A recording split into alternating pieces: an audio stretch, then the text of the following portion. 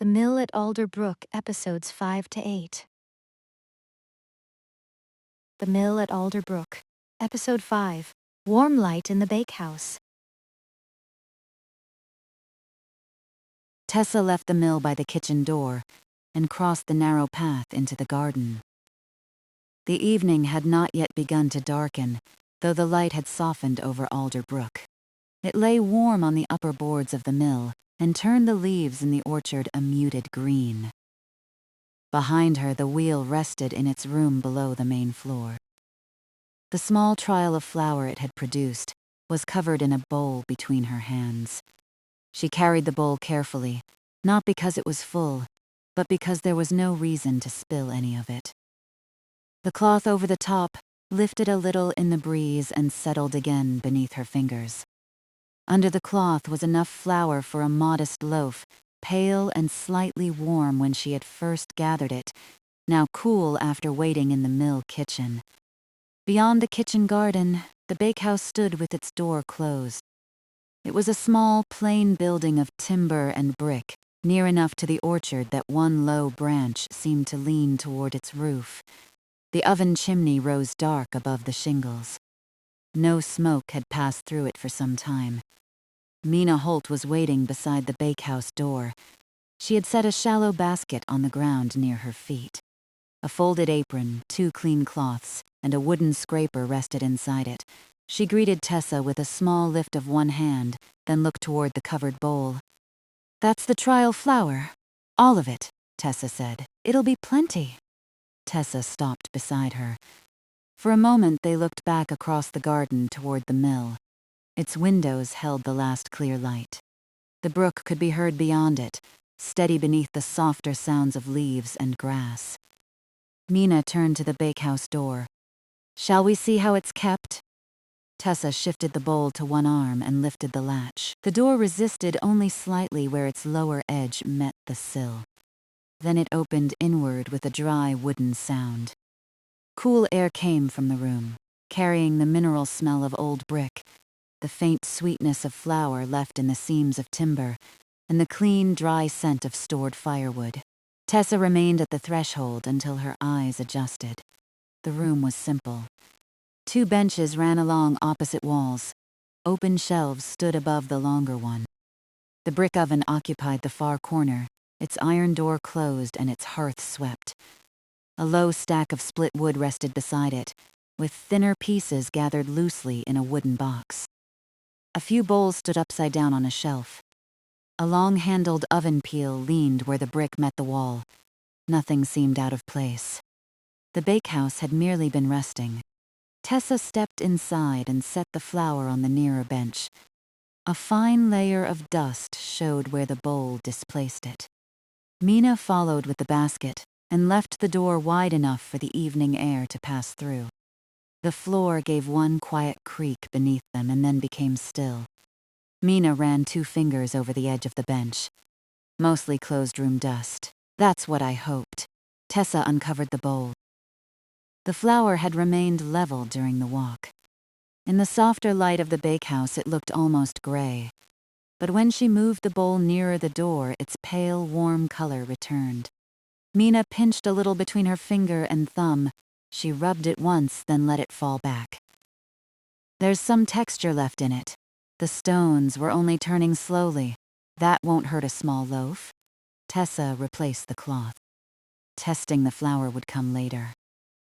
First, the room needed to be made ready around it. She took the clean cloths from Mina's basket and carried one outside to the water pitcher they had left earlier beside the door. She dampened it, wrung it over the grass, and returned. Mina tied on her apron and moved the bowls from the open shelf to the far end of the bench. They began without further discussion. Tessa wiped the shelf from one end to the other. The cloth traveled over the wood with a soft, close sound. It collected a narrow line of dust at its folded edge. She turned it and wiped again, reaching into the corners and along the back where the shelf met the wall. The wood darkened beneath the damp cloth. Its grain became clearer for a few moments, showing old marks from bowls and jars, then lightened gradually as the air dried it.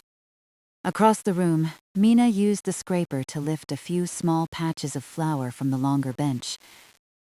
They were no more than thin, pale crescents caught beside a join in the boards. Each came away with a short stroke and fell into her cupped hand. Tessa finished the first shelf and moved to the second. She lifted the bowls one at a time, wiping beneath them before returning them upside down. Their rims made quiet circles against the wood. One large mixing bowl had a shallow, worn place at its base, and settled there as though it had been standing in the same position for years. The evening air moved through the open door. It cooled Tessa's wrists where she had pushed back her sleeves and brought the sound of the brook into the room. Now and then an orchard leaf turned and showed its paler underside. Nothing else disturbed the garden. Mina finished scraping the bench and dampened the second cloth. "There's less to do here than I expected," she said. John left it orderly. He usually did. They said nothing more about the retired miller. His good habit was already visible in the swept hearth, the covered kindling box, and the tools left where a hand would naturally reach for them. Tessa wiped the shorter bench around the covered flour. When she needed to clean beneath the bowl, Mina lifted it with both hands. Tessa passed the cloth over the round, pale mark, waited while the dampness faded, and nodded. Mina set the bowl down again in the clean space. They worked toward the oven by degrees. The bricks around the oven mouth were cool. Tessa held the back of her hand near them, feeling no stored warmth. She opened the iron door and looked inside. The chamber was dark, swept, and dry. There was a little gray ash gathered in one corner, fine enough to have escaped the last brushing. Mina brought the hearth brush.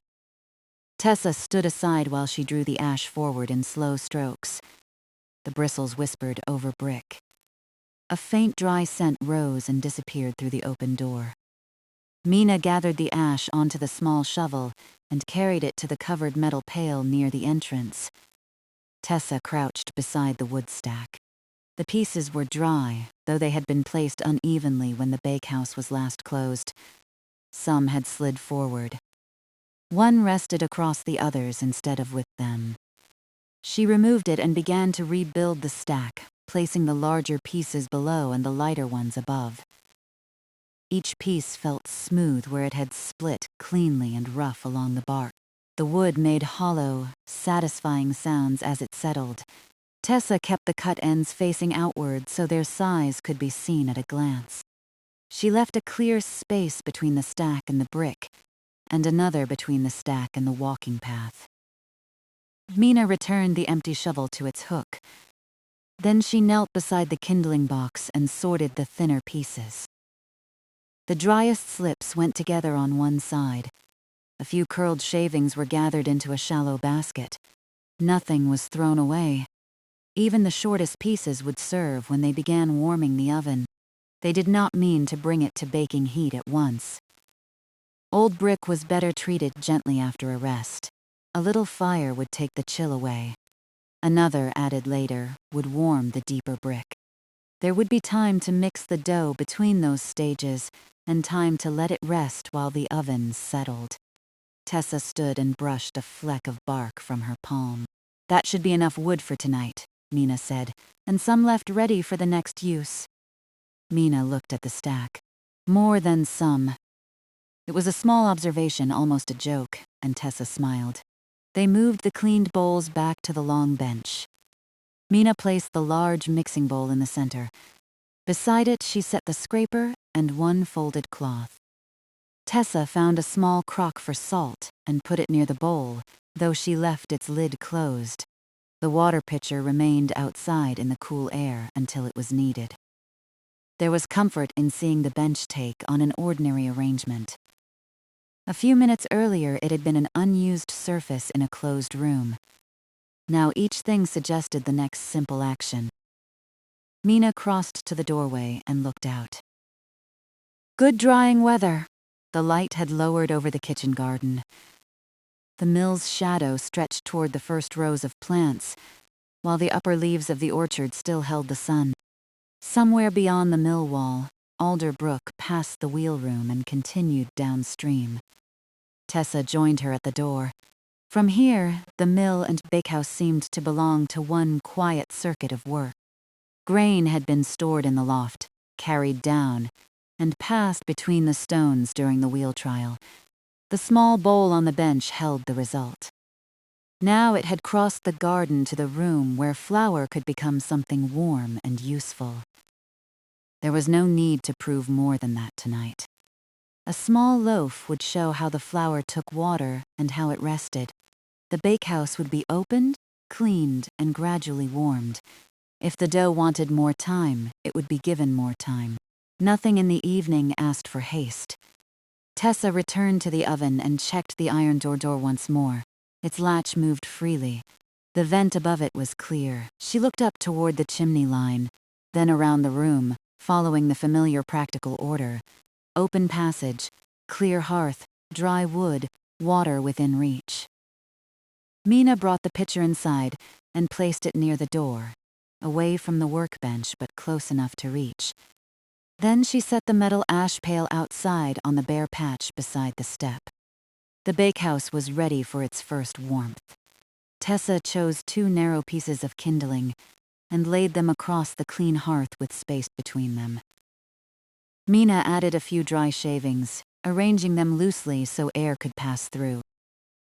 Over those, she placed 1 more slender piece of wood. It looked almost too small to be called a fire. That was as intended. Before lighting it, Tessa walked through the room once more. The benches were clean. The shelves were drying, the larger wood was stacked well back. The flour remained covered. The door stood open and the pitcher waited near it. Mina had already taken out the matches. She held the box toward Tessa. "You're the caretaker," she said. Tessa took 1 match. She struck it against the side of the box. The brief scratch seemed bright in the quiet room. A small flame gathered at the tip, leaned toward the open door, and steadied when she cupped her hand around it. She touched it to the dry shavings. The flame transferred easily. It moved along one curled edge, then another, making the finest wood turn dark before it began to glow. Tessa waited until the kindling had caught. Only then did she close the oven door most of the way, leaving the vent open and a narrow space for air. The first fire made no rush of heat. It gave a faint ticking sound as the nearest brick began to lose its chill. A thread of clean smoke rose through the oven and chimney. Outside, above the roof, it would be barely visible against the evening sky. Tessa stood with Mina a comfortable distance from the hearth. Warmth had not yet reached them, but the room had changed. The small sounds within the oven made the bakehouse feel occupied again. The cleaned timber carried a damp, fresh scent, and beneath it came the first trace of dry wood smoke. Mina untied her apron long enough to shake a little dust from it at the threshold, then tied it again. "We can let that settle before we add anything." Tessa nodded. "Then we'll mix." They turned toward the long bench. The covered bowl waited in the center beside the larger mixing bowl, the salt crock, and the folded cloth. The first shelf was already nearly dry. Beyond the open doorway, the path through the kitchen garden remained clear in the lowering light leading back toward the mill. For now, neither of them needed to take it. They had arrived, opened the room, and given the resting oven its first small fire. The next part of the evening was ready for them. Flour uncovered, water measured, and a quiet interval of warmth in which to bring the dough together.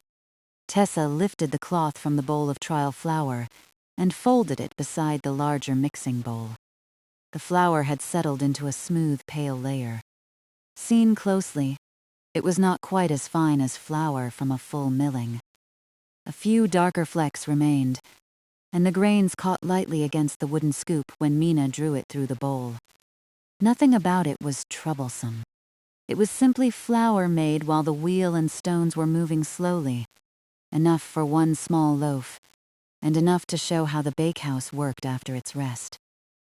Mina tipped the flour into the mixing bowl. It fell with a soft rush, raising only the faintest dust. Tessa waited for it to settle, then added a small pinch of salt from the crock. Mina stirred the dry mixture once with her fingers, circling the bowl and lifting the flour from the bottom. Behind them, the first kindling burned quietly inside the oven. The narrow flame made a low, steady murmur. Now and then the brick gave a small tick as warmth moved farther into it. Tessa brought the water pitcher to the bench. "How much?" she asked. "Start with less than we think." Tessa poured a little into a cup. The water had kept some of the evening coolness from outside. She added it to the center of the flour, making a shallow pool, and set the cup down. Mina drew flour inward from the sides. At first, the water disappeared beneath a dry covering. Then small clumps formed around her fingers. She turned them over, pressed them gently, and drew in another sweep of flour. Tessa watched the bowl rather than the measure. The mixture was still loose at the edges and damp in the middle. She poured another small amount of water into the cup, but Mina held up one flour-covered finger. "Half of that first." Tessa added half. The dough gathered gradually. Pale crumbs joined larger pieces, and the larger pieces began to cling to one another. Mina used the wooden scraper to bring the mixture from the sides of the bowl. Each pass left a clean curve in the wood before another fold of dough covered it. For a time, the work consisted only of small adjustments. A spoonful of water, a turn of the bowl, the scraper beneath the heavy center. Dry flour drawn in from the rim. There was no moment when the mixture changed all at once. It moved by degrees from flour and water into something that could be lifted together. Mina pressed the dough with her knuckles. It yielded, though its surface remained uneven. A few rough cracks opened where the flour had not yet taken up enough water. She folded it over itself, pressed again, and looked at Tessa. "That's enough water." Tessa returned the pitcher to its place near the door. Mina scraped the dough from her fingers and gathered it into the middle of the bowl. "It'll feel a little coarse at first." "Because of the slow milling?" "Partly. And because it's only just met the water." She turned the dough once more. "Time will do most of the work." Tessa liked the plainness of that. The flour had taken the water. The dough had gathered. It did not need to be forced smooth before it was ready. Mina covered the bowl with the clean folded cloth and left it in the center of the bench. "That's the first rest." "How long?" "Long enough to tend the oven. Then we'll feel it again." They washed the flour from their hands with a little water from the pitcher. Tessa caught the used water in a shallow basin and carried it outside. She emptied it onto bare soil at the edge of the garden path, where it darkened the earth and disappeared. The air outdoors felt cooler than it had when they arrived. The upper orchard leaves still held a narrow edge of light, but the garden was beginning to settle into shadow. Above the bakehouse roof, a thin thread of smoke rose straight for a short distance before leaning toward the brook. Tessa stood there only long enough to see that it was clean and even. Then she returned to the room. The first kindling had nearly burned down. Through the open vent, a mild warmth reached the hearth. It was not baking heat, nor anything close to it, but the iron no longer carried the deep chill it had held when they opened the bakehouse. Mina unlatched the oven door. Tessa stood back as a small breath of warm, woody air moved into the room. The remaining kindling glowed red along its edges. Mina used the poker to bring the pieces a little nearer together. Tessa selected 2 slim lengths from the ordered stack and passed them across one at a time. Mina laid them over the glow with space between them. For a few moments, nothing happened. The new wood darkened where it touched the embers. Then a narrow flame appeared beneath one piece and traveled slowly along its split edge. A second flame followed. Mina closed the door most of the way again, leaving the vent clear. "That's the next round," she said. The phrase suited the work. First warmth, first rest, then another small addition. Nothing large was asked of the oven or the dough. They cleared the bench while they waited. Tessa returned the salt crock to the shelf. and wiped the few streaks of flour from the wood. Mina cleaned the scraper, using its straight edge to gather the damp scraps before rinsing it lightly. They left the mixing bowl untouched beneath its cloth. The room had begun to feel different against Tessa's skin. The coolness remained near the floor and by the open doorway, but the air around the oven was mild. The brick gave back the first stored warmth in a steady, restrained way. It carried the scent of the new fire, without filling the room with smoke. Tessa moved the bowls on the upper shelf so that the smaller ones nested together. The worn mixing bowl remained on the bench. Beside it, Mina placed the scraper, clean and ready for the next handling. They sat for a short while on the low wooden seats beneath the opposite wall. There was no conversation to fill the interval. The oven supplied its own quiet sounds, and Alder Brook could still be heard beyond the garden. A breeze passed the doorway, stirred the hanging corner of Tessa's cloth, and went on through the orchard. Mina rested her hands loosely in her lap. A little flour remained in the lines beside one thumbnail. Tessa noticed a similar pale mark at her own wrist and brushed it away. The waiting did not feel separate from the work. It was part of it. The brick needed time to receive warmth without being hurried, and the flour needed time to receive water. While both rested, the bakehouse itself seemed to settle around them. After a while, Mina stood and touched the outside brick beside the oven door. She kept her palm there for a few breaths, warming evenly. Tessa tested another brick farther from the mouth. It was no longer cold, though it held less warmth than the first. They checked the fire. The two slim pieces had caught fully and were burning down without haste. Mina adjusted the vent a little. The flame became quieter but remained clear. Then they returned to the covered bowl. When Mina lifted the cloth, the dough looked much as it had before. Its surface was still rough, with a few small ridges left by the final fold. But when Tessa pressed one finger gently into it, the difference was easy to feel. The dough no longer resisted in separate damp and dry places. It yielded as one piece. "That's softer," Tessa said. Mina nodded. "Turn it out." Tessa dusted the clean bench with a small scattering of flour from the bottom of the first bowl. She did not use much. Mina loosened the dough with the scraper and tipped it onto the pale patch. It landed with a quiet weight. Tessa placed both hands around it. The surface was cool and slightly tacky, but it released from her fingers when she lifted them. She folded the far edge inward and pressed with the heel of one hand. Then she turned the dough and repeated the motion.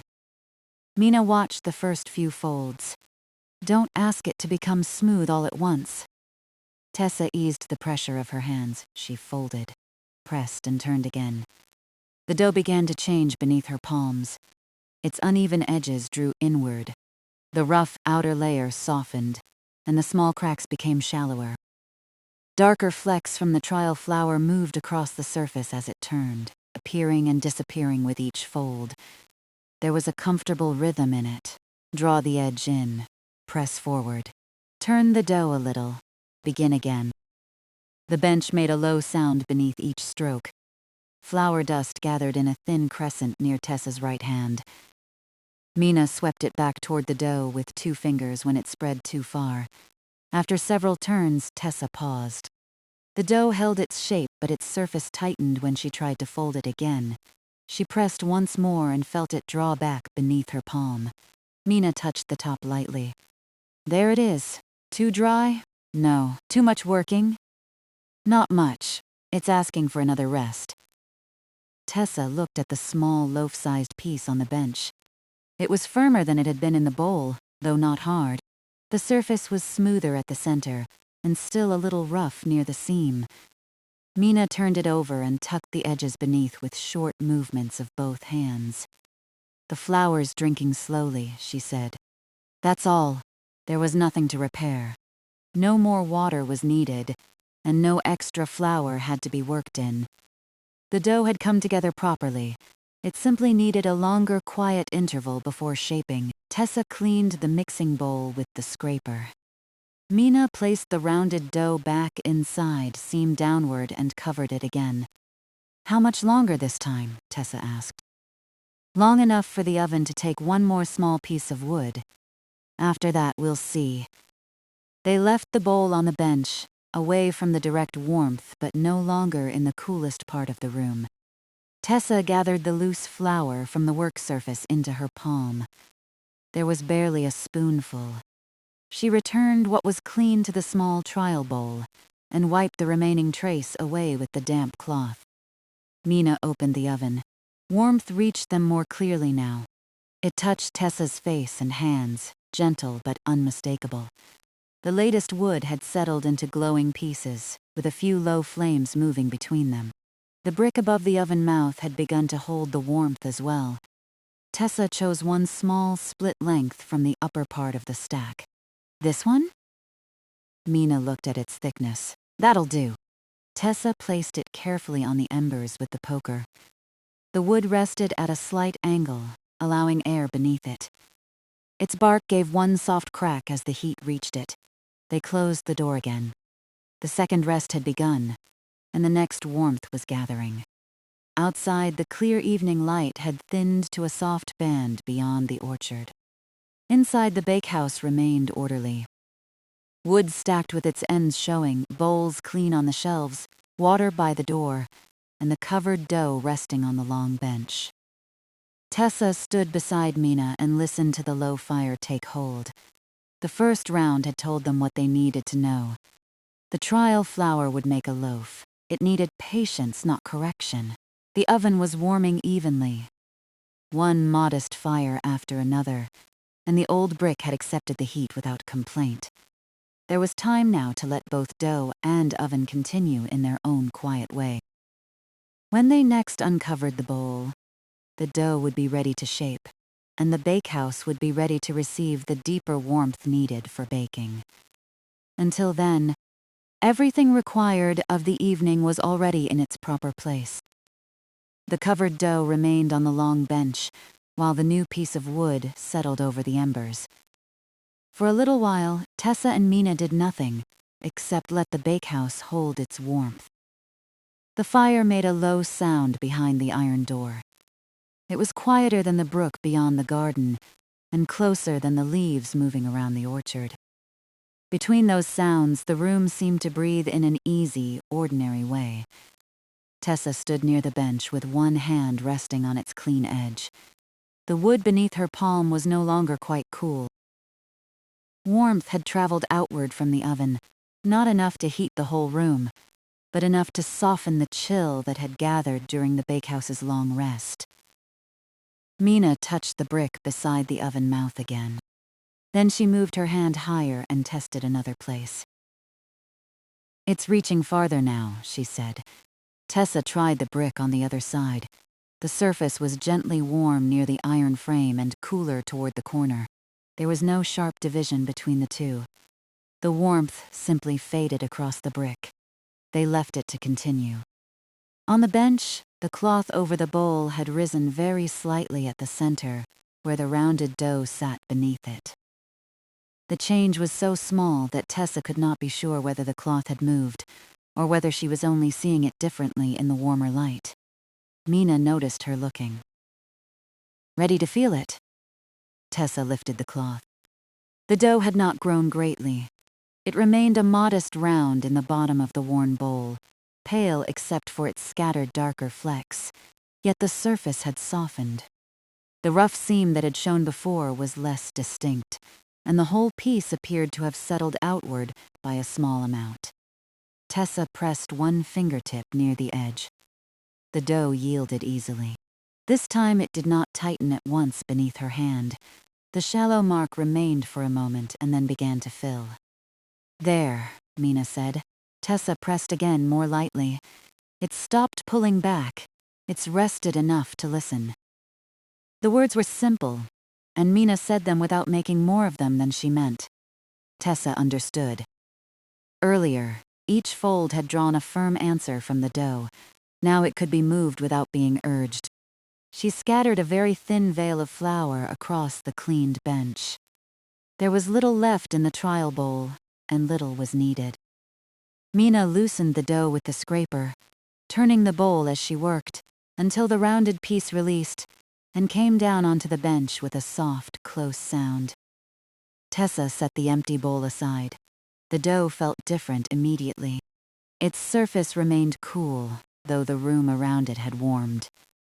When she placed both hands against it, it gave beneath her palms as one smooth piece.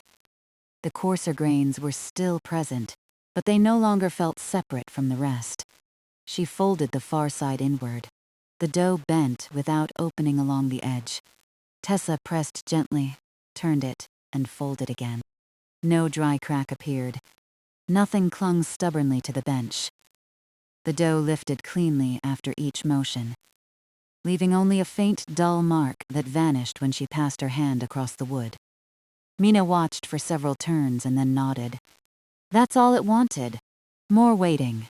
Mostly. Tessa smiled a little and continued. The small discovery was not a new ingredient or a clever correction. It was only the difference made by leaving the dough alone long enough. The trial flour had seemed coarse beneath her hands at first.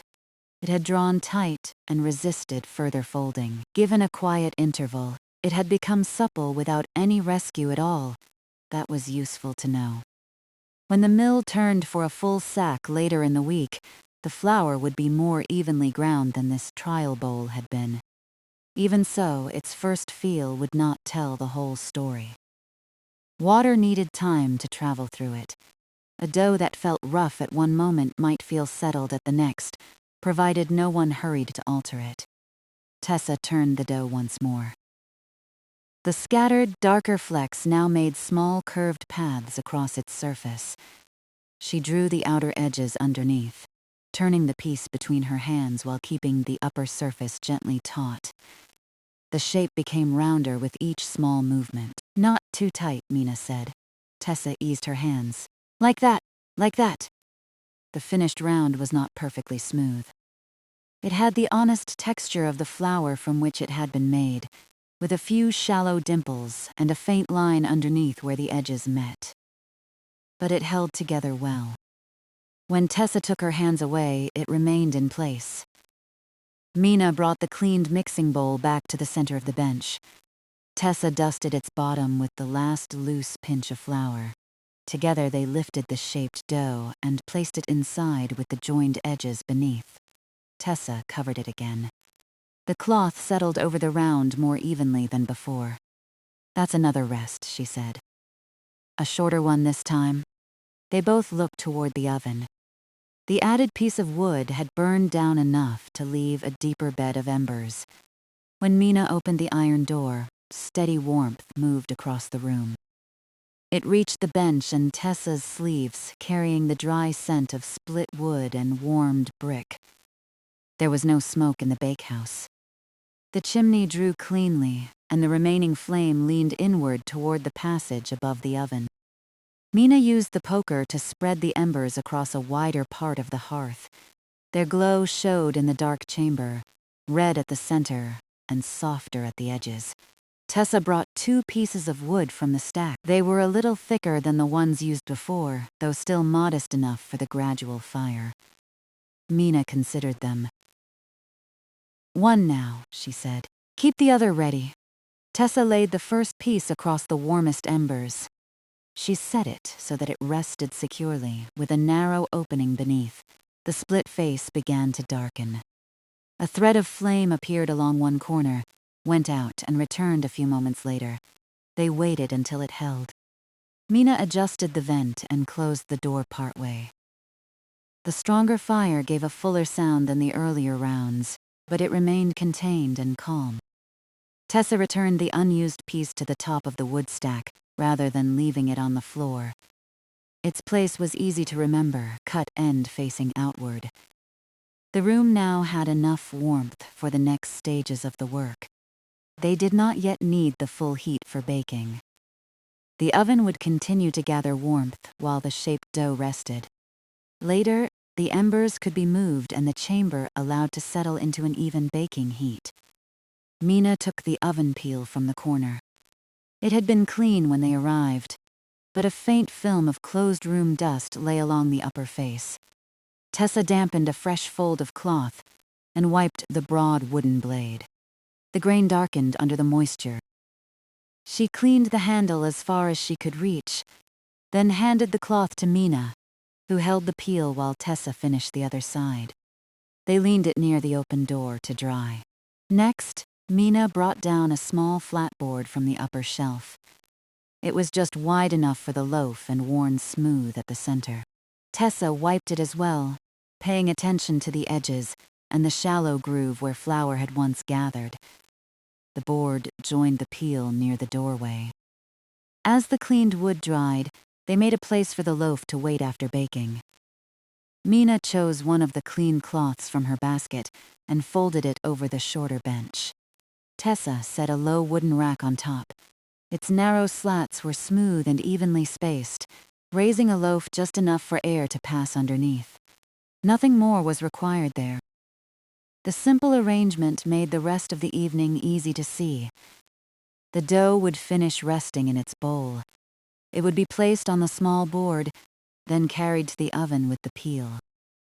After baking, it would cool on the rack beneath the folded cloth if the room became too drafty. Tessa found that she could picture each movement without needing to perform it early. Mina checked the dough again by lifting one corner of the covering cloth. She did not touch it. It's keeping its shape. Tessa looked into the bowl. The round had relaxed just enough to broaden at its base. The upper surface remained gently curved. They replaced the cloth. Outside, the last clear line of daylight had left the orchard. The garden path was still visible, pale between the darker beds, and the mill windows held a muted reflection of the sky. The sound of Alder Brook had become more noticeable now that the small daytime sounds were fading. Tessa went to the doorway and stood on the step. Above the bakehouse, the smoke was difficult to see. Only when it crossed the remaining light did it show as a thin gray thread. It rose cleanly, leaned over the orchard, and disappeared. The garden air cooled the warmth on Tessa's face. Behind her, the nutty oven gave a low murmur. The contrast made the bakehouse feel sheltered without feeling closed. Mina joined her at the threshold. "The chimney's drawing well," Tessa said. "It is. And the bricks are warming evenly." "They are." There was quiet satisfaction in confirming those things. The oven had rested for some time, but it had not presented them with any difficulty.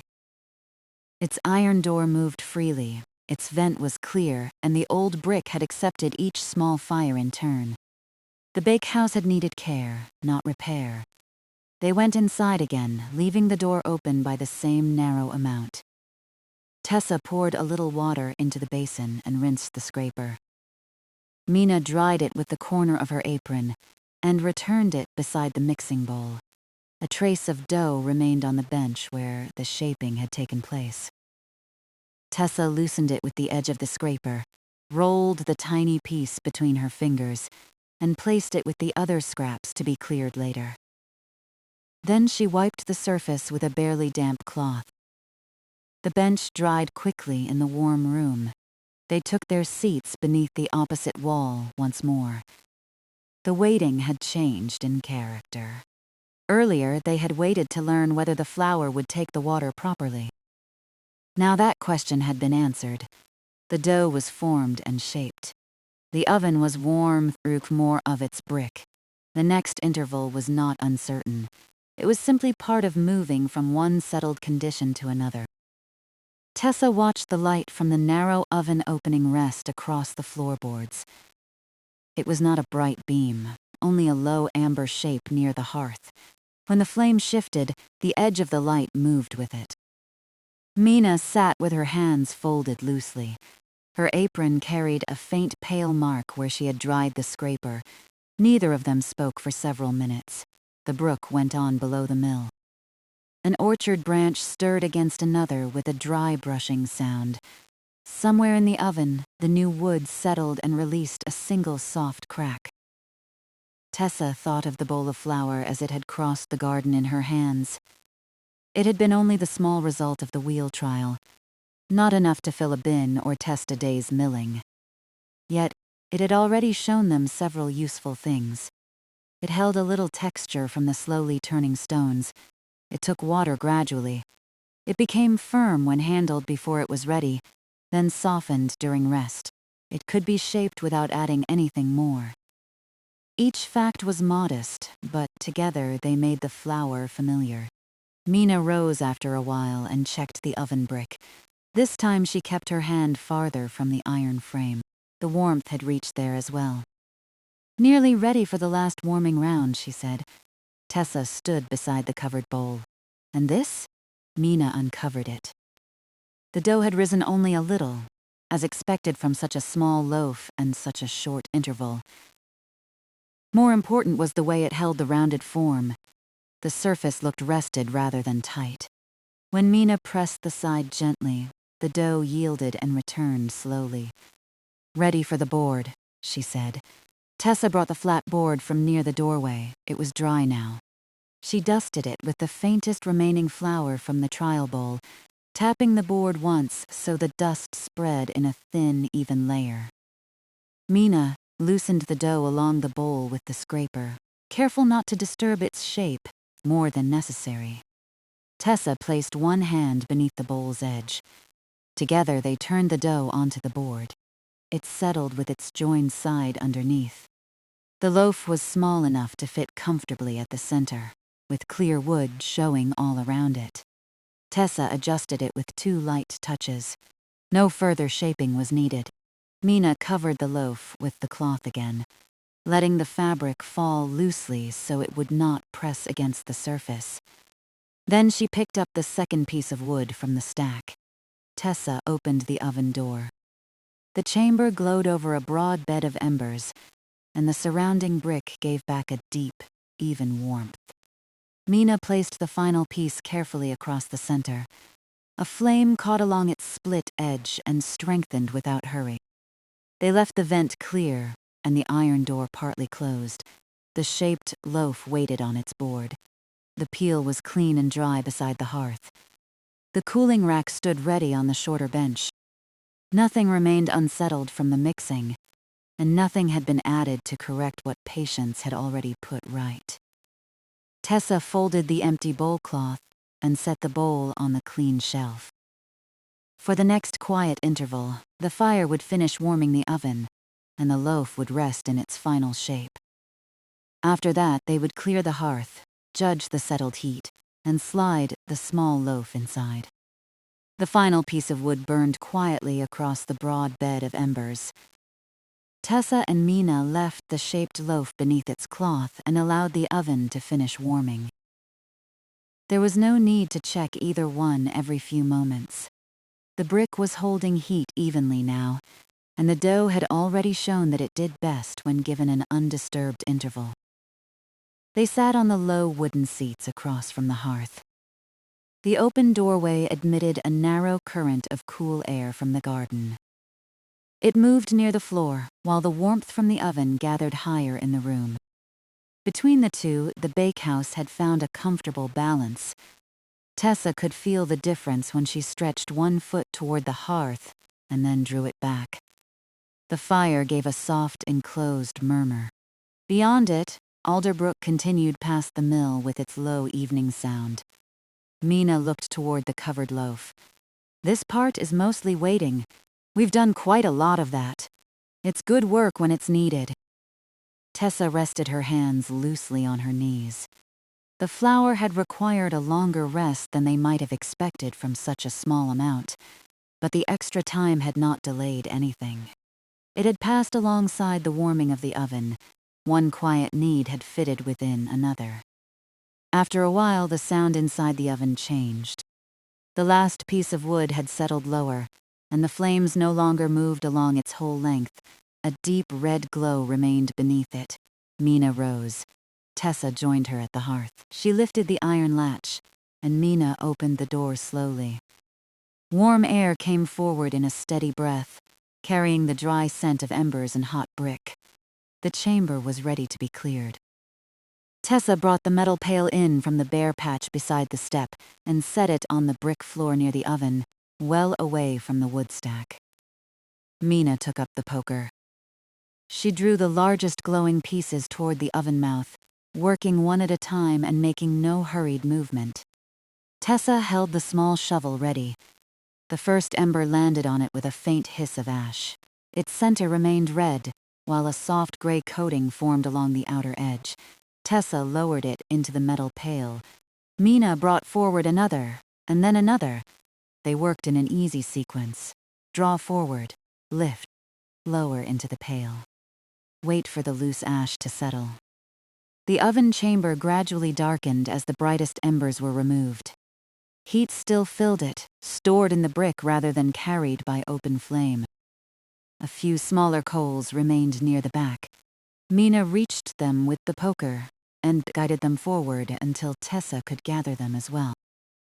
When the last visible coal was in the pail, Mina used the hearth brush to sweep the fine ash toward the mouth. Her strokes were gentle enough that very little rose into the air. Tessa caught the ash on the shovel and added it to the pail. They did not try to make the hearth look unused.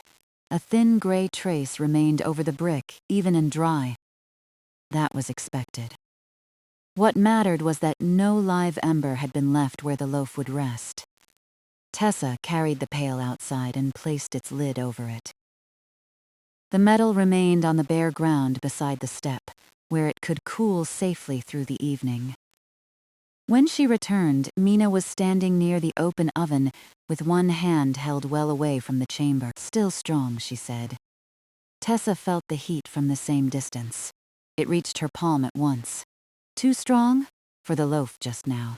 That answer required no correction and no concern. The fire had done its work. The oven needed only a little time to settle from firing heat into baking heat. They closed the iron door, leaving the vent as Mina set it, and turned back to the bench. Tessa lifted the cloth from the loaf. The small round had broadened slightly on its board. Its upper surface remained smooth in the center, with the darker flecks making faint curved lines through the pale dough. It had not spread beyond its shape, it had only softened into it. Mina pressed one finger near the side. The mark returned slowly. "That's ready," she said. "So now the oven waits for the dough?" Only for a little while. Tessa replaced the cloth loosely. They cleared the last few things from the long bench. The empty trial bowl went onto the dry shelf. The salt crock stood beside it. Mina rinsed the scraper once more, and Tessa wiped the damp ring left by the water cup. The work had become lighter as the evening went on. At first there had been shelves to clean, wood to order, flour to mix, and warmth to build.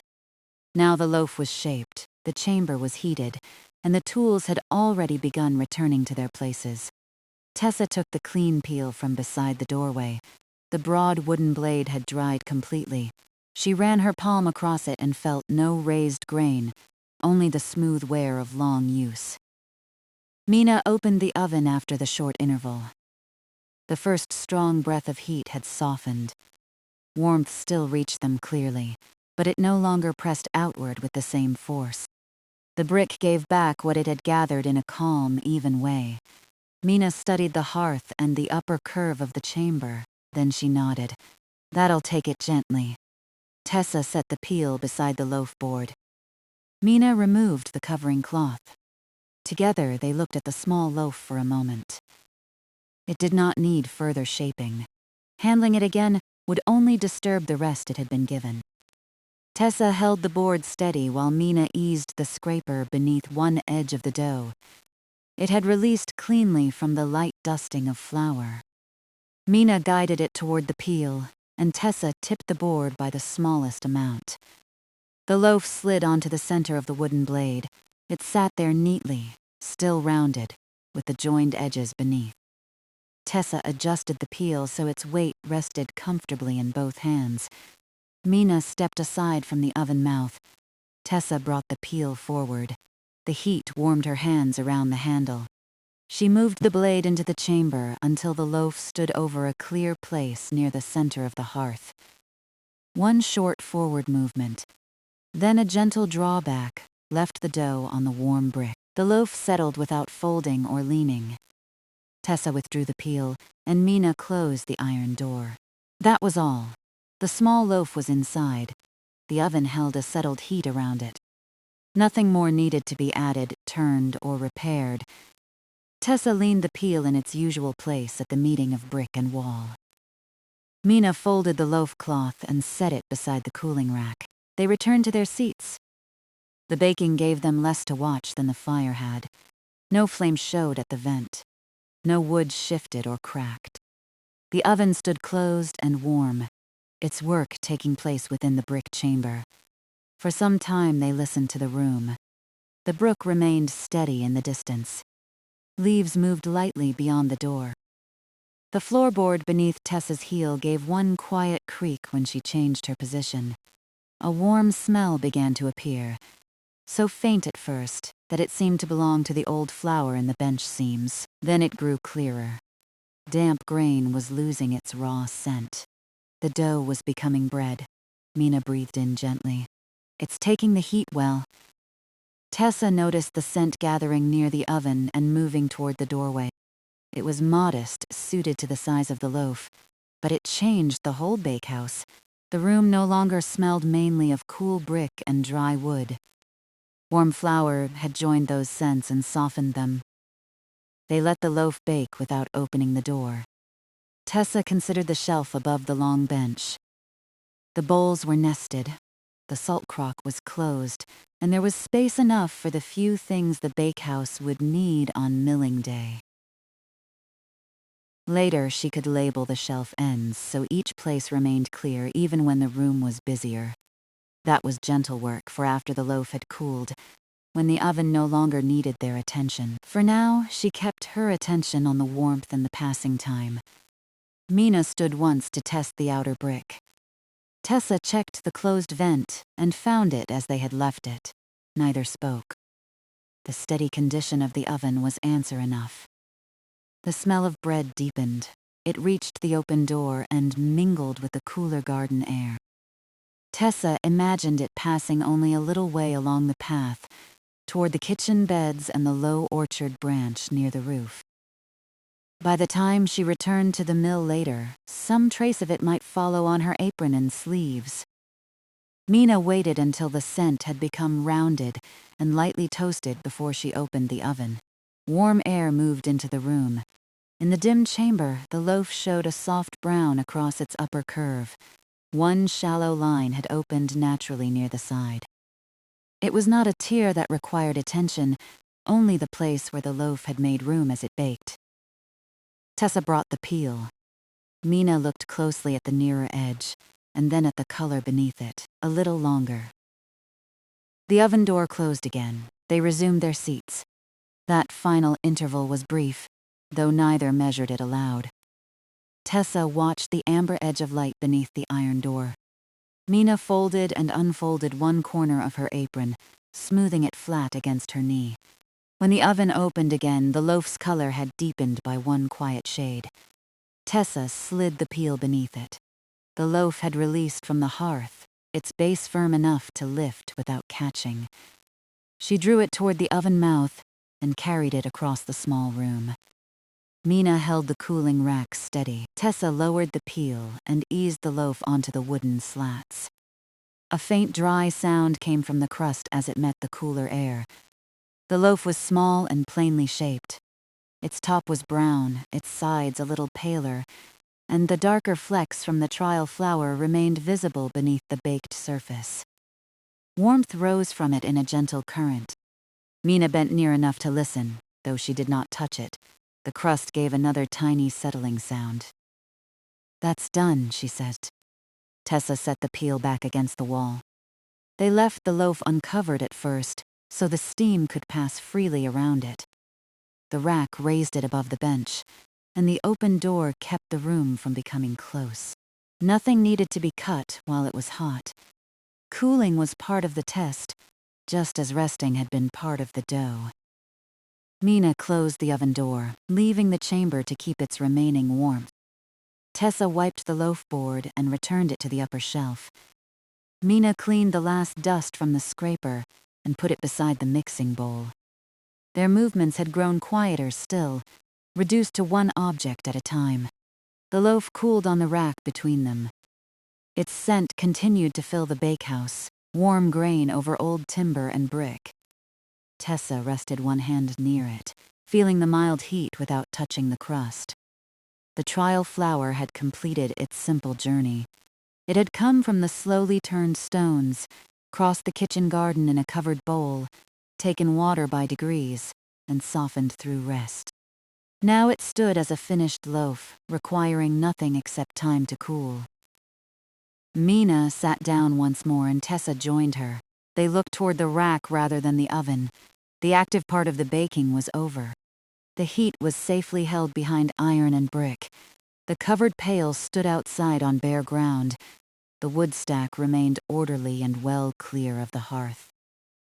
After a while, Mina touched the side of the loaf with 2 fingers. "Still warm," she said. "But it can rest here without us." Tessa nodded. They would wait a little longer before cutting the test loaf. After that, Mina could see the crumb, taste what the trial milling had made, and leave with the question fully answered. Tessa would still have the shelves to label, and the safe oven warmth to bank, before returning through the garden. For the moment, the loaf remained whole. The 2 of them sat in the mild bakehouse while its crust cooled and its inner warmth settled. Outside, the path back to the mill lay pale beneath the evening sky. Inside, every tool was clean, every ember was contained, and the next work would begin only when the bread was ready. The loaf cooled slowly on the wooden rack. At first, warmth still rose clearly from its crust. Tessa could feel it when she held her hand nearby, a mild current carrying the scent of baked grain. After a while, the current became softer. The loaf no longer gave small settling sounds, and the brown surface lost the faint sheen it had carried from the oven. Mina touched the side again with 2 fingers. "Cool enough now." Tessa stood and brought the small loaf board down from the shelf. Mina held the rack while Tessa lifted the loaf onto the board. Its base made a dry, light sound against the wood. The loaf felt firm beneath her fingers. It had very little weight, but it held the evening's work within it. The trial turning of the stones, the covered walk across the garden, the measured water, the longer rest, and the gradual warmth of the brick oven. Mina waited until Tessa had steadied the board on the clean bench. Then she cut through the center of the loaf. The crust yielded with a quiet crackle. Beneath it, the crumb was pale and close, with small, even openings and darker flecks from the slowly milled flour. A little steam remained near the middle. It lifted briefly from the cut surface and disappeared into the warm bakehouse air. They left the 2 halves apart for a moment. Tessa bent nearer, not to search for a fault, but to see what the flour had made. The crumb was slightly denser toward the base, as a small loaf often was, though it had baked through. No damp line remained in the center. The crust was thin along the sides and deeper where the top had browned. Mina pressed the crumb with 1 fingertip. It gave gently and returned. "That rest did it good," she said. Tessa touched the other half. The bread felt tender beneath the crust, with a little more texture than a loaf made from finer flour. So it didn't need anything added. No, it needed what it got: water and time, and a warm oven. Tessa smiled. "We had all 3. Mina cut a narrow piece from 1 half and divided it between them. They tasted it without adding anything. The bread was mild. The crust carried the faint toasted flavor of the brick oven, while the middle tasted plainly of grain. Its texture was not perfectly smooth, but the coarser flour gave it a quiet substance that suited the small test loaf. Tessa ate slowly, noticing how the crumbs softened as she chewed. There was no raw taste, no dryness that asked for more water, and no heaviness from too much handling. The flour had behaved exactly as the dough had suggested it would once it was allowed to rest. Mina finished her piece and brushed 1 crumb from her apron. "That tells us enough. For the full milling, for the bakehouse, and for this flour." Tessa looked at the 2 halves on the board. The test had answered every question they had brought into the room. The oven drew cleanly and warmed evenly. The trial flour took water slowly but well. The dough became supple through rest, shaped without trouble, and baked into a sound loaf. Nothing remained to be corrected before the bakehouse was used again. Tessa placed the loaf halves together, though the cut line remained visible.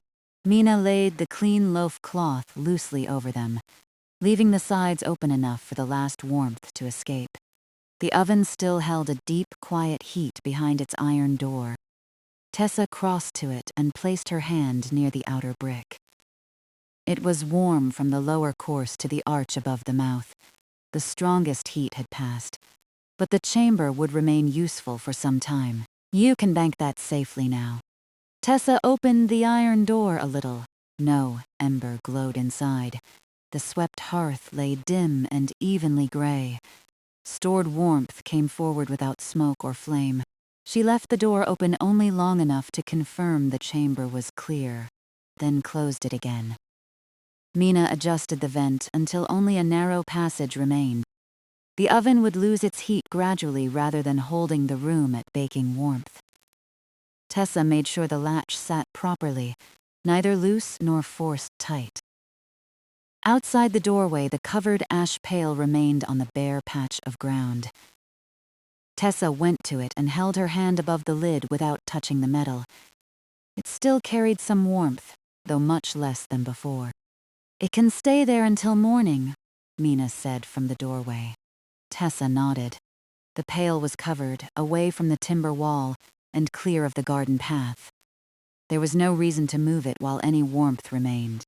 She returned to the bakehouse and looked over the wood stack. The unused pieces stood in their ordered rows, larger wood below, lighter pieces above, and cut ends facing outward. The kindling box held enough dry slips and curled shavings for the next gradual firing. Mina untied her apron. She shook it once outside the door, gently enough that only a pale trace of flour left the cloth. Then she folded it and placed it in her shallow basket. Tessa carried the water pitcher to the threshold. Only a small amount remained. She poured it into the basin and rinsed the cup, then used the water to wash the last flour from her hands. The coolness felt pleasant after the oven's steady heat. Mina dried the cup with the unworn corner of one wiping cloth and set the cup upside down on the shelf. She spread that cloth along the shorter bench. Tessa opened the other used cloth beside it, smoothing both so the damp folds were exposed to the air. The wooden scraper remained beside the worn mixing bowl on the long bench. It was clean now and nearly dry, ready for Tessa to shelve when she marked the tool's proper place. The bakehouse was nearly returned to order. The difference was that it no longer felt like a room waiting to be opened. Its benches were clean, its tools had been used and kept within the room, and its brick held the settled warmth of completed work. Tessa lifted the cloth from the bread once more. The cut surfaces had stopped giving off steam. You should take half, Mina said. Tessa separated the loaf along the cut. She placed one half in Mina's shallow basket beside the folded apron, setting it with the crust downward and the cut face open so its last warmth could escape. She left the other half on the loaf board beneath a loose fold of the clean cloth. That one can finish cooling at home, Mina said, and this one can come back to the mill kitchen. They stood for a moment beside the long bench. Their work no longer required them to wait together. The loaf had cooled enough to cut, the crumb had been seen and tasted, and the oven had been left in a safe, settled condition. Mina lifted her basket. It held only her folded apron and her half of the loaf. Everything's ready here. Tessa looked around once more. The scraper was beside the mixing bowl. The wiping cloths remained open on the shorter bench. It is. I'll see you when there's a larger batch. There'll be room for it. Mina gave a small nod and stepped through the doorway. Tessa followed her onto the path. The garden had darkened while they baked. Its rows were still visible as low shapes beside the narrow track, and the orchard stood beyond the bakehouse in quiet layers of leaf and branch. The mill windows showed a warm reflection beneath the roofline. Mina turned toward the lane, carrying the basket easily at her side. Her steps moved beyond the garden and softened as she went. Before long, they were no longer distinct from the evening sounds around Alder Brook. Tessa remained near the bakehouse door. Mina's part in the test was complete. She had seen the room prepared, helped warm the old oven, felt the dough before and after its rests, and tasted the finished bread. Nothing needed to be carried forward as a question for another evening. Inside, the shelves waited for their labels. Tessa returned to the long bench and brought out the plain labels she had set aside for the bakehouse. She arranged them in a short row, then considered the cleaned shelves. There was no need for a complicated system. The room held only a few kinds of things, each with an obvious use. Clear places would make the next visit easier, especially when more bowls and baking supplies came across the garden for milling day. She began with the upper shelf. The nested bowls remained together near the center. Tessa lifted the worn mixing bowl from the bench and placed it beneath them. She fixed the first label along the front edge. Mixing bowls. She pressed it flat with her thumb and stepped back. The words were simple and easy to read in the lamplight that would be used later. They named what was already there and asked nothing more of the shelf. The salt crock stood at one end. Beside it was space for other small baking supplies when they were brought from the mill kitchen. Tessa fixed the second label beneath that section, salt and small measures. The scraper belonged with the loaf boards on the lower shelf, near enough to the bench to be reached without crossing the room. Tessa took the clean, dry scraper from beside the bowl and set it in the open place next to the other board. The loaf board carrying her half of the bread would join them after the bread was removed in the mill kitchen. She added another label, "Boards and scrapers." The long-handled oven peel needed no shelf. It stood securely where the brick met the wall, its broad blade clear of the walking path. Tessa left it there, visible and ready. She moved to the wood stack. No label was needed to explain the larger split pieces. Their arrangement showed their purpose. But the kindling box held two useful groups, and keeping them separate would make the next fire as gradual as this one had been. Tessa straightened the driest slips on one side and the curled shavings on the other. She fixed a small label to the front of the box, "Kindling." That was enough. She did not label every open space. Empty shelf remained empty shelf, useful precisely because it could receive what was needed later. The labels marked the stable places and left the rest of the bakehouse free. Tessa read them once from the doorway: mixing bowls, salt and small measures, boards and scrapers, kindling. The words followed the same order as the evening's work. Bring the flour together, measure what it needs, shape it on the board. Warm the oven gently. Each part had a place, and each place could be found without searching. The remaining half loaf rested under its cloth on the clean board. Tessa turned to the oven again. Warmth still lingered in the bricks, though the room had begun to cool near the open doorway. She checked the iron door and found it firmly latched. The vent remained at the narrow setting Mina had chosen. There was no smoke, no flame, and no live coal inside. The heat would pass slowly into the room and then into the night. To bank the warmth safely, Tessa closed the bakehouse door partway, while leaving a clear opening for air. She watched the edge of one wiping cloth on the shorter bench. It stirred slightly, showing that the room still breathed. She carried the basin outside and emptied the clean rinse water onto the bare soil beside the garden path. Then she returned it upside down near the pitcher. The cloths used for wiping remained spread along the shorter bench rather than folded while damp. By morning they would be dry. The clean loaf cloth stayed around the bread. Tessa swept a few crumbs from the cutting place into her palm. There were very few. She carried them outside and scattered them onto the garden soil, then brushed her hands together. She made one final circuit of the bakehouse. The oven was latched and vented. The ash pail was covered outside on bare ground. The wood stood clear of the brick. The benches were wiped. The damp cloths were open to the air. The shelves were labeled. The scraper was under boards and scrapers. The door could close without catching against the sill. Nothing had been left near the hearth. Tessa lifted the half loaf and bored. The bread had cooled enough to carry without trapping steam beneath the cloth. Its scent remained warm and clear, rising each time the fabric shifted against the cut crust.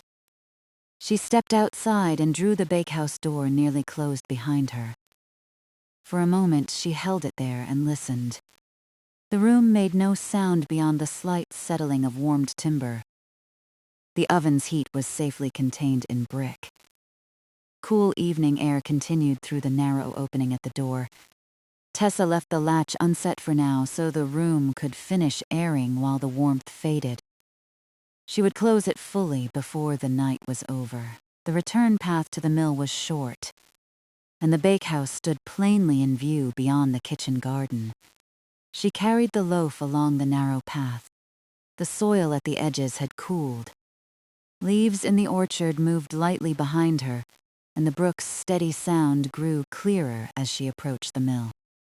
The garden no longer held the day's warmth, but the loaf board was still mild beneath her hands. The scent of bread came with her. It lingered on her sleeves and in the cloth, crossing the garden more easily than the small bowl of flour had crossed it earlier. That outward journey had carried a question. The return carried its answer. The trial flour made good bread.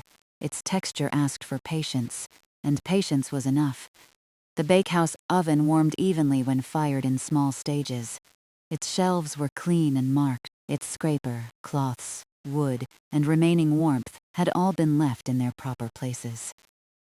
At the kitchen door, Tessa paused and looked back.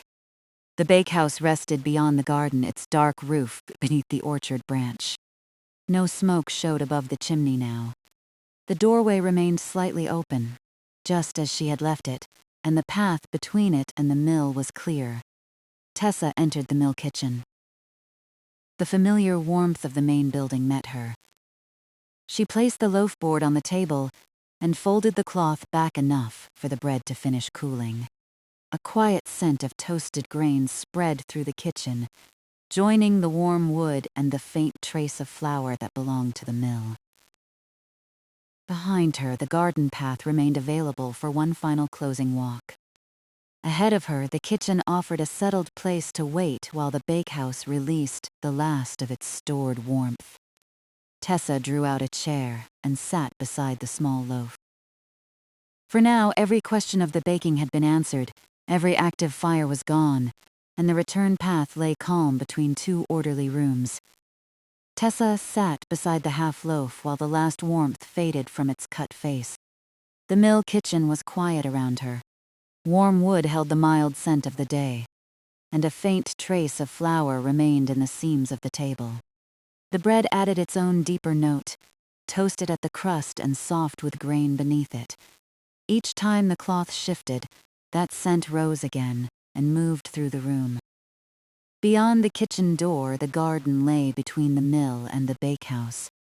Tessa could see only part of the path from where she sat, a pale beginning that passed the nearest beds and continued into the evening. At its farther end, the bakehouse door remained slightly open. She had left it that way so the room could finish airing, while the stored oven warmth eased into the night. There had been no live ember in the chamber, no smoke at the chimney, and no heat left in the covered pail beyond the ordinary warmth of cooling ash. Even so, the final closing walk belonged to the work. Tessa would make it when the interval had done what it needed to do. For now, she waited. Alder Brook moved steadily beyond the wall. Its sound entered the kitchen without sharpness, passing beneath the smaller sounds of the building. One board settled near the doorway. The cloth around the loaf gave a dry whisper as its folded edge relaxed. Somewhere below, in the wheel room, The resting mechanism held its familiar stillness beside the water. The bakehouse evening had answered its questions. The old oven could be warmed gently after a long rest. Its chimney drew cleanly. Its bricks accepted the fire in small stages and returned an even heat. The trial flour took water more slowly than finer flour might, yet it needed no correction. Given time, it softened beneath Tessa's hands, held its shape, and baked through. The half-loaf on the table was enough to confirm all of that. Tessa placed her fingertips near the cut surface without pressing it. Only a little warmth remained. The crumb had settled fully now, close and even around the darker flecks. She drew the cloth over it, leaving a narrow opening at one side so no remaining warmth would be trapped. Nothing else in the kitchen required her attention. She sat a little longer, allowing the stillness to lengthen. The active stages of the evening had fallen away one by one. There was no flour left to measure, no dough to feel, no fire to tend, and no loaf waiting to be judged. Mina had gone home with her half of the bread. The cleaned tools had returned to their places. The labels lay flat along the shelf edges. Only the door remained to be closed. As Tessa rose, the chair moved back with a low scrape and became still. She crossed to the kitchen door and opened it wider. Cool air met her face and wrists. It carried the damp freshness of the brook, the dry scent of garden soil, and beneath both, the faintest warmth from the bakehouse bricks. Tessa stepped outside. The kitchen garden had lost the last clear color of evening. Its rows now appeared as quiet shapes, darker than the path between them. Leaves rested close to their stems. The taller plants made soft, uneven edges against the sky, while the lower beds merged gently with the earth. The orchard stood beyond the bakehouse. Its nearest branches moved only a little. The low branch beside the roof no longer showed individual leaves unless Tessa looked directly at it. Farther back, the trees gathered into a calm depth of trunk and shadow. Their fruit remained among the leaves, and a few windfalls rested unseen in the grass beneath them. They could wait. The orchard path would be the next ordinary task, but not tonight. On another evening, Tessa could clear its edges and gather the apples that had fallen naturally. There would be no need to shake the branches or hurry fruit from the trees. The sound ones could be carried to the milling day table, and the path could be made easy beneath the orchard's quiet shade. For now, the orchard needed nothing from her. Tessa followed the narrow garden path toward the bakehouse. Her steps were slower than they had been when she carried the bowl of flour earlier. The board had gone out from the mill cool and covered, holding the result of the wheel trial. The bread had returned warm beneath its cloth. That small circuit was complete. At the edge of the first bed, she paused and looked back. The mill kitchen window held a muted square of lamplight. It did not reach far into the garden. It simply marked the room she had left, with the half loaf resting on the table and the chair drawn slightly away from it.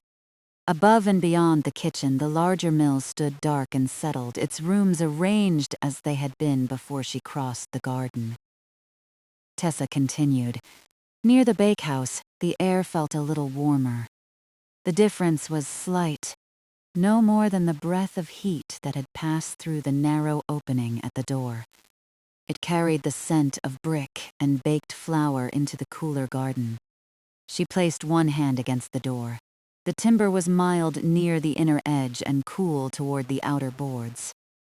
Tessa opened it enough to step inside. The room had dimmed almost completely. She brought the small hand lamp from its place near the doorway and turned its flame up only until the shelves and hearth came into view. Soft light spread across the nearest bench. The bakehouse looked as she had left it. The damp wiping cloths rested open on the shorter bench, already drying at their edges. The loaf board's place on the lower shelf remained empty because the board was in the mill kitchen. Beside that space, the scraper lay clean and dry. The labels caught the lamplight in pale strips. Mixing balls, salt in small measures, bodes and scrapers, kindling. Tessa read each one without needing to change it. The lettering was clear. The stable places had names, and the open spaces remained free for whatever a larger baking day might require. She crossed to the oven. No warmth moved strongly toward her now. When she held her hand near the iron door, she felt only the quiet heat stored in the old brick. It was enough to keep the room mild, not enough to ask for further airing. Tessa touched the latch. It remained properly seated. She adjusted nothing at first. She stood beside the oven and listened. There was no crackle within the chamber. No smoke scent entered the room. The chimney made no sound beyond the air that always passed through an open flue. The oven had moved from fire to baking heat, from baking heat to banked warmth, and now from banked warmth toward rest. She opened the door briefly for one last view. The lamp showed the hearth as a flat gray surface. No red point appeared in the ash. No hidden coal brightened when the air reached it. The chamber was clear, just as it had been when Mina checked it before leaving. Tessa closed the iron door again and set the vent to its resting position. A narrow passage remained for the last heat and air. The oven would cool gradually through the night without holding the bakehouse closed around it. She rested her palm against the outer brick. Warm, then less warm as she moved her hand away from the mouth. The change was even across the old masonry. Nothing had heated sharply, and nothing had been left to smolder. The oven was safe. Tessa lowered the lamp and crossed to the outer door. Before closing it, she stepped onto the bare patch beside the threshold where the ash pail stood. Its lid remained in place. She held her hand above it. No warmth reached her now. When she touched the metal with the back of one finger, it felt cool beneath the evening air. Tessa lifted the lid carefully. The ash lay quiet inside, pale over the dark pieces that had once glowed. None showed light. None gave heat.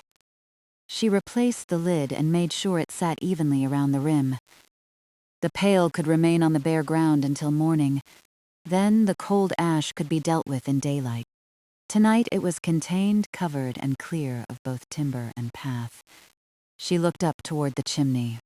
No smoke marked the sky. The dark line above the shingles stood still beneath the orchard branch. The bakehouse had released the last visible sign of its firing some time ago. Tessa went inside once more. She straightened one drying cloth where its corner had folded beneath itself. The cloth lay flat after that, open to the mild air. She turned the basin by a small amount, so it rested securely upside down beside the pitcher. Neither action was necessary to resolve a problem. They were only the final light movements of leaving a room ready. The wood stack required no change. Its larger pieces remained below, their cut ends facing outward. The lighter wood rested above. Inside the kindling box, the dry slips and curled shavings were separated as Tessa had arranged them. There was enough for another gradual warming, and the clear space around the brick remained open. She passed her hand over the long bench. The surface was dry. A few shallow marks of years of work showed beneath the lamplight, but no loose flour remained. The worn mixing bowl sat with the others on the shelf. The salt crock was closed. The peel leaned securely in its usual corner. The room was not waiting on any unfinished task. Tessa carried the lamp to the doorway and turned once more toward the oven. The light touched the iron latch, the front edges of the labeled shelves, and the clean boards of the bench. Behind those simple shapes, the rest of the bakehouse settled into shadow. She lowered the flame. The room dimmed until the last glow belonged only to the lamp in her hand. Then she stepped outside and drew the door toward her. This time she closed it fully. The lower edge passed the sill with the same slight resistance it had given when they arrived. Tessa lifted gently, and the wood settled into place. She lowered the latch and tested it once. The door held. Cool air surrounded her again. The warm trace from the bakehouse was already thinning, joining the sense of soil, leaves, and Alder Brook. Behind the closed door, the oven would continue cooling in an orderly room. Outside, the covered ash pail stood safely on bare ground. Tessa did not need to return again that night. She took the garden path back toward the mill. The way seemed shorter now that every part of the bakehouse work was done. Her hands were empty. She could let them hang easily at her sides while she walked. The orchard remained beyond her right shoulder. A leaf shifted, brushed another, and settled. The grass beneath the trees held the apples that had come down in their own time. Tessa would see them more clearly when she next walked there with a basket. She knew the narrow orchard path began beyond the kitchen garden and passed between the first trees. No further plan was needed tonight. Ahead, the kitchen window continued to mark the mill. The scent of bread met her before she reached the door. It had remained in the kitchen and on her sleeves, but it also seemed to have settled along the short path between the buildings.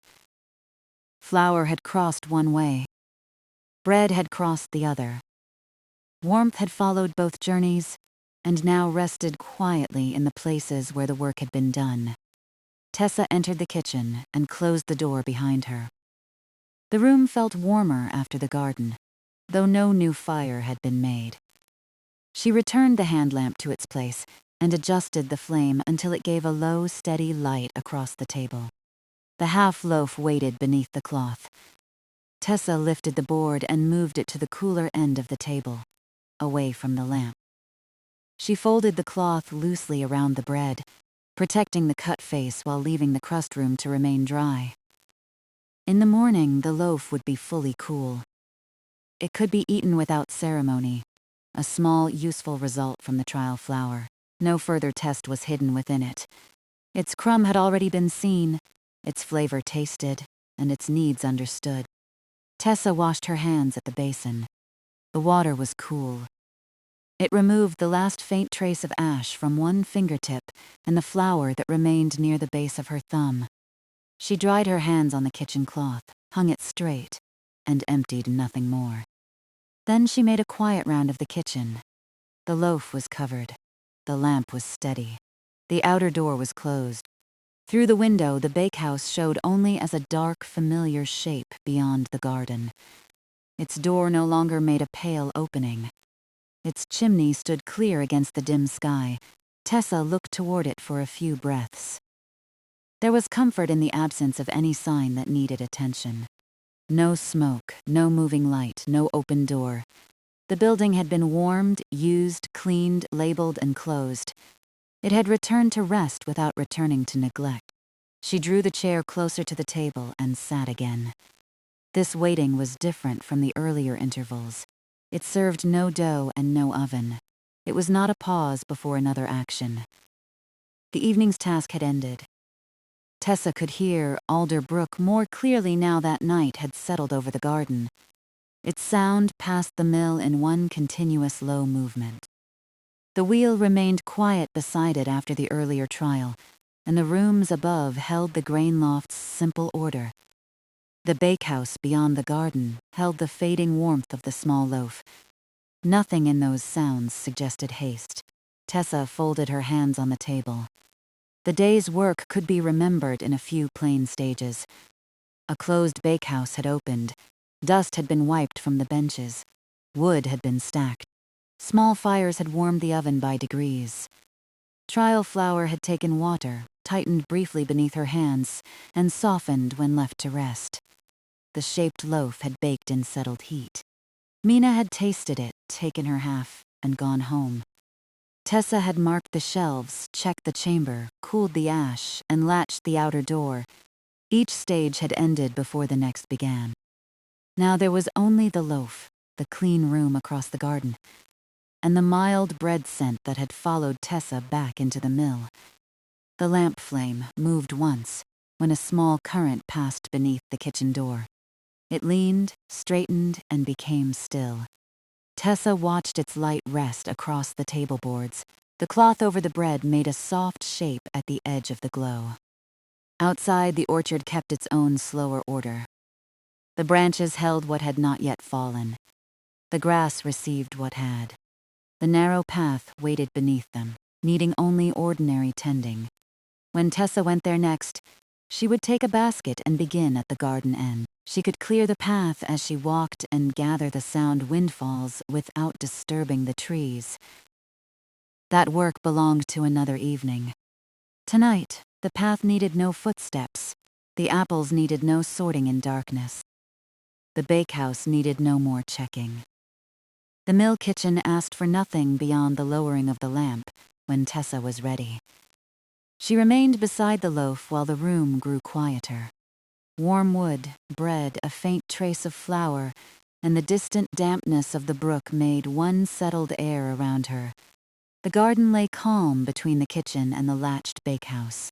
Beyond it, the orchard rested with its path and fallen fruit waiting safely for daylight. Tessa lowered the lamp a little more. The light drew inward across the table, leaving the farther shelves in shadow. The loaf remained within the smaller circle, covered and cool. Tessa sat with it until even the memory of oven heat had softened into the ordinary warmth of the mill. Night had settled over Alder Brook. The bakehouse was closed. The bread was resting. The next path waited beneath the orchard trees, and nothing needed to begin before its time. The Mill at Alder Brook. Episode 6. Apples Beside the Orchard Wall. Tessa came along the lane in the mild light of early evening, carrying 2 empty baskets nested together against her hip. The handles moved a little with each step, making a soft wicker sound that came and went beneath the steadier murmur of Alder Brook. The day had been warm without being hot. Now the warmth was easing out of the lane, leaving the air comfortable and still enough for an evening outdoors. The grass at the edges of the track leaned in the direction of the afternoon breeze. A few dry leaves had gathered there too, though most of the leaves remained on the orchard trees beyond the mill. At the footbridge, Tessa slowed. The brook passed beneath the boards in its ordinary way, folding around stones and gathering again on the other side. She could hear the water moving toward the mill race, a quiet, continuous sound that seemed to hold the whole place together. The old mill stood beyond it, its timber walls keeping the last slant of light. The main floor windows reflected a pale part of the sky. Above them, the grain loft was closed and settled. Below, the wheelroom rested near the brook. Tessa crossed the bridge at an easy pace. The baskets brushed against her coat, and the boards gave a low wooden note beneath her shoes. Halfway across, she looked toward the water wheel. It was quiet this evening. There was no milling to do, no machinery to tend, and no reason to enter the wheelroom. Her work waited on the far side of the kitchen garden, where the orchard stood behind its low wall. She stepped into the mill yard and stopped for a moment. It was a habit she had kept through all her evenings at the mill. Arriving was its own small part of the work. She liked to stand still long enough to notice what the place was doing before she began asking anything of it. The mill was quiet. The brook was steady. The bakehouse beyond the kitchen garden held a little warmth in its walls, though its door remained shut. Nearer at hand, the yard had the clean, restful look of a place between tasks. There was no loose sack to carry inside, no open shutter moving in the breeze, and no tool left where it ought not to be. From the orchard came the faint sweet scent of fallen apples. Tessa shifted the baskets into both hands and walked across the yard. She passed the mill door without opening it. Later, when the baskets were full, she would carry the sound fruit into the cool pantry. For now there was enough light to walk the path and see what the afternoon had brought down. The kitchen garden lay between the mill and the orchard. Its beds were orderly and dark, the soil holding the day's warmth. Tessa followed the narrow path beside them, listening as the sound of the brook softened behind the mill walls. It never disappeared entirely. Even here, beyond the yard, she could still hear its low movement. Ahead of her, a trail of apple leaves crossed the path. Some lay flat, showing their faded green upper sides. Others had turned over and showed the paler surfaces beneath. Their stems pointed in much the same direction, toward the orchard wall and the bench beside it. One leaf lifted at the edge, moved the width of Tessa's hand, and settled again. She looked along the loose trail, and then up into the branches. The leaves had simply followed the afternoon breeze. They had slipped from the nearest trees, crossed the orchard path, and collected where the low wall interrupted the air. There was nothing more to account for.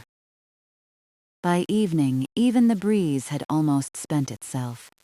Tessa stepped around the leaves instead of brushing through them. She would gather them when she cleared the bench. For now, she carried the baskets to the orchard gate. The gate sat neatly in the low wall. She rested the baskets on the ground, lifted the latch, and eased the gate inward. Its lower edge passed over the path with a quiet scrape. Tessa lifted it slightly by the top rail, as she often did, and the scrape stopped. Inside, the orchard opened in long, familiar rows. The trees were not large, but their branches spread comfortably over the grass. Apples showed among the leaves in muted reds, greens, and warm yellow patches. Beneath the branches, windfalls lay here and there on the ground. Some had landed softly in long grass. Others had rolled toward shallow dips beside the wall. A few rested close to the path, where they would be easy to gather. Tessa took the baskets through the gate and lowered them beside the bench. Then she closed the gate behind her, guiding the latch into place. She did not begin picking up apples at once. Before any gathering, she wanted to see the whole length of the orchard path. It was easier to work when she knew where the fruit had fallen most heavily, where leaves had collected, and whether the bench and wall needed more than their usual attention. She walked beneath the first tree with her hands free. The grass was shorter near the path and deeper beneath the branches. Tessa placed each step where she could see the ground clearly. An apple lay near her left shoe, firm and unmarked, except for a small patch of soil. Another rested farther on with one side broken and softened. That one would go to compost. There was no need to decide anything else about it. A sound apple for the community table. A damaged apple for compost. The sorting would be simple. Farther along, the path curved gently beside the low wall. Leaves had gathered against the stones in a thin, uneven line. They were dry enough to make a faint, papery sound when the last movement of air passed over them. The trail continued toward the bench, just as Tessa had expected. She reached the far end of the path and turned. From there, she could see back across the kitchen garden to the mill. The building looked settled in the evening light, with the bakehouse standing quietly beyond the garden. The orchard wall made a low boundary between the trees and the path, not shutting anything away, only giving the ground a clear edge. Tessa drew a slow breath.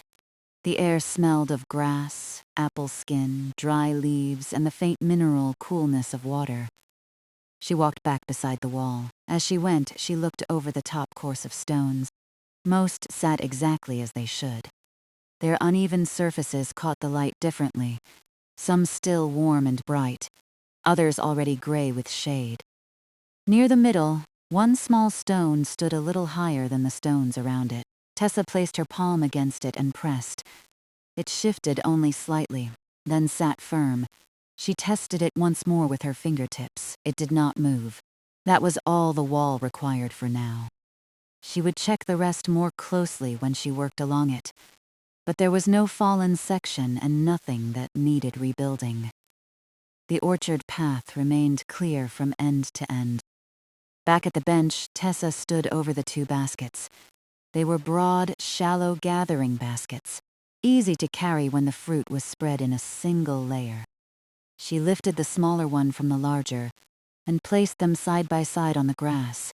Their woven bases were clean. The handles were smooth from use. The bench itself had collected more leaves than the path. Several lay across the seat. A few had caught between the wooden slats, and a small drift rested beneath the front edge. Tessa brushed one hand over the boards. The topmost leaves slid away, whispering over the wood before landing with the others. The boards beneath were dry. She sat down briefly, not because she needed to rest, but because the bench offered a good view of the nearest trees. From here she could see where most of the windfalls lay. There were enough sound apples for the community table, though not so many that the work would become heavy. 2 baskets would be plenty. The first could be filled beneath the trees nearest the wall. The second could follow the orchard path toward the kitchen garden. Damaged fruit could be set aside together and carried to compost once the sound fruit was indoors. The order felt natural. Tessa placed both feet flat on the path and rested her hands loosely in her lap. Above her, the leaves moved against one another with a quiet, dry rustle. Somewhere deeper in the orchard, an apple released from a branch. It passed through a few leaves and landed in the grass with a softened thump. Tessa waited a moment, listening to the silence settle around the sound. Nothing followed it. The branches returned to their slight evening movement, and the brook continued beyond the mill. She stood and brushed the remaining leaves from the bench. Those caught between the slats came free when she drew them gently toward the edge. She gathered the dry leaves in her hands and placed them with the others beside the path. Later, they could go with the damaged fruit to compost. For now, the bench was clear and ready for a basket, a folded cloth, or simply a quiet seat when the gathering was done. With the bench cleared, Tessa walked to the nearest apple. She bent, lifted it from the grass, and turned it slowly in her palm. One side was cool where it had rested against the ground.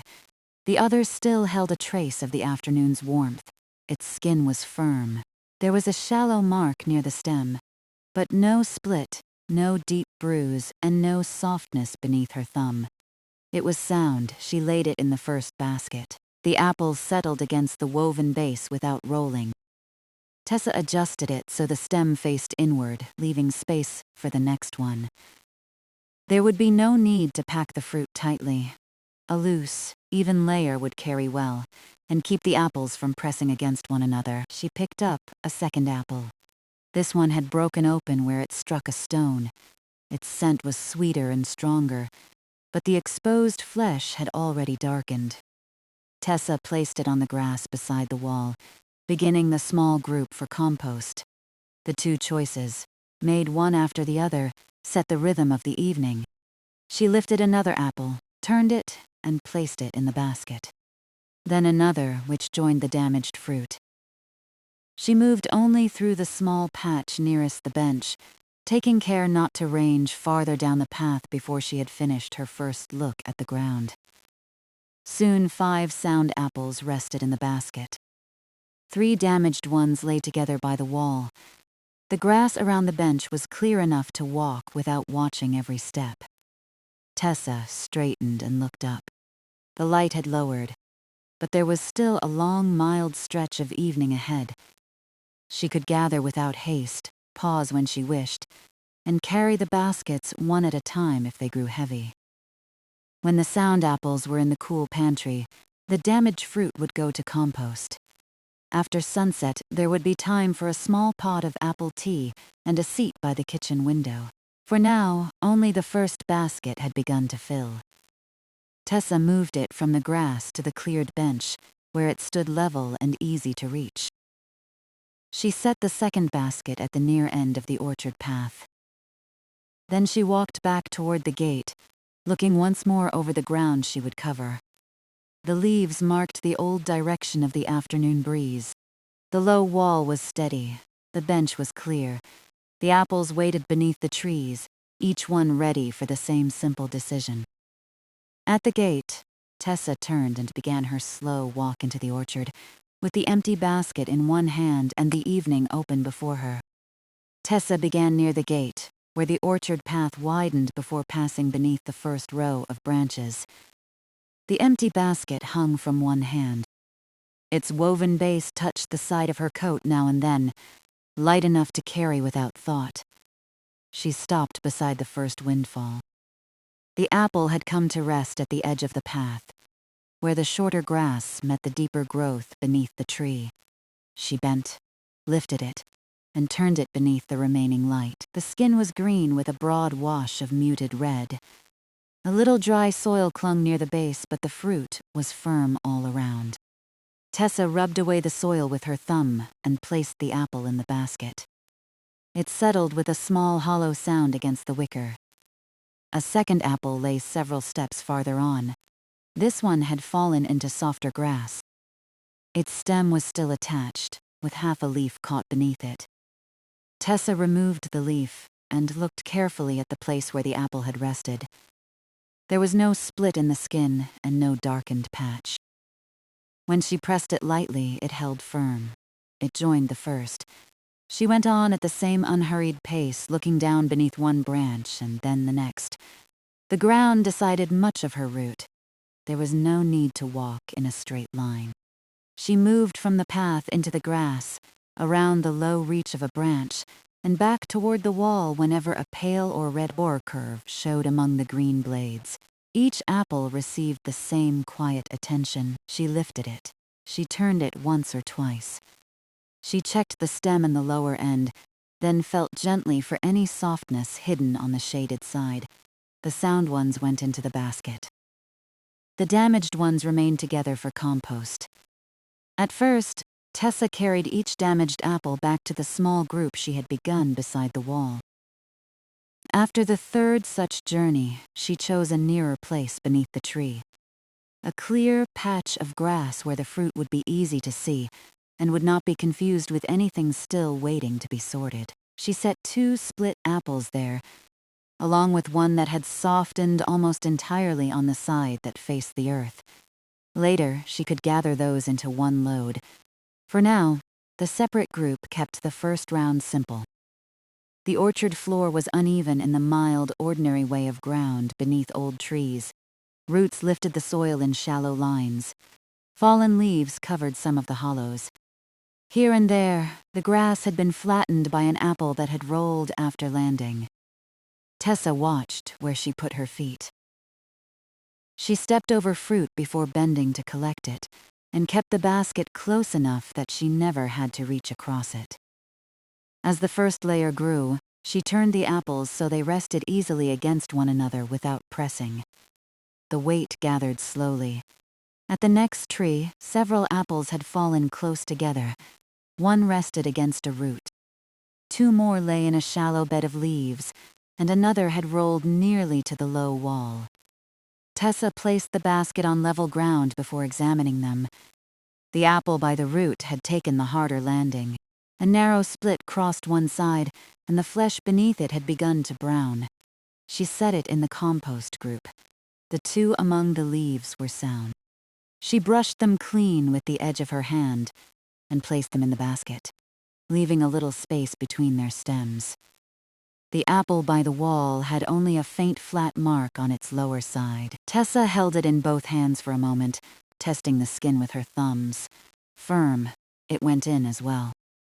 She straightened and rested one hand at the back of her waist, not from any discomfort, but to let her posture change after bending.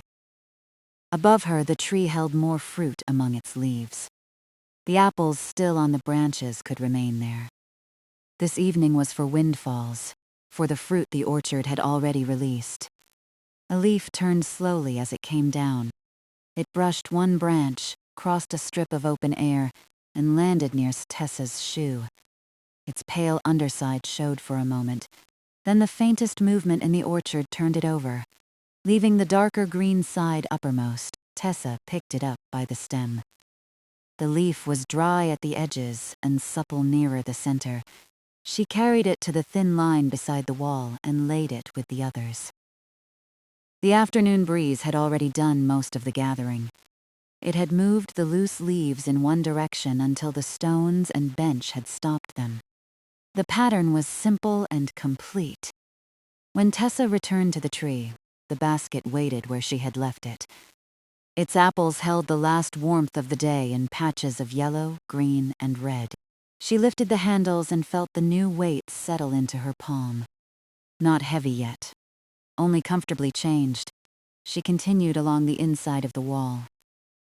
The stones beside her gave off a little stored warmth. In the shallow gaps, the air was already cooler.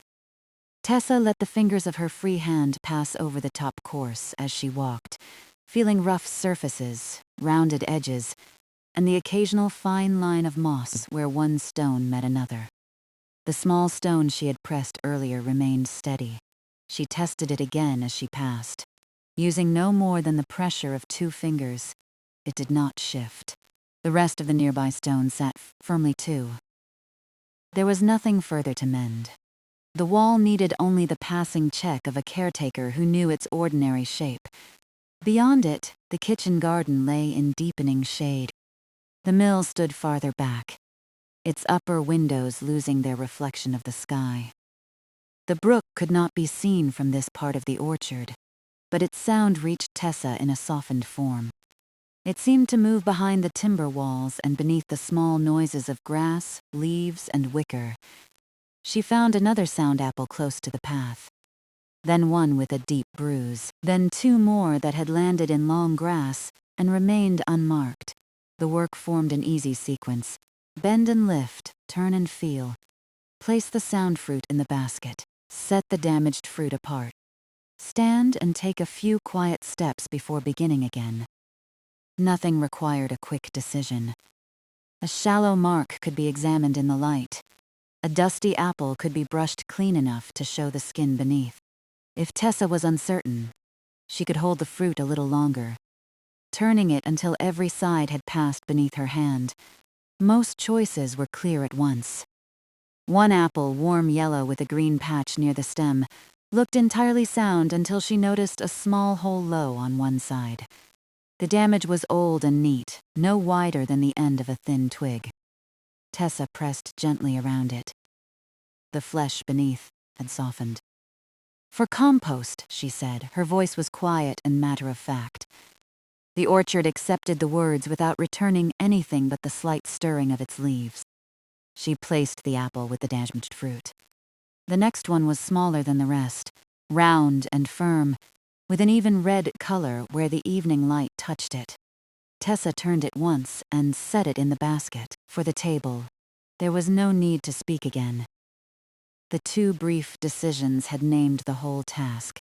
At the middle of the orchard path, she paused beside the bench. The first basket remained there with the 5 sound apples she had gathered before setting out. Tessa placed the basket she was carrying on the ground and looked at them together. She had begun with one basket on the bench and another in her hand, meaning to gather into whichever was nearest. Yet the evening would be easier if she completed one shallow layer at a time. She transferred the 5 apples from the bench basket into the one she had carried, choosing open spaces and keeping the fruit loose. The first made a low wooden knock against another apple.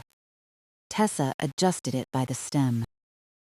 The next settled without touching anything except the woven base. She placed the remaining 3 along the edges until the layer looked even. There was room for several more, though not many. Once those spaces were filled, the first basket would be ready for the pantry. She left the still empty basket on the bench. Its handles leaned together, casting 2 narrow, curved shadows across the seat. The leaves she had cleared earlier remained in their small gathering beside the path. None had blown back. The air now moved so lightly that only the highest branches showed it. Tessa stood beside the bench and listened. An apple dropped somewhere beyond the next row. It struck leaves before reaching the grass, producing 2 soft taps and a final dull landing. The sound gave her a direction, but there was no need to follow it immediately. The fruit would wait where it had fallen. She first cleared the ground around the bench. One apple lay partly beneath the seat, close to the rear leg. Tessa knelt on the dry path and reached for it without pulling the bench or disturbing the little drift of leaves beneath. The apple came free easily. It was cool all over, having rested in shade, and its skin was smooth except for one shallow scratch. She checked the scratch. It had not broken through.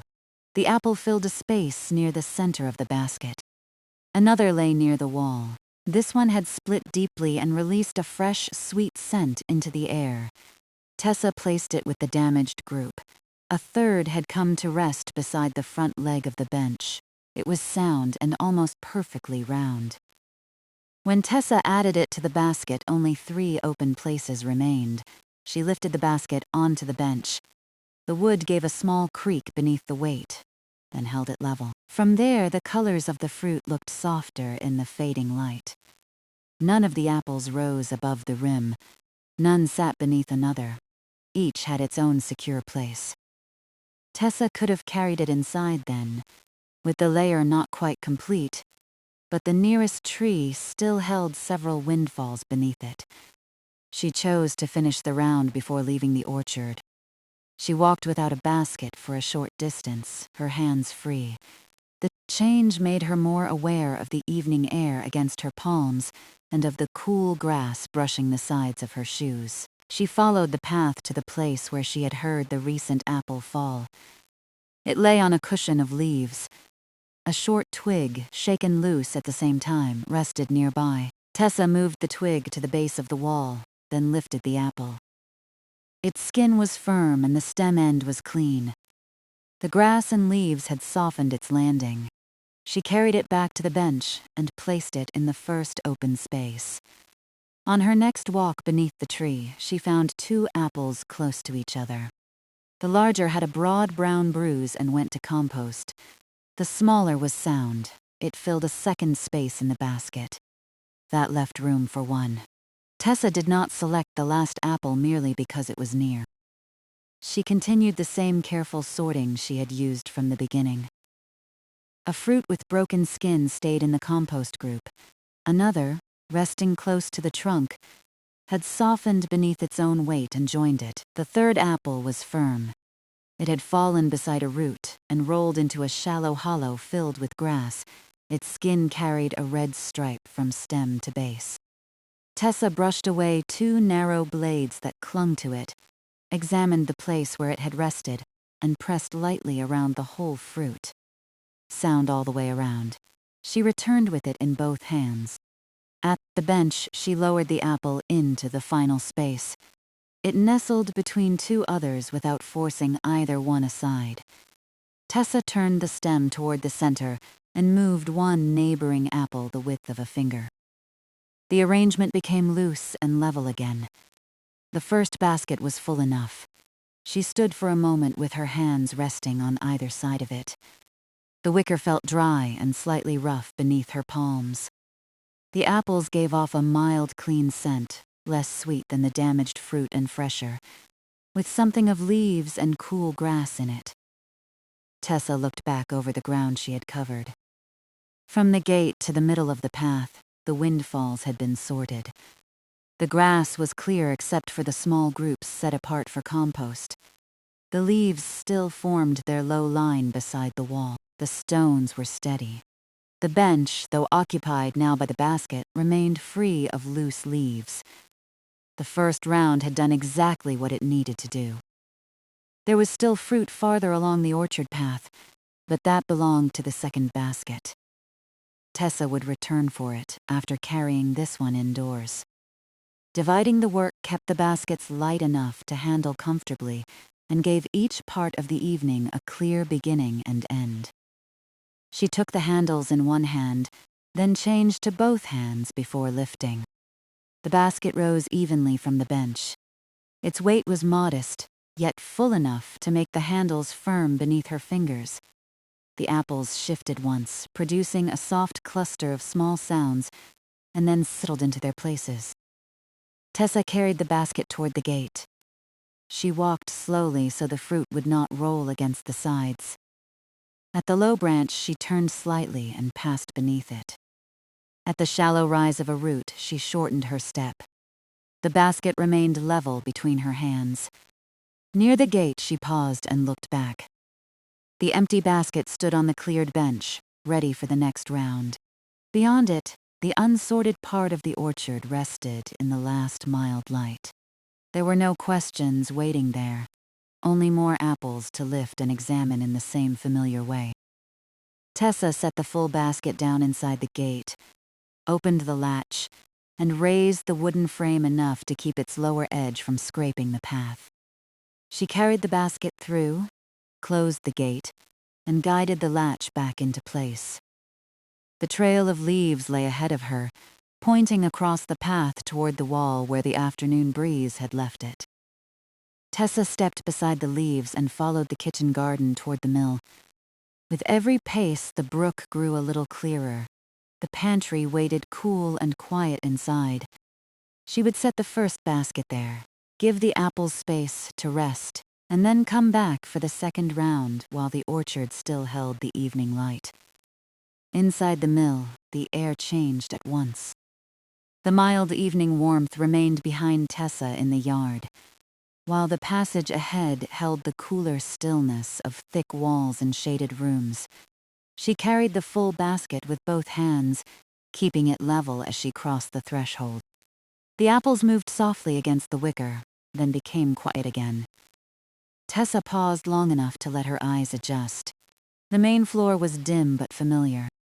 The grain loft rested above, and the wheel room below held its usual quiet beside the brook.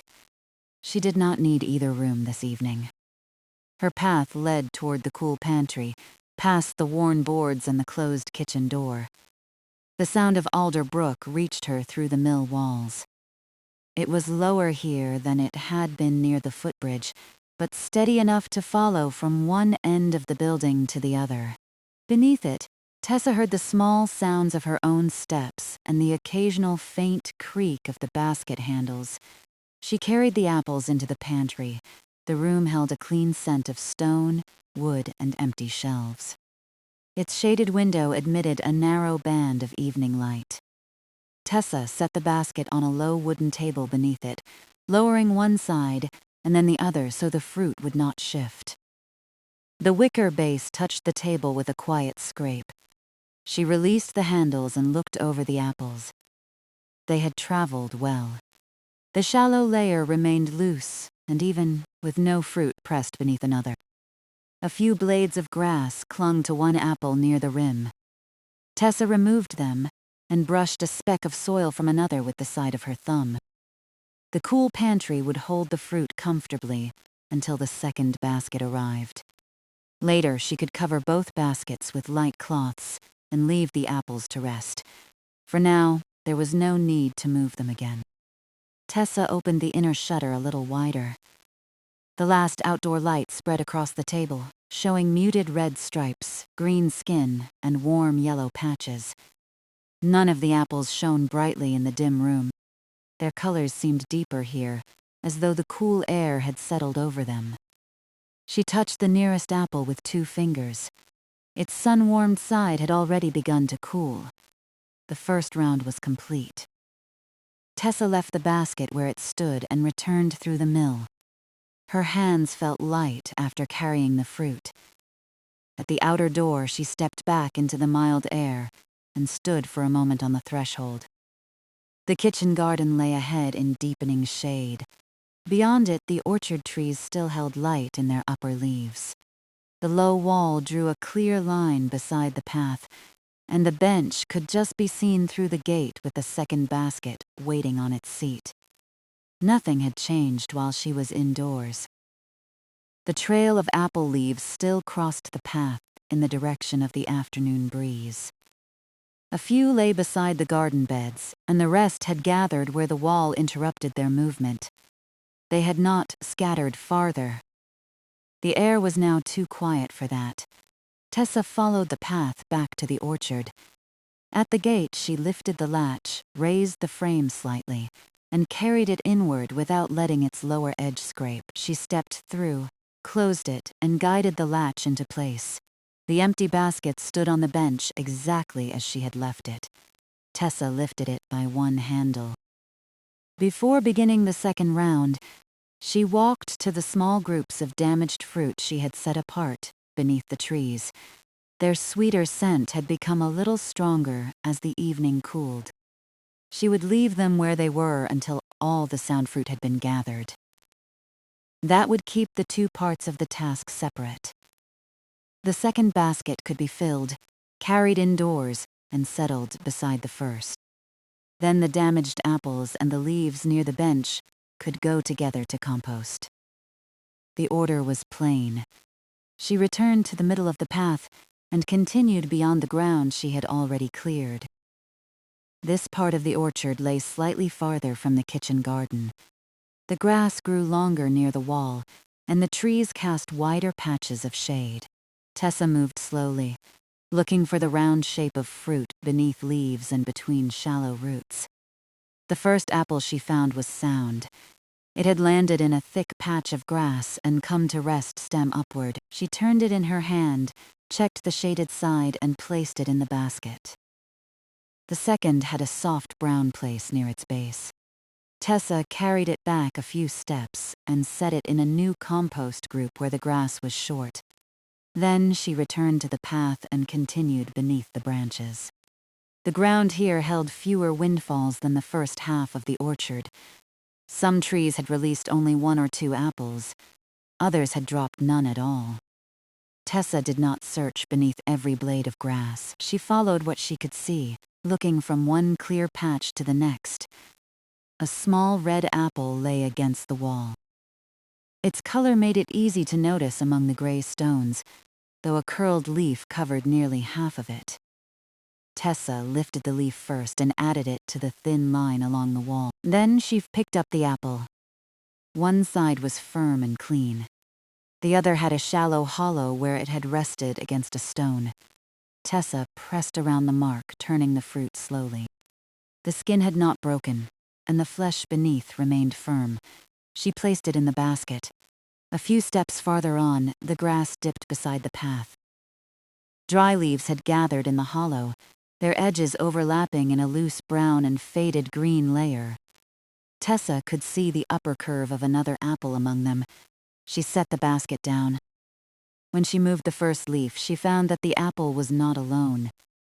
A second rested behind it, almost hidden beneath the wall's shadow.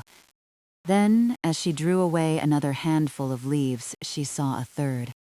The 3 apples had rolled into the shallow dip together. Tessa sat back on her heels and looked at the small gathering. There was nothing unusual in it. The ground sloped gently toward the hollow, and the afternoon breeze had carried leaves into the same place. Fruit falling from the nearest branch would naturally roll until the grass and leaves stopped it. Even so, it was a pleasant little discovery. From the path, only 1 apple had been visible. Beneath the leaves, 3 sound-looking shapes rested close together, cushioned from the stones and from one another. Tessa lifted the first. Its skin was cool and dry. A faint green patch showed beneath a broad red side, and the stem remained firmly attached. She checked it all around before placing it in the basket. The second apple was smaller and more yellow. It had a narrow scratch where a twig had touched it, but the mark had not opened the skin. It joined the first. The third had rolled farthest into the hollow. Tessa reached beneath the edge of the leaves and drew it toward her. It was firm, though a spot of damp soil clung to its lower side. She rubbed the soil away. Beneath it, the skin was whole. Tessa set the third apple beside the other 2 and adjusted them so none pressed against a stem. Together they formed the beginning of an even layer. She gathered the displaced leaves into her hands. Some were dry enough to crackle softly. Others remained flexible, cool from lying near the earth. She carried them to the line beside the wall and laid them down. The hollow was clear now. Its shallow slope could be seen from the path, and there was no more fruit hidden there. Tessa ran one hand lightly through the grass before standing. She found only a small twig, which she placed at the base of the wall. Then she lifted the basket. The 4 apples inside rolled the width of a finger and settled. Tessa continued her second round. She found 2 sound apples beneath the next tree and 1 damaged by a deep split. The sound fruit went into the basket. The split fruit went to the small compost group. At the far end of the orchard, the path narrowed between the last tree and the wall. Tessa had walked there earlier when she inspected the whole length, but she had not yet gathered from the grass. Only a few apples waited. One had fallen close to the trunk and softened on the ground. Another lay in the open, its skin firm but marked by a deep bruise. Both belonged with the damaged fruit. The last rested near the edge of the path. Tessa lifted it and felt a good clean weight in her palm. Its skin was green, with only a faint red warmth on the side that had faced the lowering sun. She checked the stem, the base, and the place where it had touched the grass. It was sound. She placed it in the basket. The shallow layer was a little more than half complete. Tessa stood at the far end of the path and looked back toward the gate. The orchard floor behind her had been sorted now from one end to the other. The sound apples rested in the basket, or waited in the pantry. The damaged fruit remained in clear groups for compost. No windfall had been left where someone might step on it. Above, fruit still hung among the branches. That could remain for another day.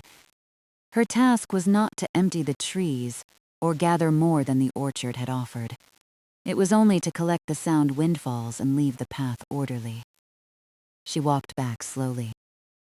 On the return, she looked at the ground from the opposite direction. Different parts of the grass caught her eye now.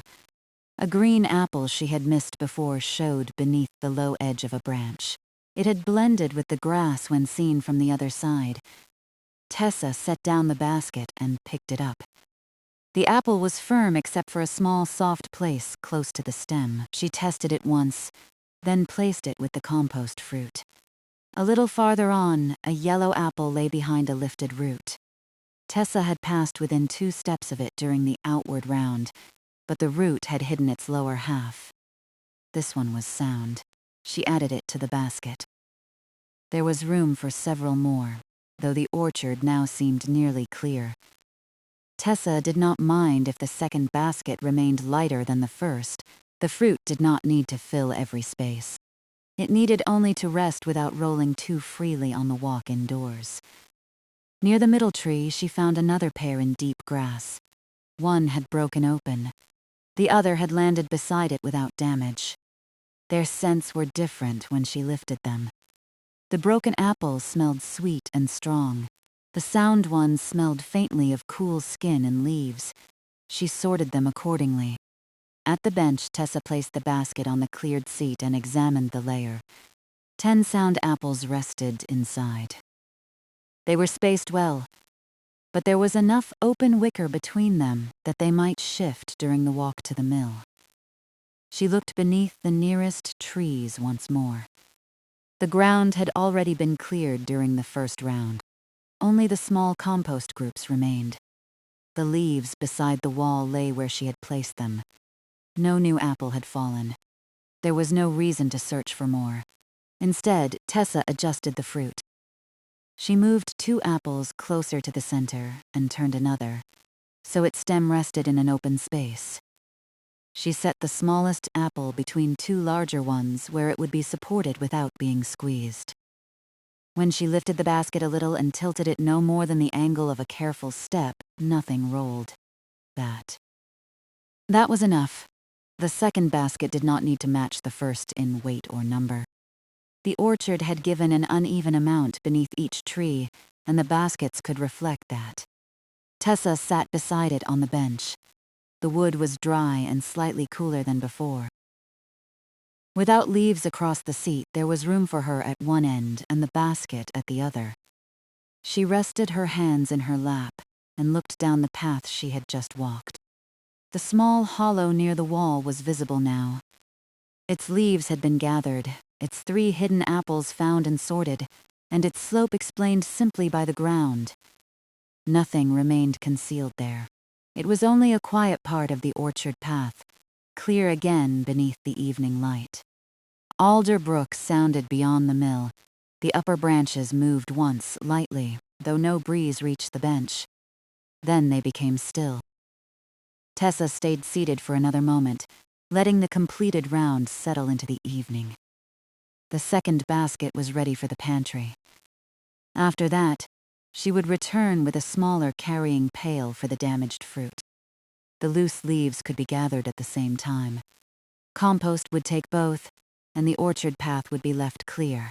She rose and took the handles in both hands. The basket lifted easily. Its lighter weight made the wicker feel almost springy beneath her fingers, but the apples remained settled in their arranged places. At the gate, Tessa looked back once more. The bench was clear. The low wall was steady. The hollow beside it held only grass. The unsorted windfalls were gone from the path, and the damaged fruit waited in their separate groups for the next simple part of the work. She opened the gate, carried the second basket through, and latched it behind her. The trail of leaves still pointed toward the orchard wall, marking nothing more than the root of the afternoon air. Tessa passed beside it and crossed the kitchen garden as the last light thinned over the mill yard. Soon the two baskets would stand together in the cool pantry. Then, with her hands free again, she would come back for the leaves and damaged apples, leaving the orchard ready to settle into dusk. Tessa carried the second basket across the kitchen garden with both hands. The last of the daylight rested along the upper edge of the orchard wall. Nearer the ground, the path had already faded into soft gray and green. The apples stayed quiet in their shallow layer, held in place by the small adjustments she had made on the bench. As she passed the garden beds, the sound of Alder Brook grew clearer again. It came around the side of the mill and through the open yard, steady and low. The water wheel remained still. Nothing inside the mill called for her attention. For now, the only work was the basket in her hands and the simple return she would make afterward. She entered the mill and waited on the threshold until the dim passage became familiar. The pantry door stood as she had left it. Inside, the first basket rested on the low table beneath the shaded window. Its apples had lost the remaining warmth of the orchard and now seemed settled into the coolness of the room. Tessa lowered the second basket beside it. There was enough space for both without crowding. The fuller basket stood nearer the wall, the lighter one nearer the edge of the table. Their handles leaned inward, almost touching. Tessa looked over the second layer of fruit. None had rolled out of place. One small apple had turned slightly during the walk, but it remained supported between two larger ones. She moved it back by the width of a finger and left the rest alone. The two baskets did not match, and they did not need to. One held a complete shallow layer. The other held 10 apples with a little wicker showing between them. Together they contained the sound windfalls the orchard had offered that evening. There would be enough to bring to the community table without taking fruit from the branches before it was ready. Tessa crossed to a shelf and took down 2 light cloths. They were plain, loosely woven, and clean. She shook each one open with a quiet movement, then laid the first across the fuller basket. The cloth rested on the rim without touching much of the fruit. She covered the lighter basket in the same way. A little air could still pass beneath the edges. She drew one corner back to make sure the apples were not pressed beneath it, then let the cloth settle again. That was all they needed. The pantry was cool. The fruit was sound. Both baskets stood securely on the table, ready to remain there overnight. Tessa closed the inner shutter partway, leaving only a narrow opening for air.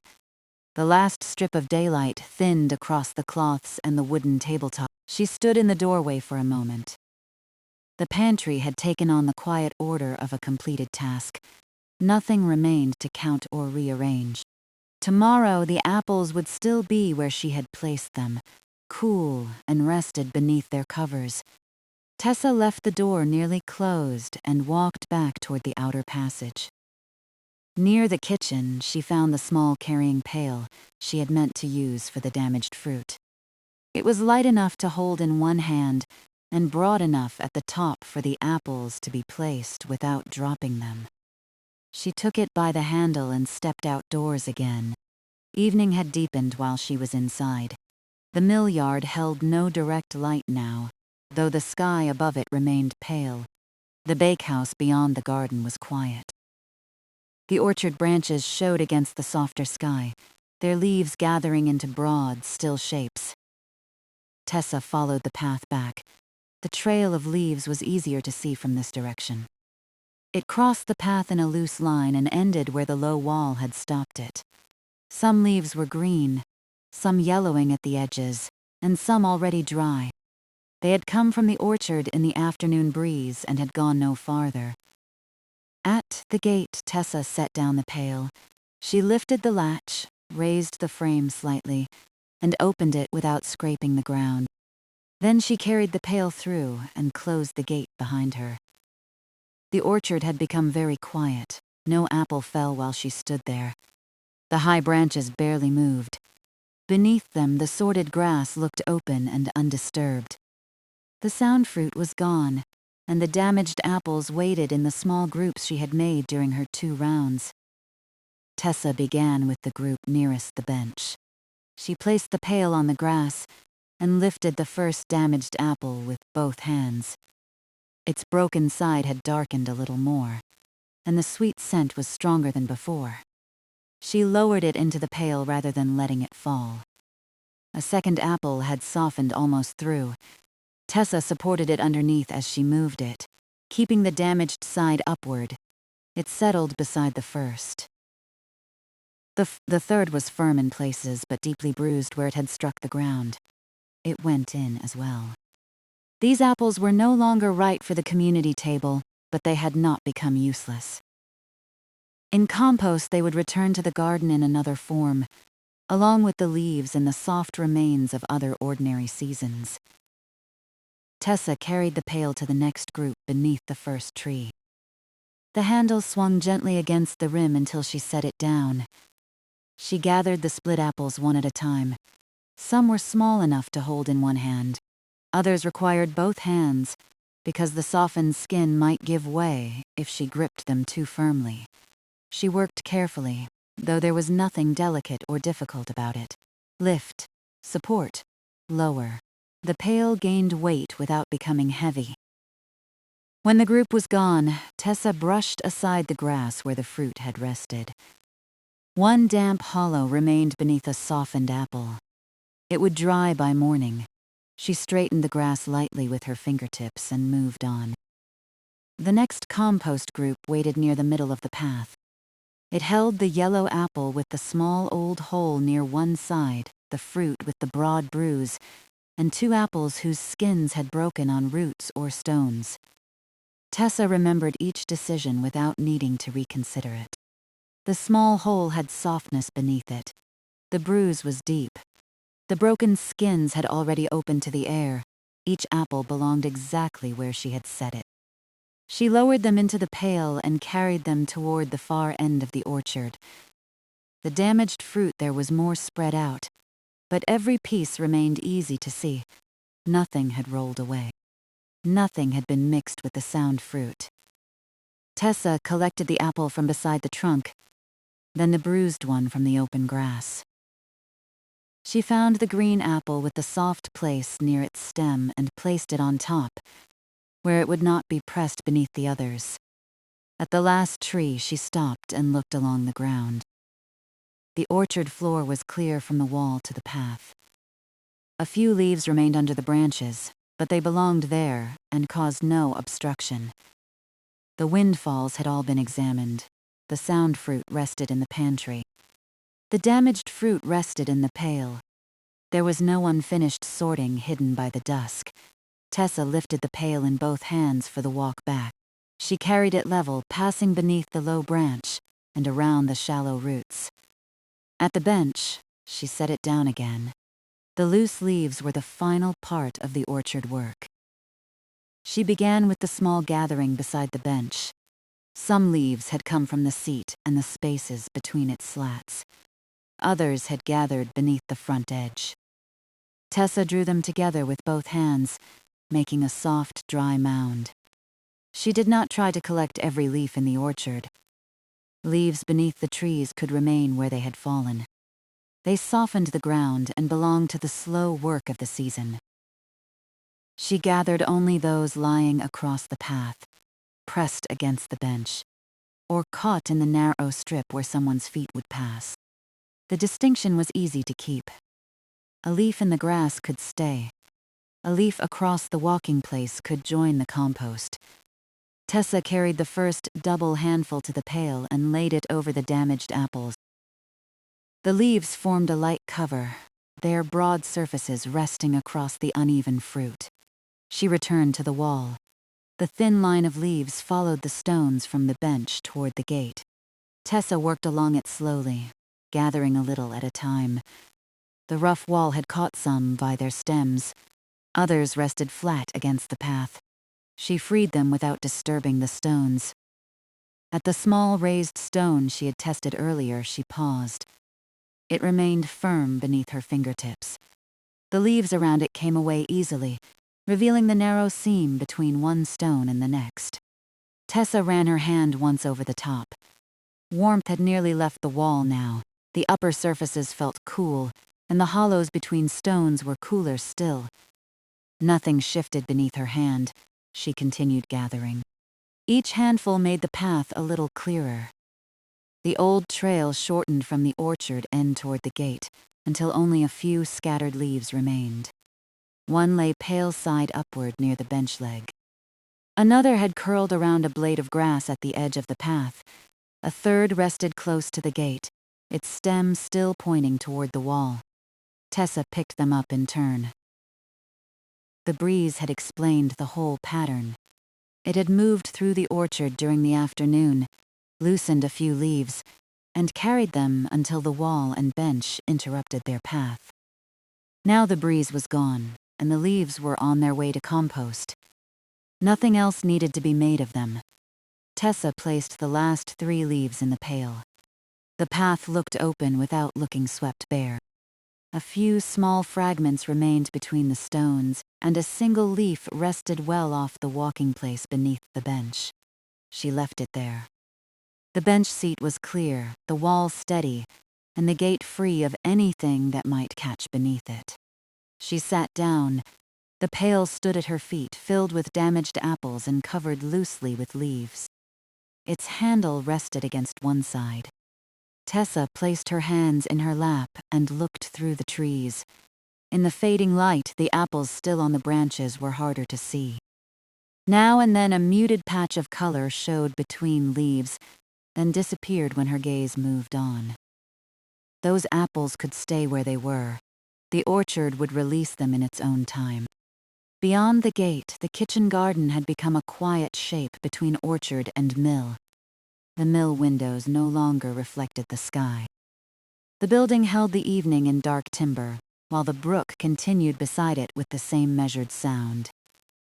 Tessa listened for a while. Water moved. Leaves touched lightly overhead. The basket handles were still in the pantry. The thought came simply and passed. The apples were covered. The shutter was partly closed. Nothing had been left outdoors that belonged inside. After a few minutes, Tessa rose from the bench. She took the pail and carried it through the gate. The fruit shifted softly beneath the leaves, but nothing pressed against the rim.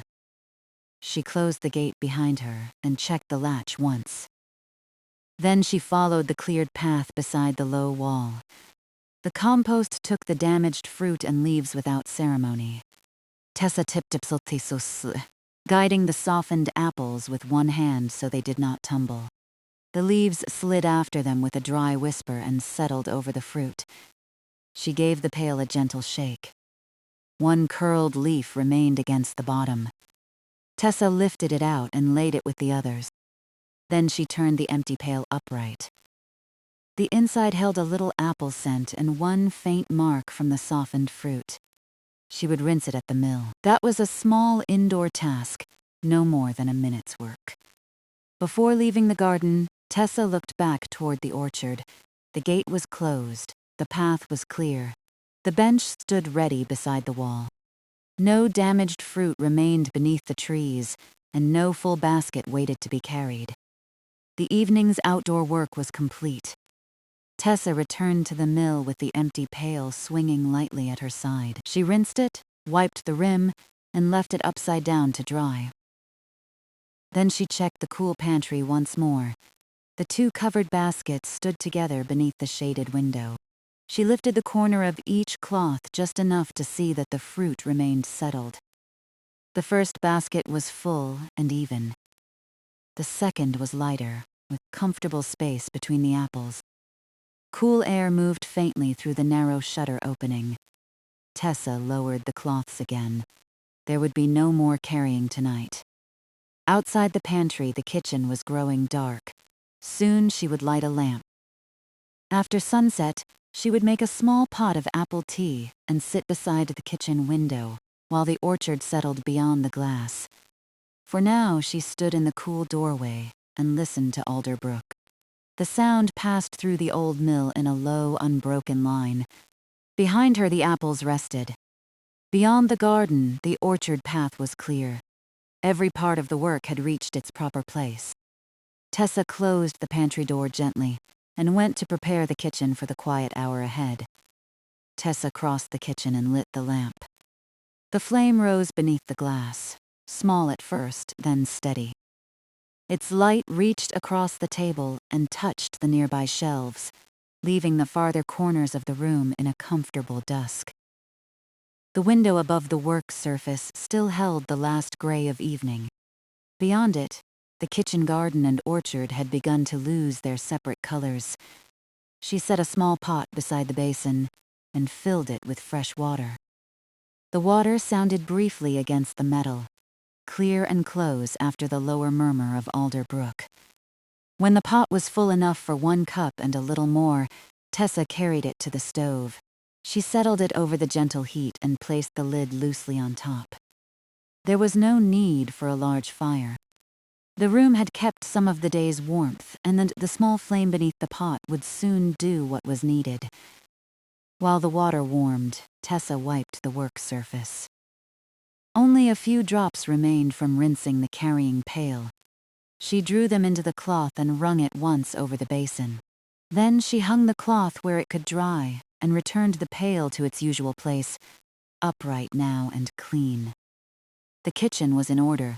She stood beside the table and considered the tea. The sound windfalls were resting in the pantry for the community table. They had been sorted, carried, and covered, and Tessa did not intend to disturb either basket. But an apple tea needed very little. A few clean pieces of peel and 1 thin slice would be enough to give the water a mild scent and a little sweetness. There were apples already kept in the kitchen for ordinary use. Tessa chose a small one from the wooden bowl on the shelf. Its skin was yellow-green and unmarked, and it fit neatly in her palm. She washed it at the basin. The water ran over the smooth skin and gathered at the lower curve before falling away. Tessa dried the apple with a clean corner of cloth, then set it on the board beside a small knife. The pot had begun to make its first quiet sounds. They were slight and irregular, no more than a soft movement beneath the lid. Tessa left it to warm while she cut the apple. She divided it carefully. 1 half went back into the bowl for the following morning, placed cut side down on a little plate. From the other half she made several thin slices. The knife passed through the firm flesh with a muted sound against the board. The pale slices showed the shape of the core near their centers. Tessa removed the seeds and set them aside with the smallest scraps for compost. Then she cut 2 narrow strips of peel and laid them beside the slices. The rest of the apple half could be eaten with the tea. By the time she finished, the water was steaming. She lifted the lid. Warmth rose against her hand, carrying the plain mineral scent of heated water. She slipped the apple slices and strips of peel into the pot one at a time. The first floated near the surface. The second turned slowly and rested against it. The peel curled as it warmed, releasing a faint fragrance that was fresher than the sweet scent of the damaged windfalls. Tessa replaced the lid and lowered the heat. The tea needed only time. She took the plate with the remaining apple half to the table and sat down. For a little while she did nothing except listen. The pot gave a soft tick as the metal warmed. Alder Brook moved beyond the mill wall. Now that the outdoor work was complete, the brook seemed more noticeable. Its sound entered the quiet spaces between the small kitchen noises and continued through them. Tessa could hear water passing stones, gathering into the mill race and moving beside the resting wheel. The wheel remained still. The grain loft above remained closed. The bakehouse beyond the garden held its evening silence. Every part of the mill had settled into its proper place. Tessa cut a small piece from the apple half and ate it. The flesh was crisp and mildly sharp. Its flavor was clearer than the fragrance rising from the pot. She chewed slowly, then set the knife down and looked toward the window. Outside, the orchard wall was still visible as a pale, low line. The path beside it could no longer be followed from end to end, but Tessa knew its whole length. She had walked it in both directions. She had checked the stones, cleared the bench, and gathered the leaves that lay across the way. The return from the orchard had left no work behind her. The gate was latched. The compost had received the damaged fruit and loose leaves. The 2 baskets stood beneath their cloths in the cool pantry. Tessa let each fact pass through her mind once. None required another check. They were not questions. They were simply the finished shape of the evening. The pot began to murmur more steadily. She rose and went to the stove. When she lifted the lid, the apple slices had softened and become almost translucent at the edges. The peel had relaxed into loose curves. Steam carried their scent through the kitchen. Tessa turned down the flame until the water barely moved. She left the pot there for another minute, then took it from the heat and set it on a folded cloth. The metal base made a low, contained sound as it met the table. A cup waited on the shelf. She chose the plain earthenware one she often used in the mill kitchen. Its glaze was smooth around the rim and slightly uneven near the handle. She warmed it with a little water, emptied that into the basin, and placed a small strainer over the cup. The tea passed through in a pale golden stream. One apple slice rested against the side of the pot as Tessa poured. Another slipped toward the spout and was caught by the strainer. The peel remained behind with the rest of the softened fruit. When the cup was nearly full, Tessa set the pot upright. She lifted the strainer and held it over the cup until the last drops had fallen. Then she placed it on a small dish. The softened apple could cool there before going to compost in the morning. The tea gave off a light, clean scent. Tessa carried it to the chair by the kitchen window. The chair stood at a slight angle, allowing her to see across the garden toward the orchard without sitting directly against the glass. She placed the cup on the broad sill and drew the chair a little nearer. The legs moved over the floorboards with a quiet wooden scrape. Then she sat. For the first few moments, the cup was too warm to hold for long. Tessa wrapped both hands around it, felt the heat gather in her palms, and returned it to the sill. Outside, evening had become night by degrees. The garden beds were dark shapes now. The path between them held a little of the remaining sky and appeared faintly lighter than the soil. Beyond the low wall, the orchard trees stood in rows that were no longer distinct. Their crowns joined into one soft line. A leaf moved somewhere among them. Tessa could not see it fall, but she heard the brief dry passage through other leaves. There was no following thump of fruit. The sound faded, and the orchard became quiet again. She lifted the cup. The first sip was mild. Warm water carried the apple's scent more strongly than its flavor, leaving only a small sweetness after she swallowed. It was exactly enough for the end of the evening. Tessa rested the cup in her hands and looked toward the orchard gate. She could just make out the upper rail. The latch itself was hidden by shadow, but she remembered guiding it into place. She remembered the gate closing cleanly after the empty pail had passed through. There would be no need to walk back. That part of the evening was finished. The thought allowed the kitchen to feel still around her. The lamp burned evenly on the table. Its reflection stood in the window glass, a warm oval over the darker garden. When Tessa shifted slightly, the reflection moved with her and came to rest above the line of the wall. She took another sip. The tea had cooled enough to drink comfortably now. Its warmth spread without making the room feel close. A small trace of apple remained in the steam, joined by the familiar scents of wood, clean cloth, and the old mill walls.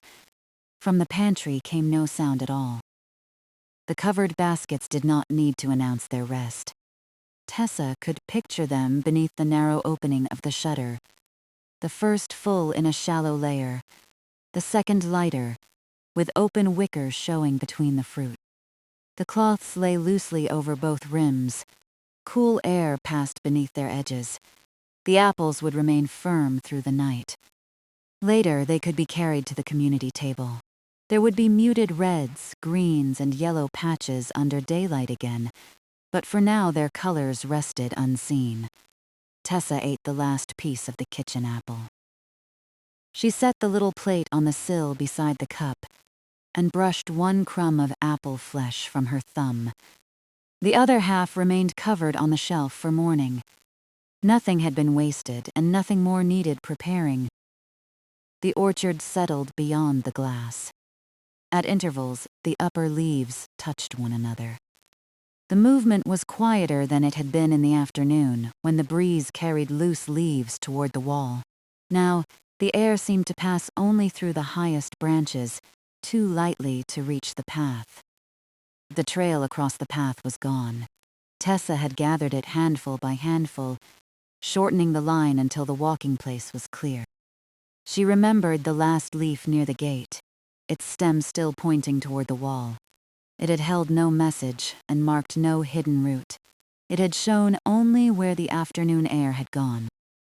Now the breeze had taken another direction, higher and softer, and there was nothing to follow. Tessa drank again.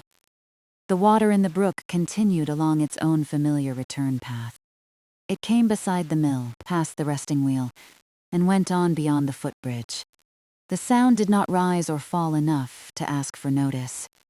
It remained even, an ordinary current beneath the quiet rooms. She listened until the separate sounds seemed to arrange themselves. The low brook, the faint contact of leaves, the small settling noises of the stove, the lamp flame behind its glass, none interrupted another. Together they made the kitchen feel held within the evening. The cup grew lighter. Tessa placed it on the sill between sips and rested her hands in her lap. The warmth remained in her fingers. She looked at the reflection of the lamp rather than through it, seeing the kitchen returned in the dark pane. The table, the edge of the shelf, the small pot cooling on its folded cloth. Beyond the reflection stood the orchard. Nearer than the trees, though hidden from this angle, the cleared bench waited beside the wall. Its seat was dry, no basket remained on it. No leaves filled the spaces between its slats. Tessa imagined sitting there the following evening or on some later mild day. The bench would hold whoever sat upon it, just as the wall would keep its low boundary, and the path would lead back toward the garden. There was comfort in objects returning to themselves after work. A basket once carried rested. A pail once filled stood clean and empty. A bench once cleared waited without purpose until someone needed it again. The orchard had returned to being an orchard rather than a task. Tessa finished the tea. A final trace of warmth remained at the bottom of the cup. She held it for a moment before setting it down. Then she stayed in the chair, not yet ready to rise, though there was almost nothing left to do. The pot could remain until it cooled. The lamp could burn a little longer. The pantry door was closed gently, not latched, and the outer mill door was secure. She had attended to each of those things in its proper time. Outside, the sky darkened beyond the orchard trees. The last pale band above them narrowed and softened. Tessa watched without waiting for any particular change. The orchard gave one quiet rustle, then it was still. When she finally stood, She carried the empty cup and plate to the basin. She rinsed them with a little water and left them upside down beside the clean pail. The pot was cool enough to cover. She placed its lid on top, leaving the softened apple inside until morning. Tessa lowered the lamp flame slightly. The kitchen drew inward around the gentler light. The table, stove, and window remained visible, but their edges softened. Through the glass, the orchard had become a single calm darkness beyond the garden. She returned to the chair for one last look. There was nothing to retrieve from the path, and nothing to carry from the bench. The community apples rested in the pantry. The compost held what the table could not use. The wall was steady, the gate closed, and the evening's breeze had been understood. Tessa placed one hand on the chair back. Behind her, the mill rooms were quiet. Ahead of her, the orchard rested for the night. Between them, the kitchen held the faint scent of apple tea. She turned from the window and left the chair ready beside it. The outdoor work had ended. The return path was clear. Only the slow closing of the evening remained. Tessa stood for a little while with one hand on the back of the chair. The lamp burned low behind her. Its gentler light lay across the table, the stove, and the boards between them.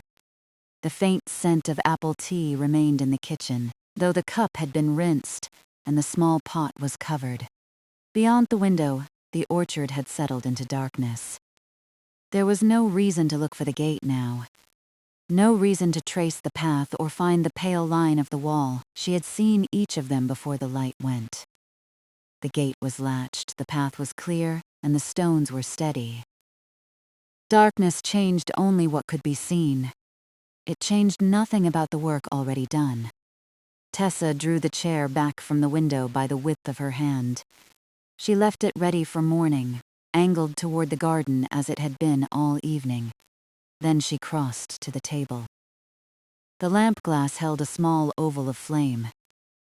Tessa adjusted the wick until the light became quieter still. It no longer reached the far corners, but it gave enough light for the few remaining movements of the night. She folded the cloth beneath the cooling pot once around the edges. The metal had lost nearly all its warmth. Inside, the softened apple slices and peel rested beneath the lid. They could remain there until morning, when they would join the compost without need for another journey tonight.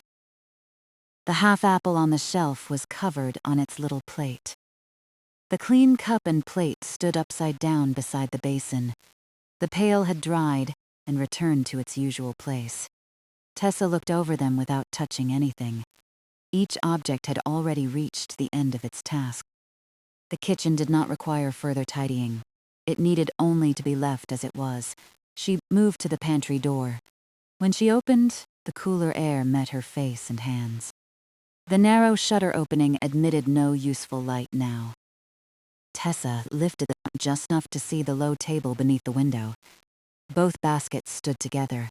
The cloth over the fuller basket made a broad, even shape. The cloth over the lighter basket dipped a little where more open space lay beneath it. Their handles leaned inward as before. Tessa did not lift either covering. She had checked the apples after bringing in the compost pail. She knew how they rested. A complete shallow layer in the first basket, and 10 sound apples in the second, each supported without being crowded. Another inspection would add nothing. Instead, she placed one hand on the edge of the table. The wood felt cool and firm. No basket had shifted. No cloth had slipped from its rim. Air passed faintly through the shutter and beneath the loose edges of the covers. The apples were ready for the night. By morning, their remaining orchard warmth would be gone. They would be cool all the way through, clean beneath their cloths, and fit to carry onward for the community table. They would not need sorting again. Tessa had already made every necessary choice beneath the trees. Sound fruit in the baskets, damaged fruit in the compost. Leaves cleared from the walking place. Nothing waited between those simple parts. She lowered the lamp and stepped back into the kitchen. The pantry door closed with a muted wooden sound. Tessa rested her fingers against it until it met the frame, then left it gently shut. The brook continued beyond the mill wall. Its low movement had followed the whole evening. It had sounded beneath the footbridge when she arrived with the 2 baskets nested against her hip. It had remained behind her as she crossed the kitchen garden, and it had reached the orchard in a softened murmur while she gathered apples beneath the trees. Now, with the doors closed and the lamp low, the water seemed farther away but no less steady. Tessa returned the lamp to the table. She sat for a moment, not at the window this time, but in the chair beside the table. From there, the dark glass showed only a dim reflection of the room. The orchard beyond it had become part of the night. She rested her hands on the tabletop. The wood retained a little warmth near the place where the pot had stood. Farther away, it was cool. Tessa let one palm remain over the warmer patch while the other rested near the edge. There was comfort in the difference. Warmth where the tea had been, coolness where the night had reached the room. A faint apple scent between them. Nothing needed to be kept from changing. The pot would cool completely. The lamp would be put out. The orchard would pass through the dark hours in its ordinary way. Morning could return light to the garden when morning came. For now, the mill had entered its quieter time. The grain loft above made one small settling sound, a dry note in the old timber. Tessa listened until it passed. No sack shifted, no work waited there. The loft was simply cooling after the mild day. Below, the wheelroom remained at rest. The water moved beside the wheel without turning it. That, too, was familiar. An unloaded wheel could be still while the brook continued, each keeping its own part of the mill's rhythm. Tessa breathed in slowly. Wood, cooled metal, clean water, and the last trace of apple tea filled the room without any one scent becoming strong. She breathed out. The lamp flame stayed level behind the glass. Outside, a few leaves touched high in the orchard. The sound came faintly through the window, soft enough that it might have been the passing of air across the wall. It lasted only a moment. The afternoon breeze had once moved clearly across the path. It had left a trail of leaves with their stems pointing toward the bench and the low stones. Tessa had followed the direction with her eyes and understood it at once. The wind had come through the orchard. The wall had stopped the leaves. That was the whole account of them. Now the old trail was part of the compost, laid loosely over the damaged apples. The path itself was open. If another leaf fell in the night, it would be only another leaf beneath an orchard tree. Morning could find it wherever the air happened to leave it. Tessa did not need to keep watch. She took her hand from the warm place on the table and folded both hands in her lap. The work returned to her memory in small finished movements. An apple lifted from cool grass, a thumb passing gently over firm skin. A sound fruit lowered into wicker, a split fruit set apart. The basket handles drawn together beneath both hands. The gate raised slightly so its lower edge did not scrape. The pantry cloth falling loosely across the rim. Each movement had been complete before the next began. There had been no haste in the orchard and no need to make the evening larger than it was. 2 baskets had gone out empty. 2 baskets had come back with sound apples. The pail had gone out empty, returned with damaged fruit and leaves, and come back from the compost empty once more. The simple balance pleased her. She looked toward the shelf where the half apple waited for morning.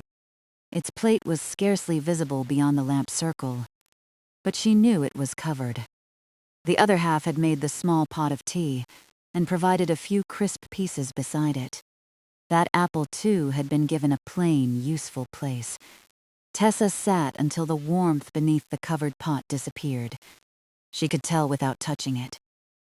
The kitchen air had become even from one side of the table to the other. The stove no longer made its little settling ticks. The flame beneath it had been lowered and put out after the tea. Only the lamp continued to hold a small warmth of its own. She rose. The chair moved back with a low scrape. then became still. Tessa placed it neatly beside the table, leaving a comfortable space to pass between it and the stove. She took the lamp and walked through the short passage toward the main floor. The light moved over familiar boards and timber posts.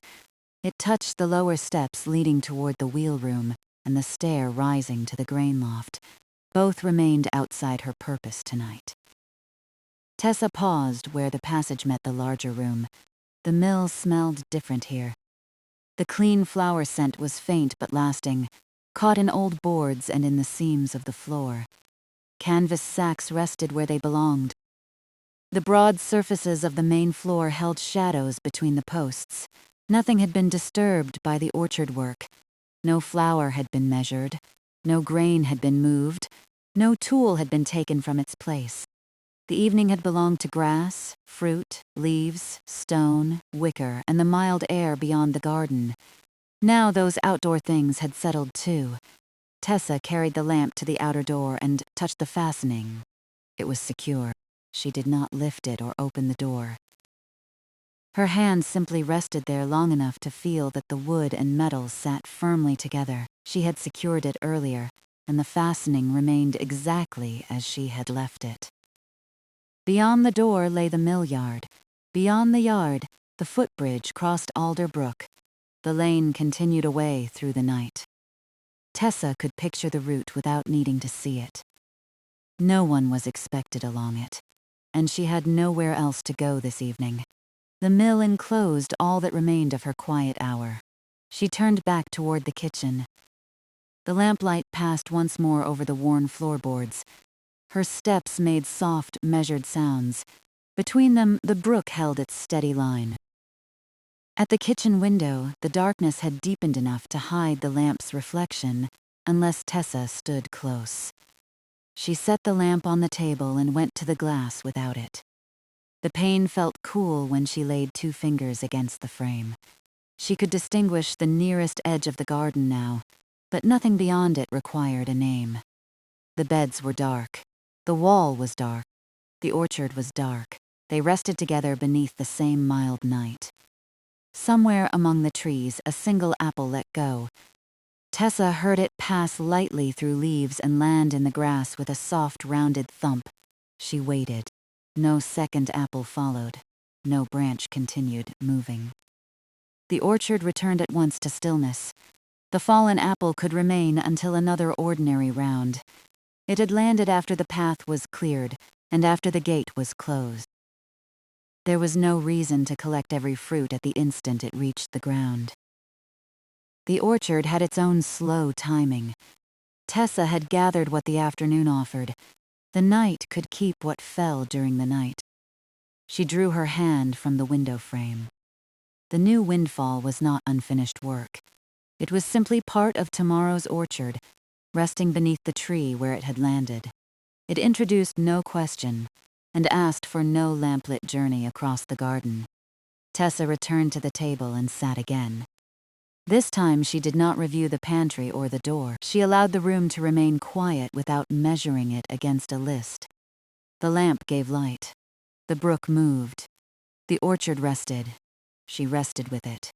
Minutes passed without needing to be counted. The mill made an occasional soft wooden sound as the night cooled its outer walls. Each sound arrived, faded, and left the silence unchanged. Tessa let her shoulders settle against the chair. Her hands lay loosely together. The table before her was empty except for the lamp and the covered pot. The work surface had been wiped. The basin held no dishes. A narrow strip of cloth hung drying where she had left it. There would be a little work in the morning, but none of it reached backward into this night. The softened apple would go to compost. The half apple would be ready to eat. The 2 baskets would remain covered until it was time to carry them onward. Those were morning things. They had clear places waiting for them, and that was enough. Tessa lowered the lamp once more. The flame shortened. Shadows moved gently inward from the corners and settled around the table. The kitchen window became a dark square with a small amber reflection near its center. She watched the reflection for a time, It did not flicker much. The air indoors was still.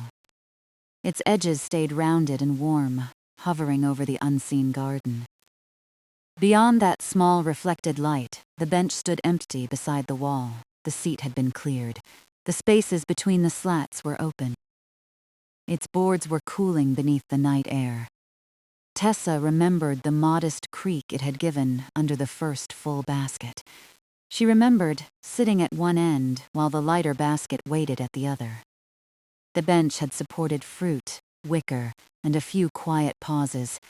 Then it had returned to itself. The wall had done the same. It had caught the afternoon leaves and held the edge of the path. One small stone had risen slightly above the others, but it had sat firm beneath Tessa's hand. The wall required no repair. Its rough top would cool through the night, and warm again when daylight reached it. The gate, too, had returned to stillness. It had opened for empty baskets, full baskets, and the compost pail.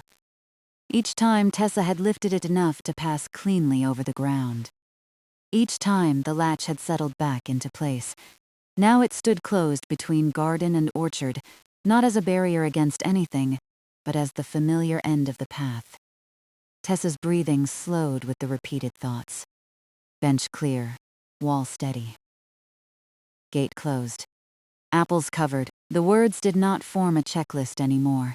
They were only quiet shapes in her mind, each complete and resting. The brook continued.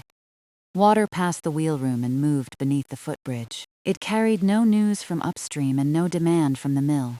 Its sound was enough as it was, low, even, and unbroken. Tessa rose for the last time.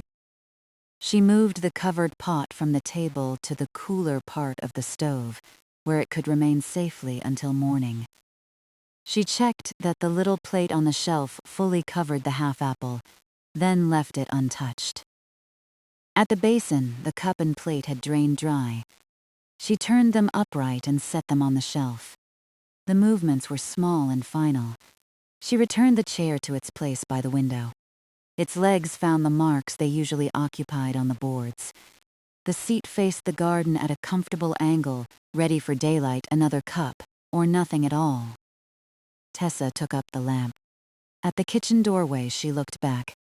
The room held its order without brightness. The table was clear, the stove was cool. The window showed only night. Behind the pantry door, the two baskets rested beneath their cloths in the steady air. There was no more work to name. She turned the wick down slowly. The flame narrowed to a fine golden point. For a moment, the glass held its last small glow.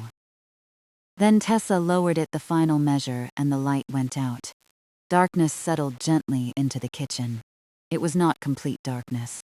A faint wash from the night sky remained at the window, enough to show the square of the pane and the softer shape of the chair beside it. Tessa stood still while her eyes adjusted. The brook became clearer without the lamp. So did the quiet of the mill. No mechanism turned, no footsteps crossed the yard. The loft above, the main floor, the wheelroom below, the bakehouse beyond the garden, and the orchard behind its low wall all rested within the same calm hour.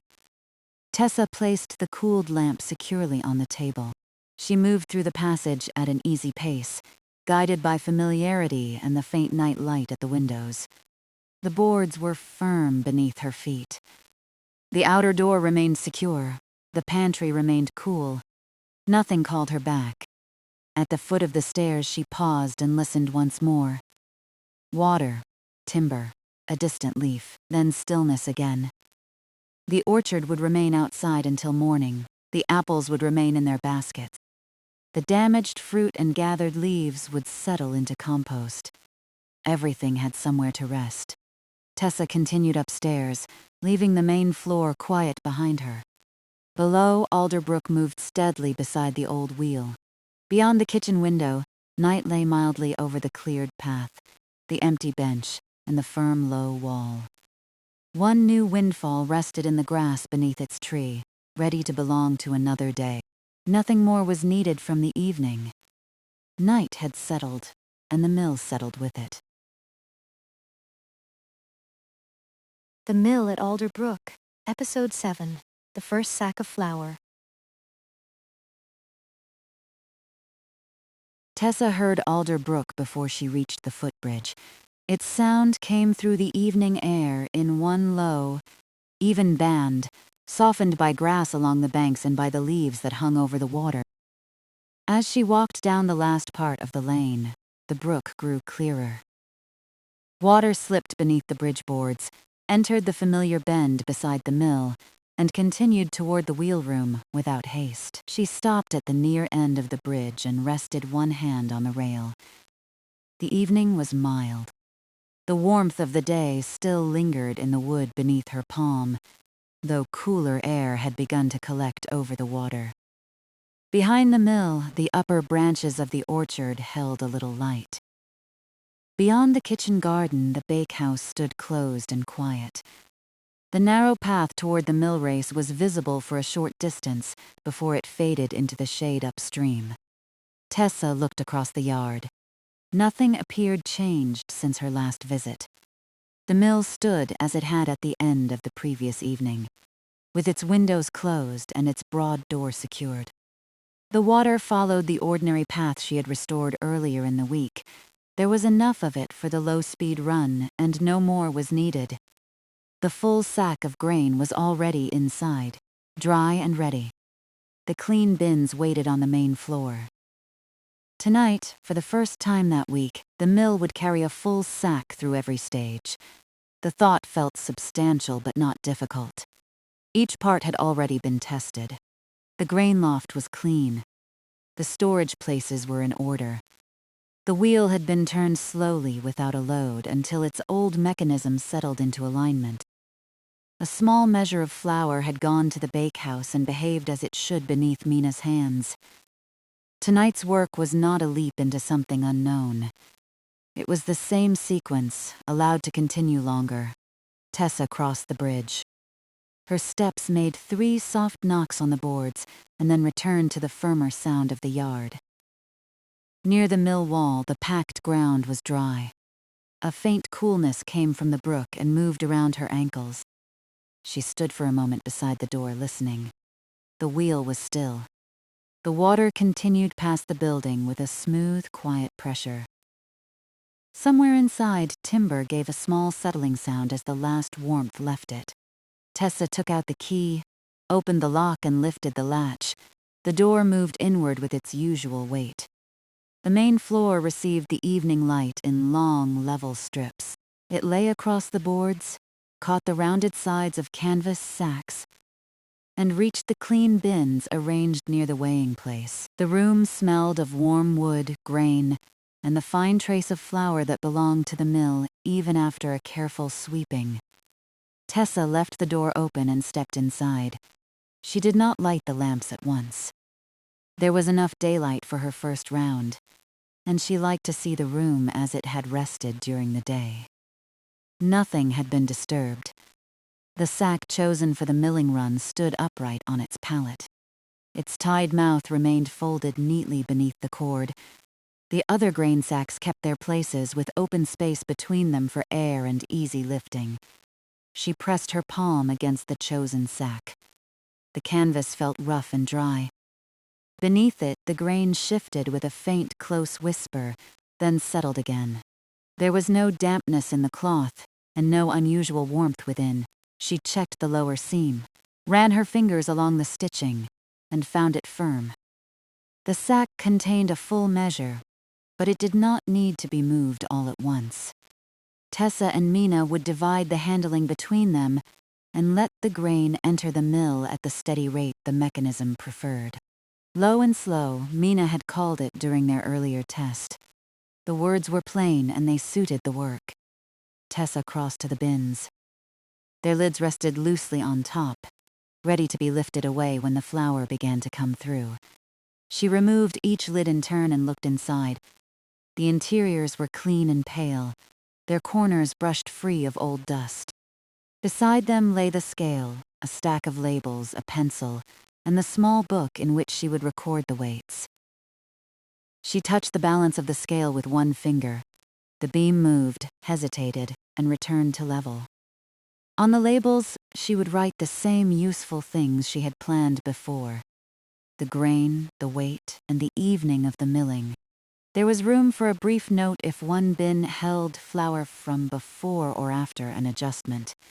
Nothing needed to be remembered by guesswork. By morning, every filled bin would say plainly what it contained. Mina would take only a small sample. The rest would remain here overnight, covered and still. Tessa looked at the route between the mill and the bins. It was clear. No stool, tool, or empty sack stood where a foot might catch it.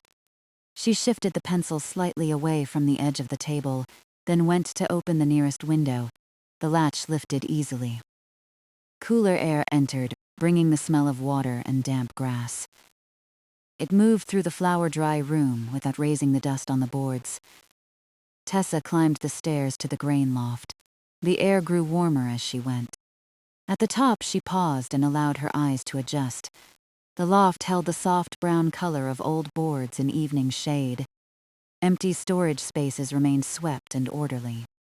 The sacks that belonged there stood in their counted rows, each one known and marked. She walked the central aisle, checking the floor as she went. Earlier in the week, she had cleaned these boards and learned the loft's simple rhythm. Full sacks together, opened grain kept separate, empty canvas folded where it could be reached, and clear passages left between every group. That order remained. A little loose grain rested in the shallow tray where she had placed it, not scattered underfoot. The folded sacks lay flat, their corners aligned. At the far end of the loft, Tessa opened the small shutter. The orchard appeared beyond it, darkening from green to gray. The windfall apples she had gathered for the milling day table were stored away from the grain, and the orchard path was clear. For tonight, there was nothing to do there. There was no need to visit the bakehouse either. Its earlier test had answered the question asked of it.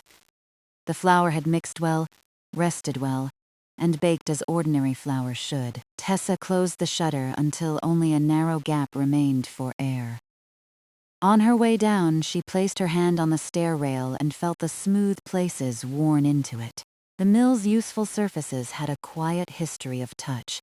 Rails polished by hands, boards softened by boots, handles rounded by lifting and turning. She added no ceremony to that history. She simply used each thing as it had been made to be used. Back on the main floor, she took the lamp from its hook. She trimmed the wick over the small metal tray, replaced the glass, and struck a match. The flame caught with a brief bright edge before settling. She turned it down until the light was steady and warm, then lit a second lamp near the bins. The two pools of lamplight met across the floor.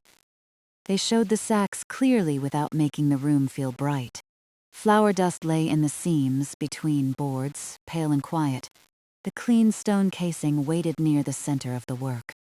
The tools Tessa would need later, a brush, a wooden scoop, and the cloths used for the final cleaning, were arranged along the wall. She checked them one by one. The brush was dry. The scoop held no old grain. The cloths had been washed and folded. At the end of the milling, after the flour had been weighed and labeled, she would clean the stones and make a slow round of the floor. The work would become simpler as the evening went on. Brush, gather, fold, sweep, and cover. By then, Mina would have taken her sample and gone home, and the filled bins would be resting beneath their lids. Before any of that, the mill needed its own inspection. Tessa took the second lamp and opened the door leading down to the wheelroom. Cool air rose along the stairwell. The smell changed from grain and dry boards to damp stone, water, and heavy timber. She descended carefully, placing the lamp where its light could reach the mechanism without throwing sharp shadows across it. The wheelroom held the brook sound close. Water moved beyond the wall and along the channel, ready to be admitted in the small amount required. The wheel itself stood motionless. Its paddles were dark near the lower edge, and the axles stretched into the old arrangement of gears and shafts that carried movement upward toward the stones. Tessa walked around it without touching anything at first. Every peg and joining place appeared as it had after the unloaded turning. The wood had not shifted. No tool had been left behind. The floor was clear, and the water had not risen where it should not. She crouched to look beneath the nearest support, then stood again. At one bearing, she placed the tips of 2 fingers against the timber. It was cool and still. During the run, she would listen there for an even movement. The mechanism would make its usual layered sound: water pressing, wood turning, teeth meeting, and the steady work carried upward. She knew the distinction between those sounds and had no reason to expect anything else. The minor variation, if it came, would appear in the flour rather than as trouble in the wheelroom. A little more coarse or a little more fine was common when a full flow of grain replaced a test measure. One ordinary adjustment at the stones would bring the texture back. Tessa had already set out the scoop she would use to compare it. Mina would feel a pinch between finger and thumb, and they would agree without fuss. Tessa lifted the lamp and climbed back to the main floor. The open door now framed a darker yard. Evening had gathered beneath the orchard trees, though a narrow band of light remained above them. The brook seemed louder only because the birds had grown quiet. She set the lamp down and went to the kitchen corner. There she filled the kettle and placed it on the small iron stove. She did not light the stove yet. Tea could wait until Mina arrived. The kettle was ready, the cups were clean, and there would be a natural pause while the first grain settled into its pace. Tessa returned to the sack and loosened the outer turn of cord. She did not open it. She merely made sure the knot would give when they were ready. The cord slid beneath her fingers and stopped. She folded its loose end neatly against the canvas. From the lane came the measured sound of footsteps. Tessa looked through the open doorway. Mina crossed the footbridge, carrying a small covered jar for her sample. She wore her work apron folded over one arm. The last light touched the bridge rail beside her and then faded as she entered the yard. Mina reached the door and glanced from the waiting sack to the clean bins. "Everything settled?" she asked. Mina stepped inside and placed the jar on the table. She unfolded her apron, tied it, and looked once around the room, taking in the lamps, the clear floor, and the tools by the wall. Tessa closed the mill door until it rested just short of the latch, leaving a narrow opening for the cool air. Then she moved the first bin a hand's width nearer the weighing place. Mina took the opposite side, and together they set it square. The room was ready now. The full sack remained closed but easy to open. The scale stood level. The labels waited beside the pencil. Below them, the wheel was still, and water followed its ordinary path beside the mill. Tessa rested her hand on the grain sack. Mina stood beside her. There was time for the entire run, time for one simple adjustment if it was needed, and time for the flour to be weighed, covered, and left safely overnight. Neither of them hurried. They turned toward the waiting mill and began the familiar opening steps. Tessa untied the sack while Mina lifted the wooden cover from the grain hopper. The cord came free in 2 slow pulls. Tessa folded it and set it on the table rather than letting it fall among their feet. Then she opened the canvas mouth and looked at the grain inside. In the lamplight, the upper kernels were warm, brown, dry, and loosely settled. She dipped in the wooden scoop, lifted a small measure, and let it run back through her fingers. The grain made a light patter against the rest. Mina held the sack steady while Tessa folded the canvas edge outward. They had already agreed not to lift the full weight higher than necessary. The grain would move by scoop into a smaller carrying measure, and from there into the hopper. It was slower than tipping the sack, but the pace suited the mill and left them both free to watch the first part of the run. Tessa filled the carrying measure halfway. "That'll do to begin," she said. Mina nodded. Together they moved it across the clear boards. Tessa, took one handle and Mina the other. The grain shifted between them with each step, whispering against the wood. At the hopper, they raised the measure only as far as they needed and poured in the first portion. The kernels slid down in a broad, dry stream. A few remained in the corners. Mina brushed them loose with her fingertips, and Tessa set the empty measure beside the sack. Nothing moved yet. The hopper held the grain above the stones, ready for the feed to be opened. Below the floor, the wheel waited in the cool wheel room. The water passed alongside it, making the same low sound that had filled the mill since Tessa opened the door. She took one lamp from the table. "I'll start the water. I'll watch here." Tessa descended the stairs. The wheel room seemed darker now that evening, had fully settled outside. Lamplight touched the damp stone wall, the edge of the axle, and the nearest teeth of the old gearing. Tessa placed the lamp on its shelf and crossed to the water control. She wrapped both hands around the smooth handle. The wood was cool. She eased it toward her by the small amount she had used during the unloaded test. Water changed its course with a soft gathering rush. It reached the lower paddles and pressed against them. For a moment the wheel held its place. Then it moved. The first turn was slow enough for Tessa to follow with her eyes. Wet paddles rose out of the channel and carried drops upward before releasing them onto the stone floor. The axle began to turn. A wooden tooth met the next part of the gearing, then another and another. The sounds entered separately and soon arranged themselves into a steady pattern. Water pressed. Timber answered. The old mechanism took the movement upward. Tessa watched through several turns. The wheel did not hurry. Its pace was a little slower than a walking step, firm enough to continue and gentle enough that no part struck or shuddered. She placed her fingertips against the bearing she had checked earlier. A mild vibration passed through the timber. It was regular and low. Above her, Mina's footsteps crossed the main floor. There was no call and no sudden movement. Tessa listened for another full round of the wheel, then climbed the stairs.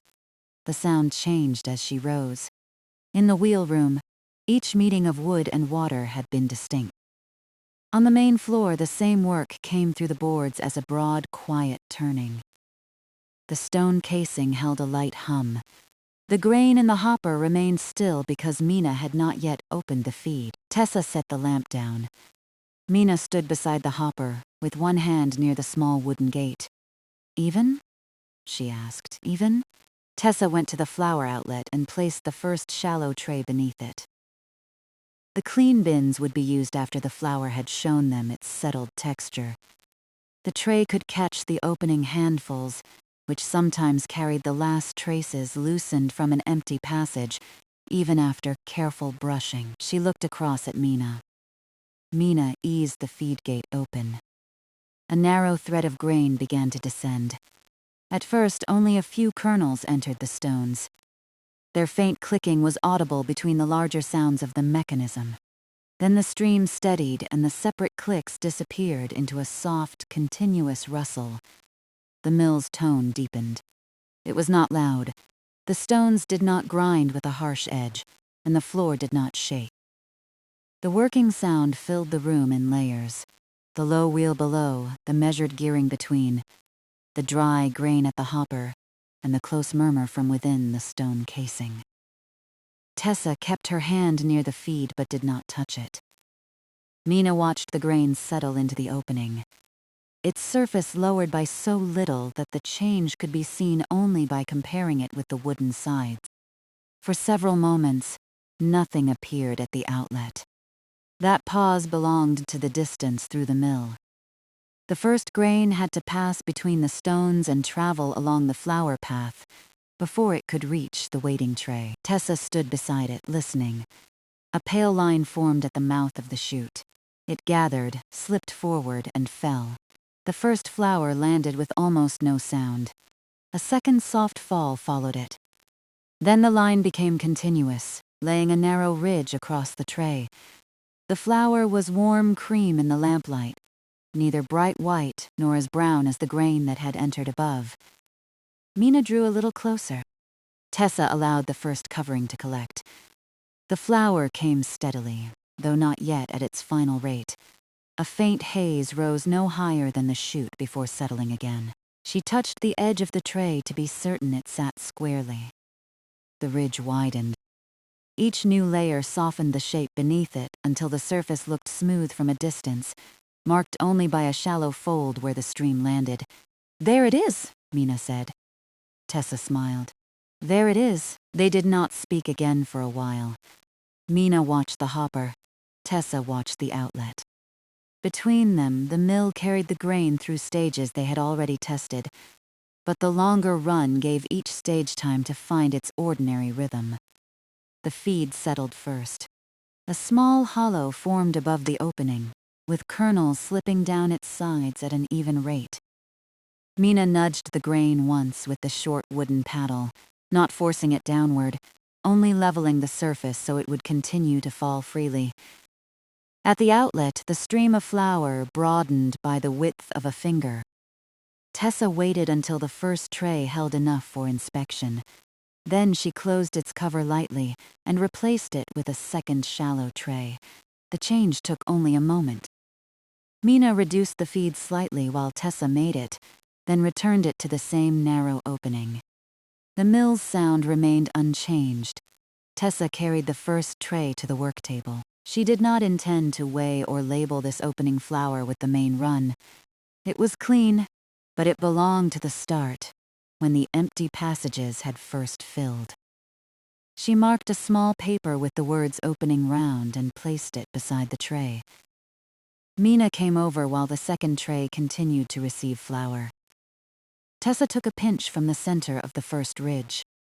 The flour felt warm from the stones. Most of it was soft, though a few grains remained distinct beneath her fingertips. She rubbed it once between finger and thumb, then brushed it back into the tray. Mina tested a pinch in the same way. "Coarser than the bakehouse measure," Mina said. "A little, not much." "No." They looked toward the outlet. The flour there fell without interruption. Nothing in the sound of the stones suggested strain. A full flow of grain was simply passing differently from the small test measure, as Tessa had expected it might. She took the wooden scoop and collected a little from the second tray. This flour had traveled after the passage was fully occupied. She spread it thinly across the scoop's flat bottom. Under the lamp, the texture was easy to see. Fine flour filled the spaces between slightly larger particles. It was even in color and clean, but the larger pieces appeared more often than they had in the bakehouse sample. Mina touched the edge of the scoop. The bread would still take it. It would. "But we can bring it closer," Tessa nodded. "After it's run a little longer." There was no need to adjust the stones on the first handful. The grain had only just begun moving steadily. They would let the mill complete this first round at its present setting, compare once more, and make the ordinary small change if the texture remained coarse. Tessa returned to the outlet. The second tray was not yet half full. She set the scoop beside it and watched the flour fall. Mina went back to the hopper and added another half measure of grain. The kernels poured against the wooden sides, briefly louder than the turning mill, then settled into the same dry whisper. Tessa crossed to the stove and lit the prepared fire beneath the kettle. The flame took slowly. She adjusted it, closed the stove door, and returned without waiting for the water to warm. Tea belonged to the next pause. For now, the work continued evenly enough that neither woman needed to leave her place for long. The first portion of the sack had begun to slacken its upper sides. Mina filled the carrying measure again. This time Tessa kept watch at the hopper, while Mina brought it across. They poured together, and the grain rose to its former level. No kernel spilled. When they set the measure down, the wheel had completed many turns below them, each one much like the last. Tessa rested her palm on the stone casing. The wood around it carried a mild warmth and an even vibration. She listened near the side, not for a hidden problem, but for the familiar contact of the stones. The note remained smooth. The small difference in flour texture required only a finer setting, not a change in speed or water. She checked the second tray again. The stream had found its full rate now. Flour accumulated more quickly but still gently, folding over itself and settling without scattering beyond the tray. Tessa drew the flat scoop through the middle and lifted another sample. She and Mina compared it beside the first. The two samples were nearly alike. The later one was slightly more regular, now that the feed had settled, but it remained coarser than the flour they wanted to leave in the labeled bins. "That's the measure then," Mina said. Tessa agreed. She closed the feed gate until only a few kernels passed, then shut it fully. The flour continued to emerge for a short time, as the grain already between the stones completed its path.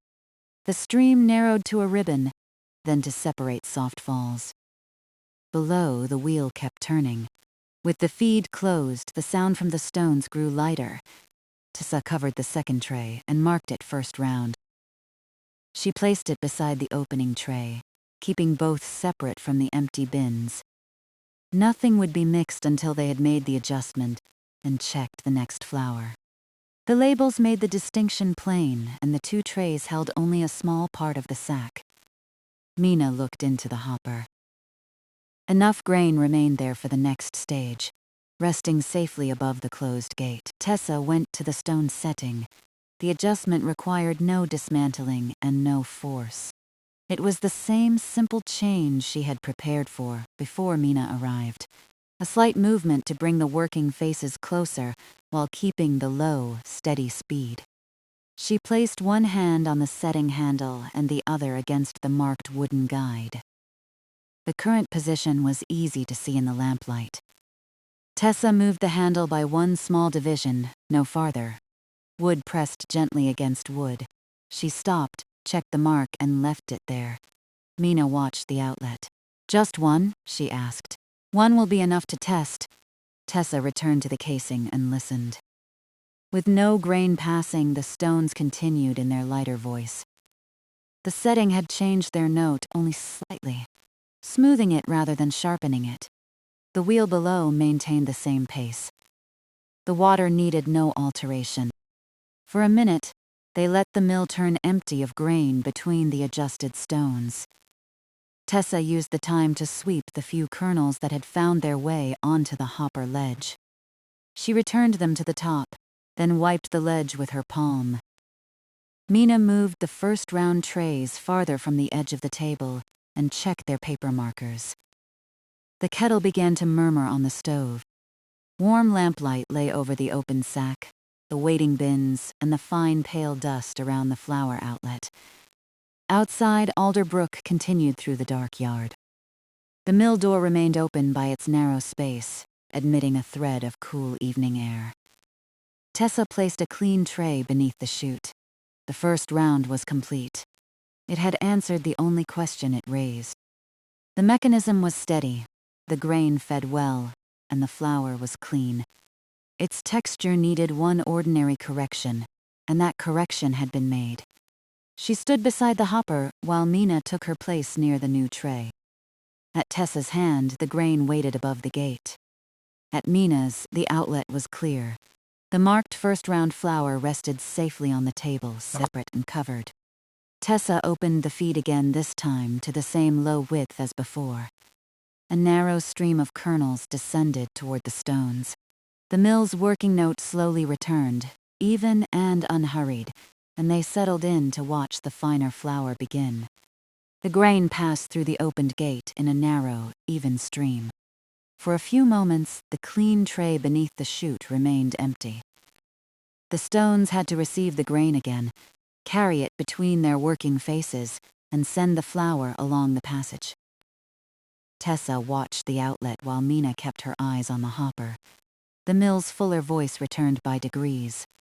First came the dry rustle of kernels descending. Then the sound within the casing deepened as grain reached the stones. Beneath it all, the wheel continued at the same low pace, its movement rising through the floor in a mild, regular vibration. A little flower appeared at the lip of the chute. It rested there for an instant, pale against the wood, and then fell into the tray. More followed.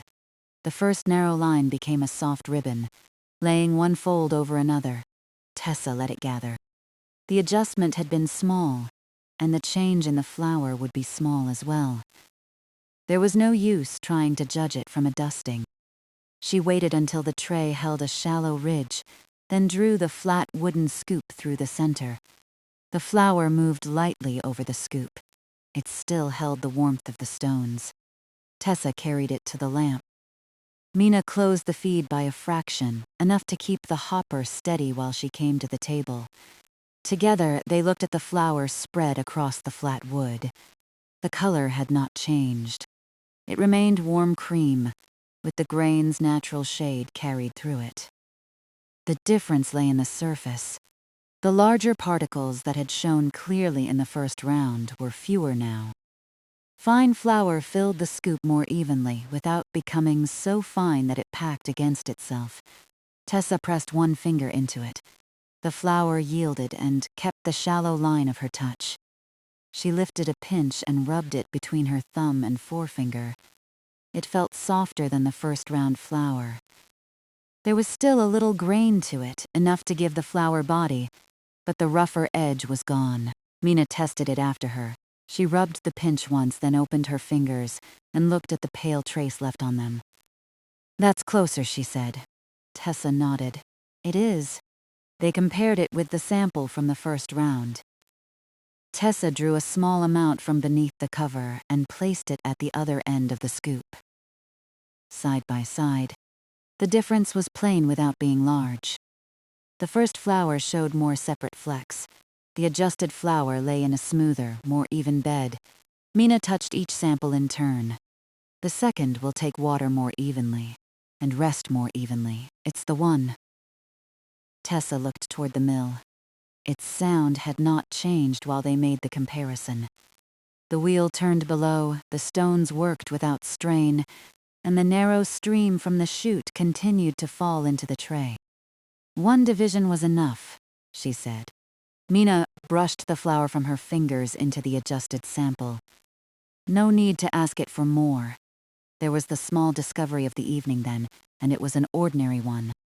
The mill preferred the stones one mark closer when a full, steady feed replaced the bakehouse measure. The difference could be written down in a line. It required no further trial and no second adjustment. Tessa took the pencil and opened the small book. The page waited beside the scale, its paper held flat by the weight of the lamp base. She wrote the date, the grain, and the words "full feed," setting one division finer than test measure. Beneath that, she added texture even. The pencil made a quiet scratching sound. When she finished, she laid it across the open page. Now nothing about the adjustment depended on memory. Mina returned to the hopper. She opened the feed to the low width they had used before, watching until the hollow in the grain settled into a steady shape. Tessa carried the scoop back to the chute and took one more sample from the falling flour. It matched the first adjusted sample. She waited a little longer and checked again. The flour remained even. The working note of the stones held steady, neither rising nor dulling. The full sack had found the setting it needed. Tessa covered the comparison scoop and moved it beside the marked first-round trays. Then she drew the first clean bin under the outlet. The bin was broad enough to receive the flour without crowding the chute. Mina helped her set it square, each taking one side and lowering it gently onto the boards. Tessa removed the empty tray only when the bin was ready beneath it. A few final grains of flour slid from the tray's edge into the center of the bin. The continuing stream followed. It landed on the bare bottom at first, making a sound softer than sand and lighter than rain. A pale mound began to form. Its peak rose directly beneath the chute, then loosened and spread at the sides. Tessa watched until she was certain no flour touched the rim. "That can run," she said. Mina glanced from the hopper to the bin. "I'll bring the next measure." They crossed to the open sack. Its upper half had softened as grain was removed. The canvas no longer stood so firmly around the mouth, and Tessa folded the sides inward to keep them clear. Mina held the carrying measure, while Tessa filled it with the wooden scoop. Each scoop entered the grain with a dry, close sound. Tessa lifted without heaping it, tipped the grain into the smaller measure, and returned for another. The kernels settled into the wood, shifting around one another until the measure was half full. They carried it together. The route between sack and hopper remained clear. Their steps fell into the turning rhythm of the mill, though neither woman tried to match it exactly. At the hopper, they lifted, tipped, and watched the fresh grain join what remained. Mina brushed the corners of the measure clean. Tessa returned it to the sack while Mina leveled the hopper with the short paddle. She did not press downward. She merely drew grain from the high side toward the shallow hollow, and the kernels resumed their gentle inward slide. At the outlet, the mound in the bin had widened. Tessa used the clean scoop to move its peak slightly aside. She did not stir the flour or pack it. She only gave the falling stream a lower place to land so that the bin would fill evenly. The flour carried a mild warmth when she moved it. A faint dust rose close to the scoop and settled at once along the inner wall. The kettle had begun to sound more clearly now. Its first low murmur had become a quiet trembling beneath the lid. Tessa went to the stove and drew it away from the strongest part of the heat. She poured water into the 2 cups, where the leaves darkened and slowly opened. Mina remained by the hopper. Tessa brought her a cup and set it on the clear corner of the table, away from the grain and labels. She placed her own beside it. They let the tea stand while they worked. The mill did not require constant handling, only regular attention. Tessa watched the flour. Mina watched the grain. Between checks, they drank from their cups, taking them up when the tea had cooled enough, and putting them back in the same 2 dry circles on the wood. Outside the narrow opening of the door, the yard had gone fully dark. The mill's lamplight reached the threshold and stopped there. Alder Brook moved beyond it, unseen but familiar. Water entered the wheel's working path in the small amount Tessa had allowed, pressed the paddles, and continued on. No part of the night beyond the door asked for their attention, the grain in the sack lowered by patient degrees. Scoop by scoop, half measure by half measure, they carried it to the hopper. Mina sometimes filled while Tessa watched the outlet, and sometimes Tessa filled while Mina checked the flour. The work passed easily between them. Whenever they changed places, the same things remained true. The wheel turned slowly. The feed held steady. The flour fell with an even texture. After several measures, Tessa checked the warmth of the casing. It was warm beneath her palm, but no warmer than before. She listened near the stone setting. The contact remained smooth. She looked at the guide mark. The handle had held precisely at the single new division. At the bin, Mina lifted a pinch from the newest flour and compared it with the adjusted sample on the table. She handed the pinch to Tessa without speaking. Tessa felt it between her fingers. The texture was the same. She brushed it into the bin and smoothed the place where it landed. The evening's only variation had been resolved. They did not need to return to it again. The first bin grew heavier. Flour now covered its bottom in a deep, level layer. The stream made a small hollow where it landed, filled that hollow, and made another. From time to time, Tessa moved the mound outward with the scoop. Each pass left a shallow track that softened beneath the next fall. When the flour approached the line Tessa had chosen for easy lifting, she reduced the feed. Mina brought the empty second bin nearer. They had arranged the bins before starting, so that the change could be made without hurry. Tessa closed the feed fully. Flour continued through the chute, while the last grain between the stones completed its passage. The ribbon narrowed. Mina set the second bin beside the first. As the final soft falls entered the filled bin, Tessa slid the temporary cover over it. She left a small space for the warmth to ease before the lid was settled completely. Then she and Mina moved the second bin beneath the chute. Tessa opened the gate again. The grain resumed its descent. A short while later, adjusted flour began to collect in the new bin, as even as before. The first bin waited beside the scale. Tessa gave it another few minutes to lose the warmth gathered beneath the chute.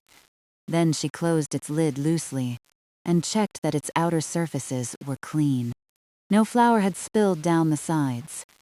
The two women lifted it onto the scale. The beam lowered, rose as Tessa moved the weights, and came slowly toward level. She shifted the smallest weight 1 mark.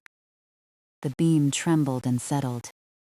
Tessa read the measure aloud, quietly enough that the turning mill remained the room's larger sound. Mina looked at the scale and confirmed it. Tessa wrote the weight in the book. On the first label, she printed the grain, the evening's date, and the measured amount. Below them she wrote adjusted setting, even texture. The words were plain and large enough to read in the morning without bringing the label close to the lamp. She fixed it to the bin. Mina pressed one corner flat where it had lifted against the wood. Then they carried the bin to its resting place. The space had been chosen before the run began. It stood away from the stove, clear of the door, and beyond the path they used between sack, hopper, and scale. Tessa lowered her side first by a fraction. Mina followed, and the bin came to rest without a knock. Tessa settled the lid fully. The filled bin was safe, labeled, and still. She stood for a moment with her hand on the lid. There was no need to open it again that evening. By morning, the flour would be cool and rested. Mina returned to the second bin, where the new flour was building its first broad mound. Tessa returned to the sack, its sides folded inward now. Much of the grain had already passed through the mill, but enough remained for the steady middle of the run. Tessa shook no canvas and forced nothing toward the scoop. She adjusted the folded mouth, reached into the grain, and filled the carrying measure as before. When Mina joined her, they lifted it between them. "Still low and slow," Mina said. "Still low and slow." They poured the measure into the hopper. The grain spread across the surface, filled the shallow hollow, and began its gradual descent. Mina set the paddle across its usual ledge. Tessa carried the empty measure back. The first round trays remained covered on the table, clearly marked and separate. Their flour could be weighed later and given its own note.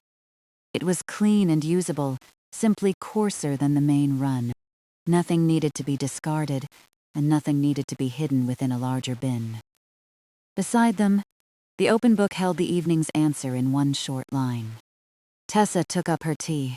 It had cooled, but it was still pleasant. She drank the last of it and placed the cup near the stove. Mina did the same a little later. Conversation faded after that. The mill supplied all the sound the room needed. Grain whispered at the hopper. Flour slipped into the bin. Timber worked below the boards in an unbroken measured round. The brook pressed and passed on. Tessa moved the flour mound. Mina leveled the grain. They filled another, carrying measure, lifted it, and emptied it into the hopper. At intervals, Tessa touched the casing and looked at the guide mark. At intervals, Mina tested a pinch of flour. Each check returned the same answer, and each answer allowed the work to continue without change. The second bin slowly filled. The full sack slowly lightened. Across the room, the first labeled bin rested with its lid closed. The pencil lay on the open book, ready for the next weight. Clean labels waited in a small stack. Mina's covered sample jar remained empty for now. There would be plenty of time to fill it after the run had settled farther along. For the present, the discovery was complete and recorded. One small movement at the stones had brought the flour where they wanted it. The mill had accepted the correction and continued in its quiet way. Tessa drew the scoop through the growing mound in the second bin, leaving an open place beneath the falling stream. Then she stepped back. The flour descended evenly. The grain above it was plentiful. The wheel below kept its low, familiar pace. With the first bin finished and resting, Tessa and Mina continued into the long middle of the sack. The long middle of the sack passed in small, repeated movements. Tessa stood beside the second bin and watched the flour settle beneath the chute. The stream had found a steady width. It fell onto the mound, loosened the shallow hollow at its center, and spread softly toward the sides. She drew the wooden scoop through the flour. One slow pass moved the mound away from the falling stream. A second pass leveled the higher edge. She lifted no more than the scoop could carry easily and pressed nothing down. The flour remained loose, warm, and light. Across the room, Mina filled the carrying measure. The open sack no longer held enough grain to support its own shape. Its canvas sides had folded inward, making broad creases from the mouth to the palate. Mina held one fold aside with her forearm, while she moved grain into the measure with the other scoop. Tessa waited until the flour in the bin had room to gather again. Then she crossed the boards and took the second handle of the measure. They lifted together. The weight was familiar now. Grain shifted between them as they walked, making the same dry whisper it had made at the beginning of the run. At the hopper, Mina raised her side first, Tessa followed, and the grain poured out in an even sheet. The hopper filled above its shallow hollow. For a moment, the kernels rested level. Then those nearest the feed began to slip inward, drawing the surface gently after them. Mina brushed the corners of the measure clean. Tessa carried it back to the sack while Mina watched the feed. Neither woman needed to speak about what came next. Each part of the work had been repeated often enough to lead naturally into the part that followed. Fill the measure, carry it across, pour into the hopper, level the grain, make room in the bin. The mill joined the actions into one quiet round. Beneath the floor, the wheel turned at the same low speed. Water reached it, pressed and passed on. The old gearing carried the movement upward without a knock or change of pace. The stone casing held its mild warmth. Tessa placed her palm against it. The vibration remained even. She looked at the setting handle and saw that it still rested at the single finer division. Nothing had loosened. Nothing asked to be changed. She went back to the flour. The second bin had filled past its middle. Its growing weight kept it steady on the boards. Tessa moved the mound again, drawing flour toward the far corners and leaving a lower place beneath the chute. A little pale dust touched the inner rim. She brushed it inward with 2 fingers. Mina came from the hopper and took a pinch from the newest flour. She felt it once between finger and thumb, then held out her hand to Tessa. Tessa tested it in the same way. The flour was soft, with the small amount of grain they had chosen to keep. It matched the adjusted sample on the table and the flour resting in the first labeled bin. Tessa returned the pinch to the mound. Mina wiped her fingertips over the bin so that the last pale trace fell inside. The check was complete. They did not need another for a while. The work grew gentler as the sack grew lighter. At first, the scoop had entered deep grain and come away full. Now it followed the sloping canvas toward the bottom. Tessa drew one side of the sack upright, while Mina gathered the grain that had settled along its seam. The canvas crackled softly as they moved it. They did not shake the sack. Mina guided the grain with the flat side of the scoop, bringing it toward the center without scraping hard against the cloth. Tessa held the mouth open and kept the folds from falling inward. When the carrying measure was half full, they stopped. There was no need to make each load identical. The hopper held enough grain to maintain the feed while they worked, and the smaller amount was easier to lift from the low sack. They carried it to the hopper and emptied it. The flour continued to fall.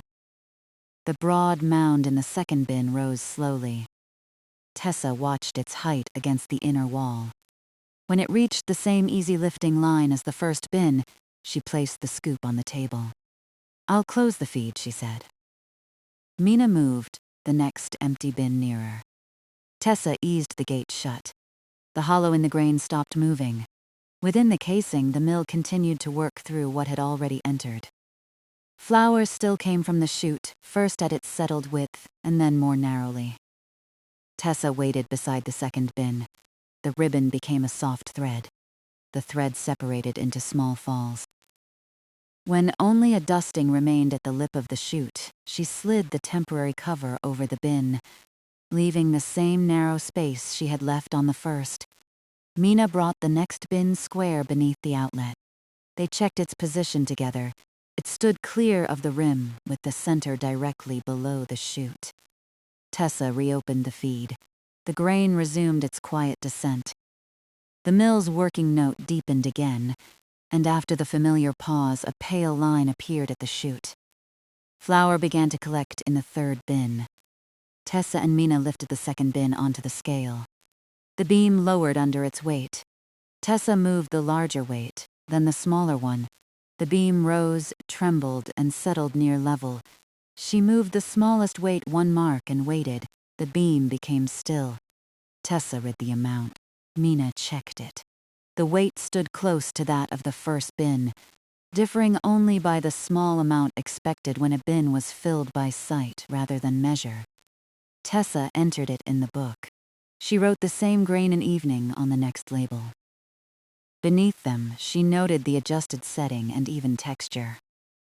The words matched the first label because the flour matched the first bin. Mina held the bin steady while Tessa fixed the label. They carried it to the resting place and lowered it beside the first. A clear hand's width remained between them. Tessa settled the lid fully, then ran her fingers around its edge to make certain it sat flat. 2 filled bins now rested away from the working path. Their labels faced outward. Their lids were closed. Nothing more would be added to them that night. Tessa returned to the third bin. Only a thin covering of flour lay across its bottom. The fresh stream made a pale ridge down the center. She moved the ridge slightly aside, then looked toward the sack. Mina was already there. The remaining grain lay in a shallow bed along the bottom. With the sack's sides folded outward, they could see nearly all of it. There was enough for several smaller measures, but the full weight of the evening had passed through their hands. Tessa crouched beside the pallet. She loosened one lower fold in the canvas. A line of grain rolled toward the center and stopped. Mina gathered it with the scoop. The sound was lighter now. Instead of the close, deep whisper of a full sack, there was the faint brushing of kernels against cloth. Each scoop made the canvas beneath it easier to see. Tessa found the folded cord on the table and placed it beside the sack, ready for later. The empty canvas would be brushed, folded, and returned to the loft with the others. For now it still held grain, and so it remained open on its pallet. They filled another carrying measure, this one a little below halfway. As they crossed the floor, Tessa noticed how little the routine depended on the load being full. Their hands took the handles in the same places. Their steps remained slow. The grain poured into the hopper with the same dry sound, only for a shorter time. Mina leveled the surface with the paddle. Tessa checked the flour. The third bin would not be filled to the line reached by the others. It would hold the last part of the adjusted run, along with its own measured amount.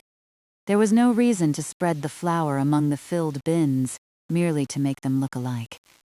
Each label would tell the truth of what it held. The scale, book, and pencil waited for that work. The first round trays also remained covered. Their coarser flour had cooled on the table beneath its separate markers. Later, Tessa would weigh it and give it a clear place of its own. Nothing had been lost. Nothing had been mixed without a note. The kettle stood quiet on the cooler part of the stove. Their cups remained beside it, empty now. The fire had settled to a low warmth that no longer needed attention. Tessa went to the door and opened it another inch. Cool night air entered along the floor. It passed the stove, crossed the dry boards, and reached the working mill. The lamps did not flicker. Outside, the brook continued with the same low sound, and the dark yard remained still. She returned to the sack. Mina had gathered the grain from one corner. Tessa lifted the opposite edge of the canvas just enough to let the remaining kernels slide away from the seam. They moved with a close patter. Mina drew them into the scoop, then emptied them into the carrying measure. Another scoop followed, then a smaller one. The bottom of the sack appeared between scattered kernels. Tessa ran her fingertips gently along the inner seam. No grain was caught beneath it. She turned the canvas edge once, and a few final kernels rolled into Mina's waiting scoop. "That's the last of the corner," Mina said. Tessa looked over the sack. A narrow scattering remained near the folded mouth. She brought it inward with her palm. Mina collected it. They did not call the sack empty too soon. They checked each fold, each corner, and the firm line of the lower seam. Their hands moved slowly over the rough canvas, finding only the dry cloth and the little floury trace left by grain. The last small scoop went into the carrying measure. Together they took it to the hopper. This time, the grain covered only the bottom of the measure. When they tipped it, the kernels slid out in a brief stream and joined the grain already descending toward the feed. Mina brushed the measure with her fingertips. Tessa looked inside the open sack once more. It was empty. She lifted it from the pallet and held it upright. The canvas hung lightly from her hands. No weight pulled at its seams. She folded the mouth over once and laid the sack flat where it would remain clear of their feet until the mill had stopped. The pallet beneath it was clean except for 3 loose kernels. Tessa picked them up and carried them to the hopper. She placed them on the surface with rest. The full sack had now entered the mill. Not all of it had reached the bins yet. Grain still waited in the hopper. Flour still traveled through the passage, and the wheel continued to turn. But the lifting and carrying were finished. Mina returned the empty measure beside the wall. The room felt more open without the standing sack. The route they had crossed so many times now held only lamplight, and the soft marks of their steps in the flour dust. Tessa took the brush and swept the pallet. There was almost nothing to gather. One husk lay near the back edge, and a faint line of dust followed the grain sack's lower seam. She brushed both into the small opening round tray, where they would be sorted before the flour was put away. Then she returned the brush to the wall. The third bin continued to fill. Its mound remained lower than those in the earlier bins, but it widened in the same way. Tessa drew the scoop through it, making room beneath the chute. Mina watched the hopper, where the grain's surface had begun to descend more visibly. With no sack to refill it, the hopper changed by slow degrees. Its broad surface became a shallow slope. The slope drew inward. Wood appeared along the upper sides, first as a narrow band and then as a wider one. Mina used the paddle only once. She drew a small ridge of grain toward the hollow and set the paddle back on its ledge. The feed needed no pressure. The kernels continued to find the opening under their own weight. Tessa placed her hand on the casing. The warmth remained mild. The finer setting held. The stones worked with the same smooth note they had carried since the adjustment. She listened for several turns. Below, the wheel answered each turn with the familiar sequence of water and timber. The run had become no louder as it continued. If anything, the repetition had softened its presence in the room. It was a working sound now, steady enough to rest the attention upon. Mina filled her sample jar from the adjusted flour. She used the small wooden scoop and took only enough to cover the bottom of the jar in a useful layer. She did not press it down. When the sample lay level, she replaced the cover. Tessa wrote the grain and evening on a small label. Mina fixed it to the jar and set the jar beside her folded apron, away from the bins. It was a modest sample, enough for the bakehouse to feel and mix if Mina wished, and no more. The rest stays here, Mina said. Covered overnight. Mina looked toward the 2 filled bins. That'll let it settle. Tessa nodded. Their conversation ended there. The final grain in the hopper lowered toward the feed. Mina stood beside it, watching the wooden bottom appear. Tessa remained at the outlet. The stream of flour narrowed, though the gate had not moved.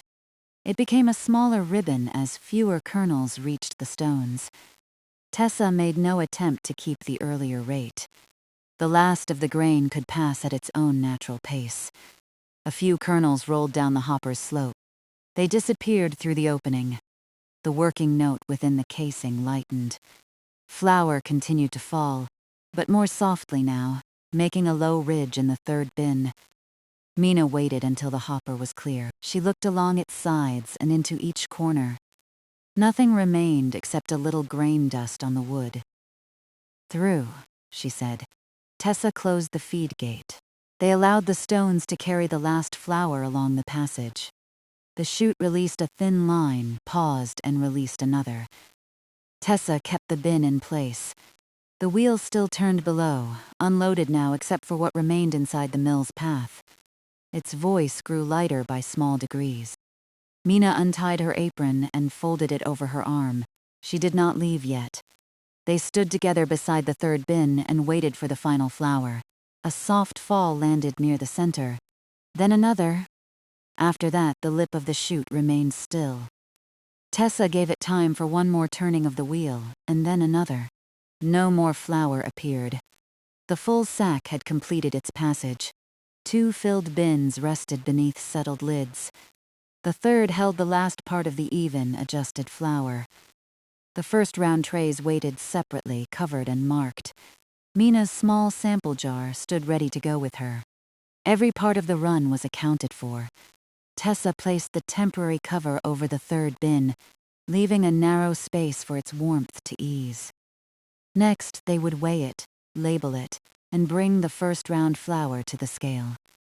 After that, Mina could take her sample home, and Tessa could begin the slower closing work. For now, the stones turned empty at their gentle pace. Tessa rested one hand on the 3rd bin's cover. Mina stood beside the scale. Around them, the flour was safe, the grain was through, and the evening's heavy lifting was done. Tessa let the empty stones turn for another slow round. The feed gate was closed. The hopper showed only clean wood and a faint dusting where the grain had rested. Beneath the chute, the 3rd bin waited under its temporary cover. No more flour appeared at the lip. Mina stood beside the scale with one hand resting on its table. The mill sounded lighter without grain between the stones. The wheel still moved at the same low pace, and the gearing still carried each turn upward, but the close working murmur had softened. What remained was water, timber, and the smooth passage of empty stone. Tessa lifted the cover from the 3rd bin. A mild warmth rose from the flour. She drew the scoop once across the surface, leveling the last narrow ridge without packing it. The flour settled loosely behind the wood. She looked toward Mina. Ready for the scale? Mina moved to the other side. They lifted the bin together. It was lighter than the first 2, as they had expected. They carried it the short distance to the scale and lowered it onto the platform. The beam dipped. Tessa moved the larger weight, then brought the smaller one along its marked line. The beam rose slowly. She shifted the smallest weight one place and waited while the balance trembled. It came to level. Mina read the amount from her side. Tessa checked it and entered the weight in the open book. The scratching of the pencil was nearly lost beneath the turning of the wheel. On the 3rd label, she wrote the grain and the evening's date. Beneath them, she added the same note as before: adjusted setting, even texture. There was no need to call the bin the last of the run. Its smaller weight already said that plainly in the book. The useful facts were there, and the flour inside matched the 2 larger bins. Tessa fixed the label to the wood. Mina pressed the lower edge flat. Then they carried the bin to the resting place and set it beside the others, leaving the same clear space between them. 3 labels faced the room, 3 lids sat level. Tessa ran her fingertips around the 3rd lid and felt it settle evenly against the rim. The warmth inside could ease through the wood without the flour being disturbed. By morning, all 3 bins would be cool. The main adjusted run was finished and put away. Only the first round flour remained on the table. Tessa brought the opening tray nearer the scale. Its cover had kept the flour clean while they worked. When she lifted it, the coarser flour lay in the same soft ridges it had formed near the beginning of the evening. Mina uncovered the tray marked first round. That flour had cooled as well. Under the lamp, its slightly larger particles were still visible, though the difference seemed modest now that it lay quiet on the table. It had never been poor flour. It simply belonged to the setting used before the single adjustment. Tessa placed the opening tray on the scale first. It held only a small amount. She balanced it, read the measure, and wrote it beneath the main weights in the book. Then Mina lifted it away and set the first round tray in its place. The beam lowered farther this time. Tessa moved the weights again. Mina watched the balance settle and confirmed the amount when it became still. Tessa added that figure to the page. She drew one short line beneath the 2 entries and wrote coarser opening flour, clean, kept separate. The words resolved its place in the evening's work. It would not be mixed into the 3 bins, and it would not be discarded. It could be used where a little more texture was welcome. No further decision was needed tonight. From beneath the work table, Tessa took out a smaller clean container. It had a fitted lid and enough room for both first-round portions. She set it between the trays. Mina held the opening tray while Tessa guided the flour with the wooden scoop. The first portion slipped into the container in 2 quiet falls. Tessa drew the scoop gently along the corners of the tray. She did not scrape. A pale trace remained on the wood, too fine to gather without brushing, and that could wait for the closing round. They emptied the first round tray next. Its flour made a broader mound over the opening portion. Because both trays belonged to the same coarser setting and were recorded together, they could rest in one container. Tessa leveled the surface with a single pass. She wrote a label matching the note in the book. Coarser opening flour, clean, separate. Below that, she added the combined weight. Mina fixed the label to the smaller container while Tessa replaced the lid. They carried it to the resting place and set it at the end of the row, with wider space between it and the main bins. The difference was clear at a glance. 3 larger bins held the adjusted flour. 1 smaller container held the coarser opening flour. All 4 were weighed, labeled, covered, and recorded. Tessa closed the book. The pencil remained inside at the finished page, held loosely near the binding. She moved the book away from the flour trays and placed it beside the labels. In the morning, the entries would be ready without anything needing to be reconstructed. Mina looked over the resting row. That accounts for all of it. It does. Her sample jar stood on the table beside her folded apron. The jar held only the small amount she had taken from the adjusted flour. Its label was secure, and its cover sat tightly enough for the walk home. Tessa lifted one of the empty trays. Only a thin coating remained inside. She set it with the other near the cleaning cloths. They would be brushed before being returned to their shelf. The empty grain sack lay folded once on the pallet. The carrying measure stood by the wall. The hopper and chute were empty. Every part of the full sack had now reached a marked place. There was nothing left to weigh. Tessa turned toward the stone casing. The empty stones had continued long enough. Their note was smooth and light, unchanged since the last flower fell. She placed her palm against the wood and felt the mild vibration passing through it. "I'll stop the water," she said. Mina took up the lamp from its shelf near the stair door. "I'll bring the light." They crossed to the wheelroom stairs. Cool air rose around them. Tessa descended first, one hand on the rail. Mina followed with the lamp held low enough to show each tread. The sound of the wheel grew fuller as they went down. In the wheel room, water lifted from the turning paddles and fell in scattered drops. The axle moved steadily through its support. The wooden gearing met tooth by tooth, still carrying the empty stones above. Mina placed the lamp on the wall shelf. Its light reached the water control handle and the nearest part of the wheel. The rest of the room remained in soft shadow, with damp stone taking only a dull gleam. Tessa stood beside the bearing and touched the timber. The vibration was regular. She listened through one full turn, then another. The mechanism had completed the run as evenly as it had begun. No sound remained to be investigated, and no adjustment needed to be carried into the next morning. Tessa crossed to the water control. She wrapped both hands around the smooth handle and eased it back along the same short path by which she had opened it. The movement was slow. Water continued to reach the paddles while the opening narrowed. The pressure softened. The wheel did not stop at once. Its wet weight carried it onward, each turn a little slower than the one before. Drops fell from the rising paddles with more space between them. Tessa held the control until the working stream had closed. Water returned fully to its ordinary path beside the wheel. The axle completed another turn. The gearing lifted, met, and passed. The sound separated into individual wooden contacts again, as it had when the run began. Each one was quieter than the last. Mina stood beside the lamp without speaking. Tessa kept her eyes on the wheel. A paddle rose, paused near the top, and descended. The next came forward with less motion. The axle turned through a final measured distance. Then the wheel settled. One paddle rested just clear of the lowest water. The gearing stopped without a knock. Above them, the stones became still.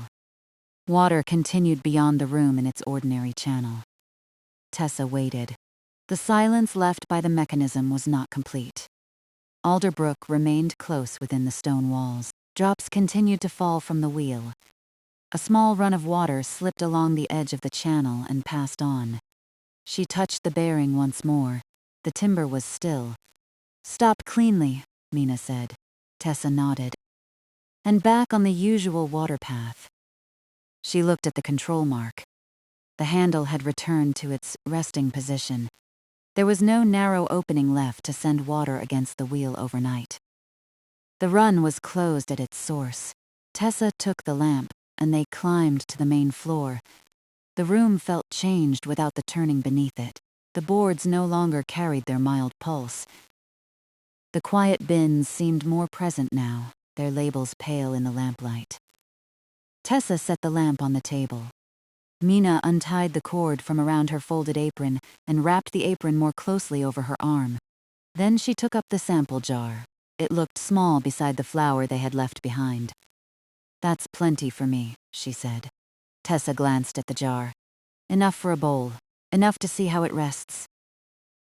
The bakehouse had already answered the larger question during the earlier test.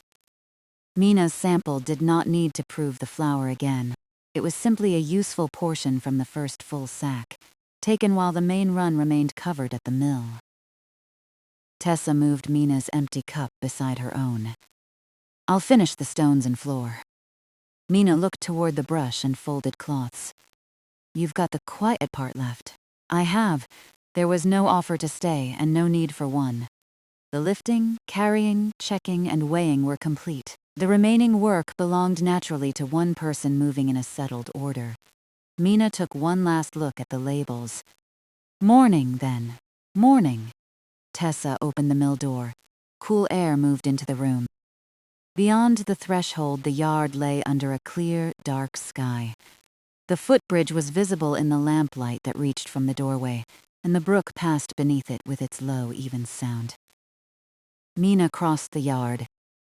Her steps reached the bridge boards and made 3 softened knocks. She carried the covered jar close against her apron. At the far side, she turned enough to lift one hand. Tessa lifted hers in return. Then Mina followed the lane beyond the reach of the mill's light. Her footsteps faded without hurry. Nothing went with her except the small labeled sample. Tessa remained at the doorway for a moment. The bakehouse stood quiet beyond the kitchen garden. The orchard was only a darker shape behind it. The narrow upstream path needed no visit. Water had already returned to its usual course, and the wheel rested safely below. She closed the door until only the familiar narrow opening remained. Inside, the mill held the warm scents of flour, canvas, tea, and old wood. The working heat had begun to ease from the stone casing. The 3 main bins stood undisturbed in their row. The smaller container rested apart, plainly marked. Tessa crossed to the pallet. She lifted the empty sack and opened it once between her hands. The canvas hung loose and light. She brushed the inside seams with her palm, found no trapped grain, and folded it lengthwise. The first fold brought the sides together. The second made a neat square. She placed it beside the empty carrying measure, ready to be returned to the grain loft after the dust had settled. Next, she lifted the pallet and looked beneath it. The boards were clear. She lowered it again and set the 3 loose kernels she had found earlier in mind, only as something already finished.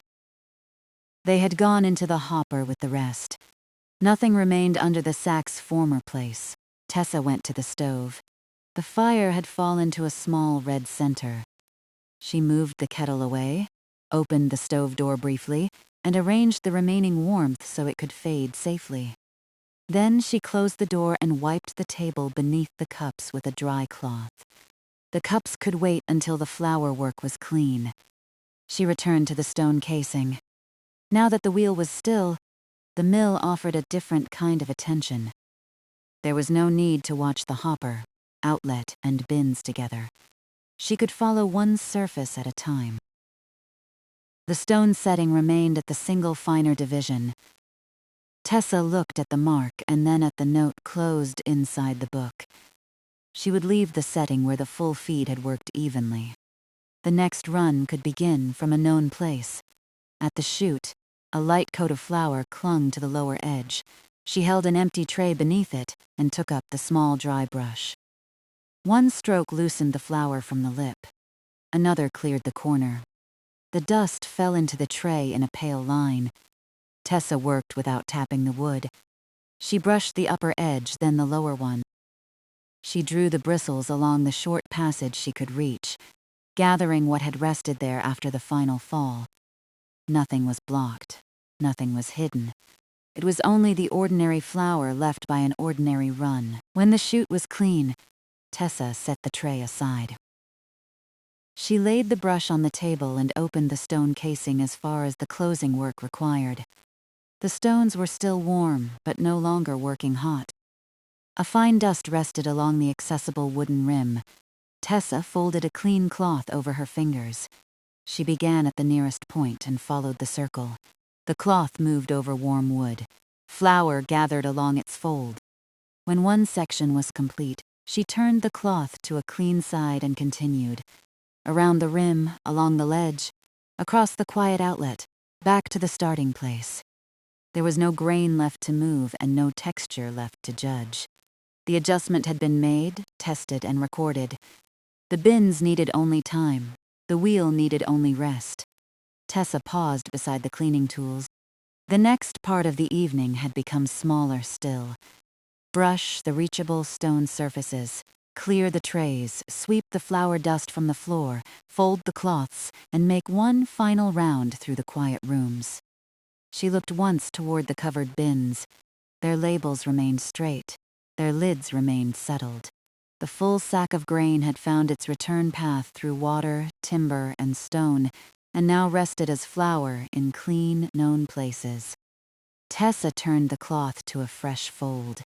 With the mill stopped and Mina safely on the lane home, she began the slow closing round.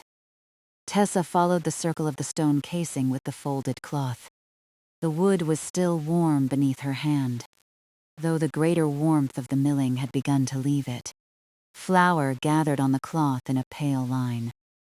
She moved slowly enough to keep the dust close to the surface, turning the fold whenever it became coated. around the rim, along the inner ledge, past the quiet opening where the flower had traveled, then back toward the place where she had begun. Without the wheel turning below, each small movement could be heard. The cloth made a dry whisper over the wood. The casing gave a faint sound when Tessa shifted her weight against it. Beyond the mill wall, Alder Brook continued along its ordinary path, steady and low. She reached the first cleaned section and stopped. The whole circle had been wiped. No flower remained in the corners she could reach. The stones themselves rested in their settled position, one division finer than the earlier test setting. That mark had given them the even flour now covered in the 3 bins, and Tessa left it exactly where it was. She folded the used part of the cloth inward. A fresh side remained for the next surface. The hopper came first. Tessa climbed the short step beside it and looked down into the clean wooden slope. A light trace of grain dust lay where the final kernels had passed. It was not enough to gather with a scoop, but it showed softly in the lamplight. She used the dry brush. Beginning at the upper edge, she drew the bristles toward the closed feed gate. The dust moved ahead of them in a narrow veil and collected near the bottom. Tessa brushed one side, then the other, following the direction the grain had taken during the run. The wood appeared darker where it had been cleared. She worked around the corners without tapping the brush. Nothing needed to be shaken loose.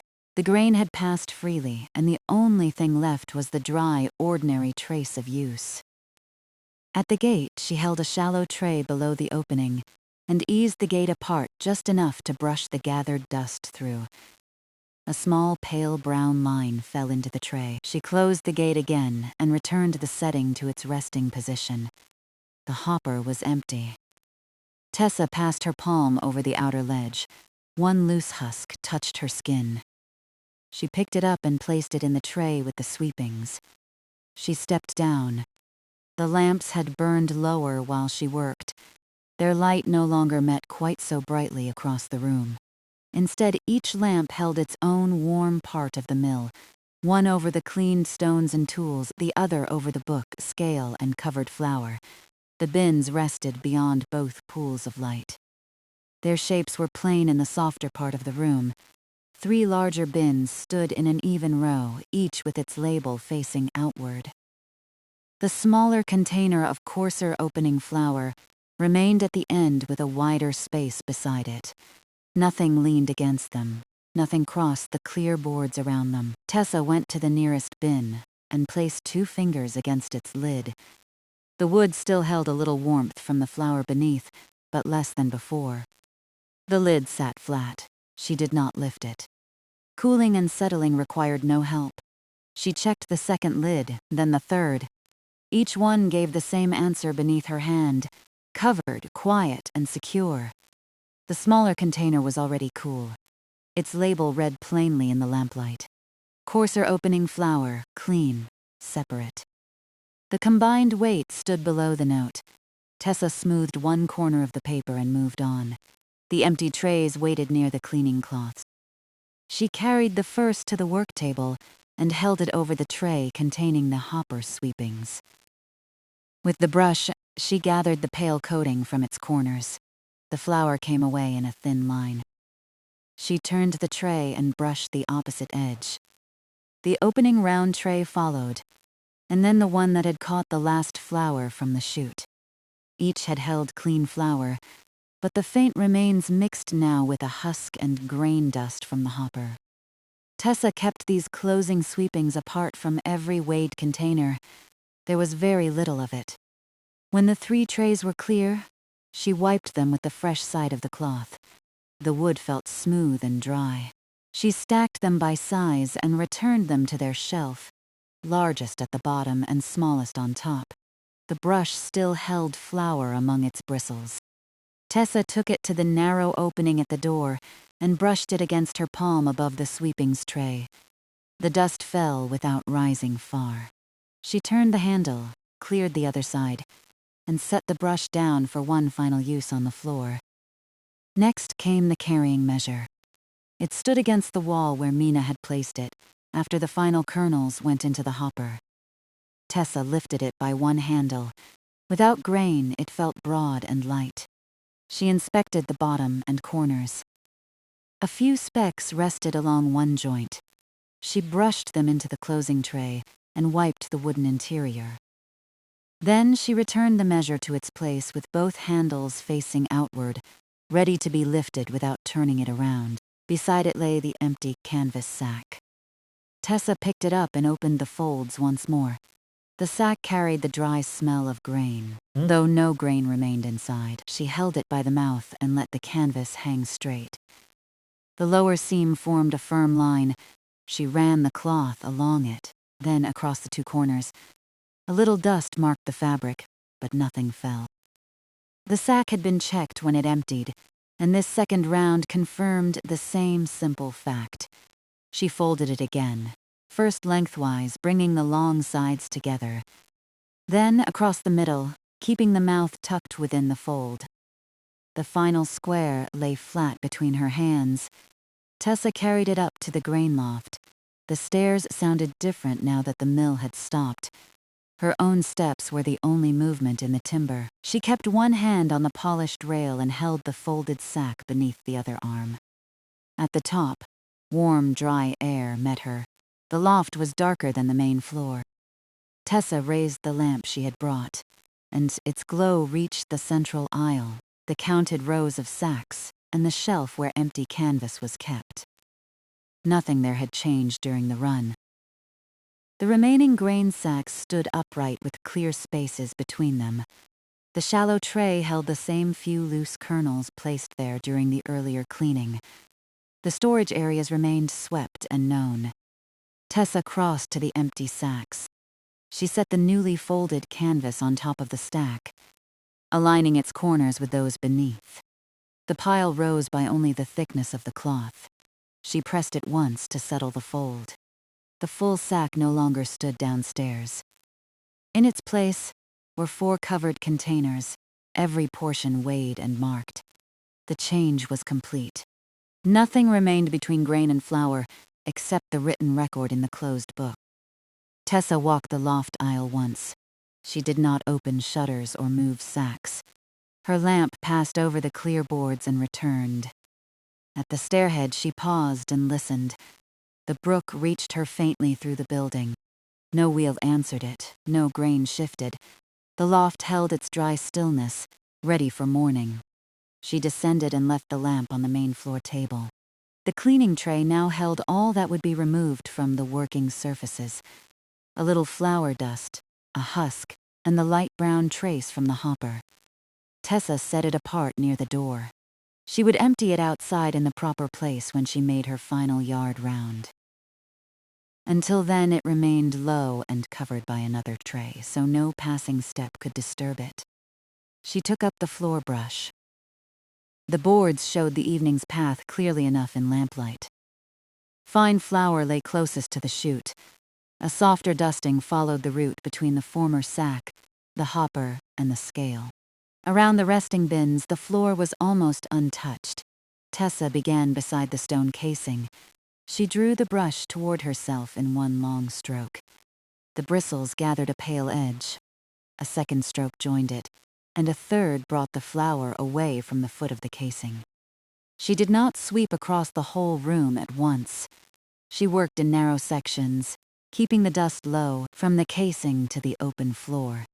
From the open floor toward the wall, from the wall into one small growing line.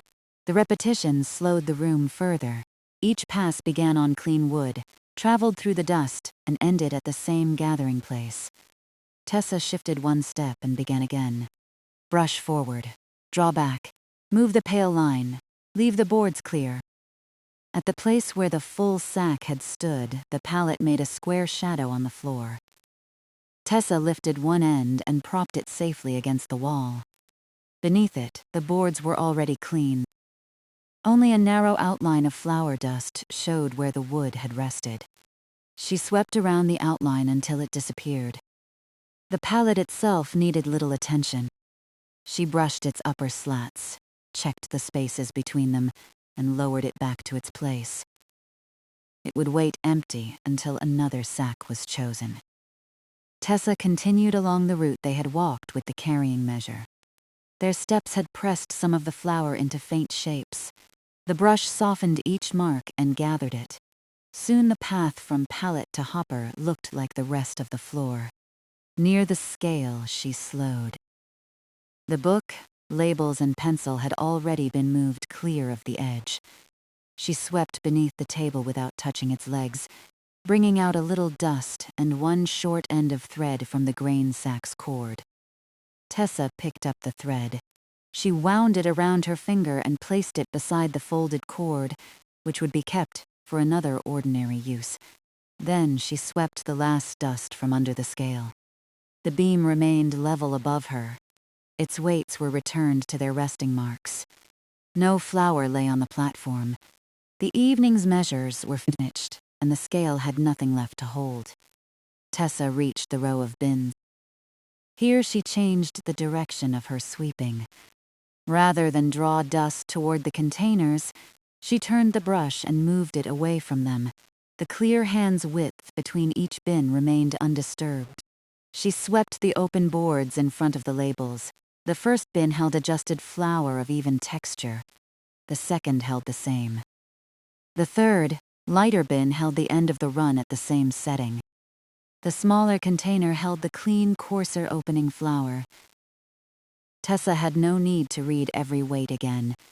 She had checked each balance with Mina, written each figure, and closed the book on the completed page.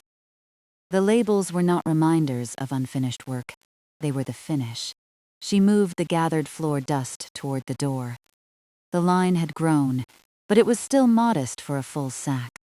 Careful pouring and the low-speed run had kept most of the flour where it belonged.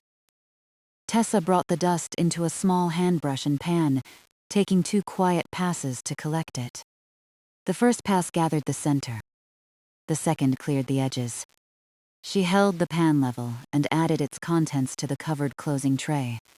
Then she looked back across the floor. The boards showed their warm brown color again. Flour remained only in the old seams where a fine trace always lived, part of the mill's familiar dryness. There were no loose mounds, no scattered kernels, and no dusty path between the tools. Tessa returned the brushes to the wall. She folded the used cloth so the flour-marked sides lay inward. A second cloth had remained clean, so she left it in the stack. The used one went into the small washing basket. The work table came next. Tessa moved the empty cups to the kitchen corner. Beneath them were 2 dry rings. She wiped the rings away, then cleaned the place where the sample jar had stood before Mina carried it home. The remaining labels went back into their drawer.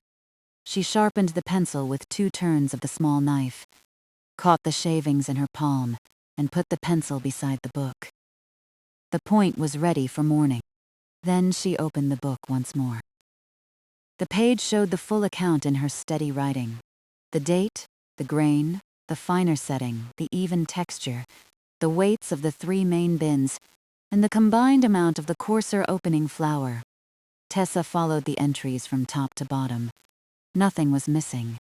She closed the cover and placed the book on its shelf, where it would remain dry and easy to find. The pencil lay across it. The scale stood empty beneath. At the stove, the last red center had faded. Tessa opened the iron door and looked inside.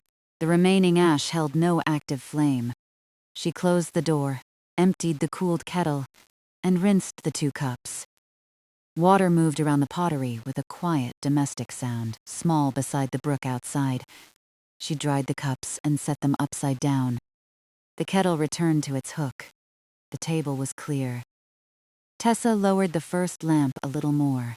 Its flame shortened behind the glass, and the room's shadows softened. She kept the second lamp steady for the final round. She began at the mill door. The latch worked cleanly. The narrow opening still admitted cool air along the floor. Tessa left it for the moment and crossed to the stair door leading down to the wheel room. She took the lamp and descended. Coolness gathered with every step. At the bottom, damp stone returned the brook sound in a close, even murmur. The wheel stood where it had settled, one paddle clear of the lowest water. Tessa raised the lamp. Drops no longer fell from the upper paddles. Their surfaces remained dark with moisture, but the axle was still. The water control handle rested at its closed mark. Water followed the ordinary channel beside the wheel without touching it. She placed her fingers against the bearing. No vibration met them. She checked the floor, the channel edge, and the nearest gears. All were as they had been when she and Mina stopped the run. Nothing had shifted during the closing work upstairs. Tessa did not turn or test anything. She simply stood through one slow breath and listened to the resting mechanism. The quiet was complete enough that individual movements of water could be heard along the stone. Each one passed away from the mill. She climbed back to the main floor and closed the stair door. The grain loft had already been checked. The wheel room had already been checked. The working floor was clean, the stove was out. Every portion of flour was covered and named. Only the yard remained. Tessa lifted the closing tray and stepped outside. Night had settled fully over Alder Brook. The orchard formed a dark, gentle line beyond the kitchen garden. The bakehouse stood closed. The footbridge held a narrow wash of lamplight from the mill door. Tessa carried the sweepings to the usual place and emptied them. The small fall made almost no sound against the ground. She brushed the tray clean, returned inside, and stacked it with the others. Then she drew the door nearly closed. Before setting the latch, she looked once more across the room. The bin stood safe and still. The book rested on its shelf. The stones and wheel were quiet. Tessa turned down the second lamp and extinguished the first. One warm light remained, enough to carry her through the last moments without brightening the settled room. She closed the window and secured its latch. The cool night air already inside lingered among the scents of flour, canvas, old timber, and the faint remains of tea. At the resting row, she laid her palm lightly on the first lid. It was nearly cool now. She moved her hand to the second and then the third. Their remaining warmth was mild and even. By morning, it would be gone, and the flour beneath would have rested undisturbed through the night. Tessa left the lids closed. She took the final lamp, stepped through the doorway, and pulled the heavy door behind her. The latch settled into place. The key turned without resistance. In the yard, Alder Brook continued beneath the footbridge and past the resting wheel room. Tessa stood for a moment with the locked mill at her back. There was nothing left to carry, and nothing left to decide. The first full sack had passed through the mill. Its one small variation had been corrected, recorded, and set apart where needed. Mina had gone home with only her labeled sample. The main flour remained inside, weighed and covered for morning. Tessa crossed the footbridge. Her steps made 3 soft knocks on the boards. Beneath them, water moved through the dark with the same patient sound it had made when she arrived. Behind her, the mill held the night quietly. The flour rested in its clean bins. The wheel rested beside the ordinary water path. The swept boards, folded canvas, still stones, and closed ledger waited together without requiring another hand. Morning could come to a mill already in order.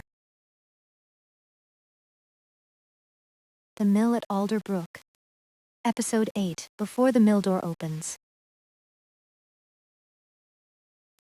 Tessa came along the lane before sunrise, when the ground and the alder trees were visible more by shape than by color. The air was cool enough to keep the night close to the brook. It rested under the branches, above the kitchen garden, and in the open yard beyond the footbridge. She knew the lane well now. Over the past week, she had walked it in evening light, in a thin fall of rain, and beneath clear skies when the last brightness stayed over the orchard. This morning the familiar way seemed quieter, though the brook was still running and the wheel was still turning. Those sounds reached her before she came to the bridge. Alder Brook passed beneath the boards in a low, continuous rush. Farther along, water entered the mill race and traveled toward the wheel. The deeper wooden rhythm came after it, water gathering, the wheel accepting its weight, then the measured release as each part of the turning structure rose clear again. Tessa stopped at the near end of the footbridge and listened through several turns. The rhythm did not change. There was no knock in the mechanism, and no hesitation in the water. The wheel had continued exactly as she had left it, steady under its ordinary load. She set one hand on the rail and crossed. The boards were damp with the coolness before dawn. Beyond them, the mill yard lay open and still. The mill stood at the far side with its dark door facing hers, its upper windows holding a faint reflection of the paling sky. The bakehouse and orchard were only dim outlines beyond the kitchen garden. She could make out the path between them, though she had no reason to follow it this morning.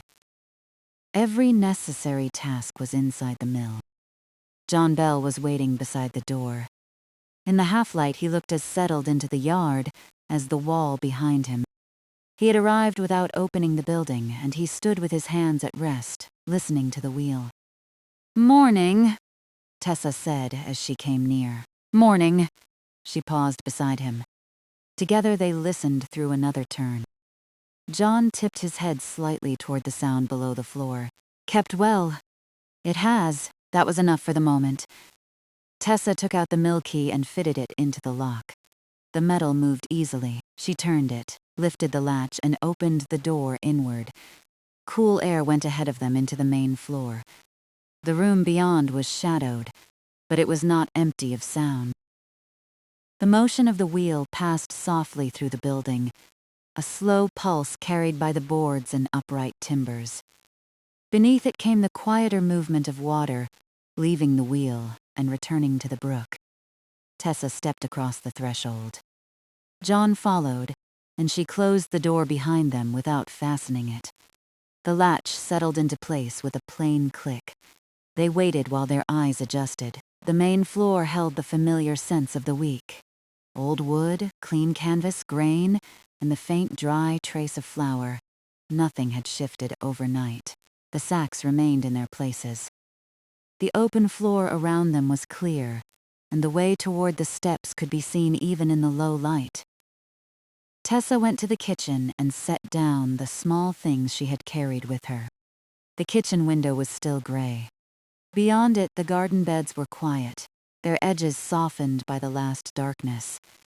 The orchard stood farther back, and behind its branches the sky was beginning to lighten. She did not sit yet. There would be a long, unhurried time for that, after the work was finished and John had gone. When she returned to the main floor, he was standing near the center of the room, not inspecting anything closely, simply taking in the mill as a whole. "It feels ready," he said, "nearly." Tessa knew what remained because each task had a clear end. The week's ledger needed its last entries. The sack markers needed to be checked and placed where they could be read without handling the sack. The route for the visitors needed to be laid out through the safe, open parts of the mill. Then she and John would make one final circuit, room by room. No one would arrive during that work. The public opening belonged to later, beyond the quiet span of this morning. For now, the mill remained theirs to finish and leave at rest. Tessa crossed to the lamp and lit it. Warm light gathered over a small part of the room before reaching outward along the boards. It brought the nearest sacks into view first, then the steps and the lower beams. The flour dust left from the week showed only as a pale softness in the grain of the floor. The room was clean without looking scrubbed of its age. John looked toward the lamp, then toward the upper level. "Loft first," he asked. "Just a look." They climbed the stairs without hurry. The grain loft held more of the early light than the floor below. Its high windows had begun to turn from gray to a faint, cool silver. The canvas sacks rested in ordered rows, and the filled bins stood closed and labeled. Tessa walked slowly along the open space between them. The loft had changed during the week, though not in any dramatic way. It had been cleaned, counted, and returned to a useful rhythm. Empty places were understandable now. Full places were marked. Nothing leaned where it should stand, and nothing blocked the way from the stairs. Tessa paused beside the first row of sacks. Their markers were present, but she had not yet set everyone into its final position. That work could be done after the ledger, when she had the completed page beside her and could follow the entries in order. She touched the top edge of one marker and left it where it was. "Those can wait a little," she said. John nodded. "They're not going anywhere." The remark was simple and true. The sacks had been resting through the night. The flour in the bins had settled. There was no reason to turn a final check into haste. They crossed to the loft window. From there, the mill race was partly visible through the alder branches. Its water moved evenly toward the building. Upstream, the narrow path followed the race toward the sluice meadow, though the meadow itself was hidden by the trees. Tessa remembered walking that way earlier in the week and restoring the ordinary passage of water. There had been no grand change afterward, only the brook returning to the course it already knew. The wheel's motion rose through the structure beneath their feet. John stood quietly, listening. Tessa watched the surface of the race for a moment longer. No leaves had gathered where they would alter the flow. The water held its level and moved on. They returned to the stairs. On the main floor, she turned toward the steps leading down to the wheel room. The air grew cooler as they descended. The sound of the wheel broadened until it filled the space without becoming loud. Water entered, wood moved under its weight, and the mechanism answered with a regular sequence of low working sounds. The wheel room had its own steady dimness. What light came through lay across the moving timber and the nearby wall. Tessa remained on the clear standing place and watched several complete turns. Earlier in the week, she had moved the unloaded wheel slowly and listened while the mechanism found its alignment. Now it turned under the settled water with no strain she could see or hear. A faint vibration passed through the wood beside her. She rested her fingertips against it, felt the even movement, and lifted her hand away. John did the same after her. "Nothing asking for attention," he said. "No." They stayed through 3 more turns, not because another check was needed, but because the repetition made the answer plain. Each turn followed the last. Each release of water was followed by the next measured filling. The mechanism did not hurry, and it did not drag. When they climbed back to the main floor, the lamps seemed warmer than before. Tessa opened the mill door for a moment. Fresh air entered from the yard, carrying the damp scent of the brook and the alder trees. The sky above the footbridge had lightened enough to show the rail and every board. The lane beyond remained empty. She looked out, not expecting anyone. The quiet yard was simply part of the mill's readiness. Later, feet would cross the bridge and follow the route she laid out. Later, the door would stand open for the community milling day. But the later part did not need to be imagined in detail. It had its own time. This hour was for placing things where they belonged. She closed the door again. John had moved to the table where the ledger rested. He did not open it. That was Tessa's work, and he left the book as she had placed it. She came to stand beside him. The ledger had grown gradually through the week. Its pages held the plain account of the mill's return to use. What had been checked, what had been cleaned, what had been moved, and what had been milled. The writing did not make the work more important. It made the work easy to understand and easy to continue. Tessa set the lamp nearer. Before opening the cover, she looked once around the room. The sacks rested against the warm wood of the mill. The way to the loft was clear. The steps to the wheel room were unobstructed. Through the kitchen doorway, she could see the pale square of the window, and, beyond it, the first distinct branches of the orchard. The bakehouse waited beyond the garden, cleaned and left in order after Mina's visit. Nothing there required another task. Every part of the week had found a practical resting place. John drew out a chair but remained standing beside it. "Want me here while you finish the page?" "For the first part." He sat. Tessa took the other chair and opened the ledger. The pages made a soft sound beneath her hand. She turned to the week's entries and began at the top, reading them without speaking. Her finger followed the dates, the quantities, and the short notes in the margin. Nothing had been left uncertain. Where work had been completed, the entry said so. Where an object had been stored, its place was named. She reached the final page. Several lines remained open there, waiting for this morning. They were not questions. They were spaces for facts she already had. The flour resting in its labeled bins, the wheel maintaining its settled rhythm, the remaining sacks counted, and the mill held ready for the day ahead.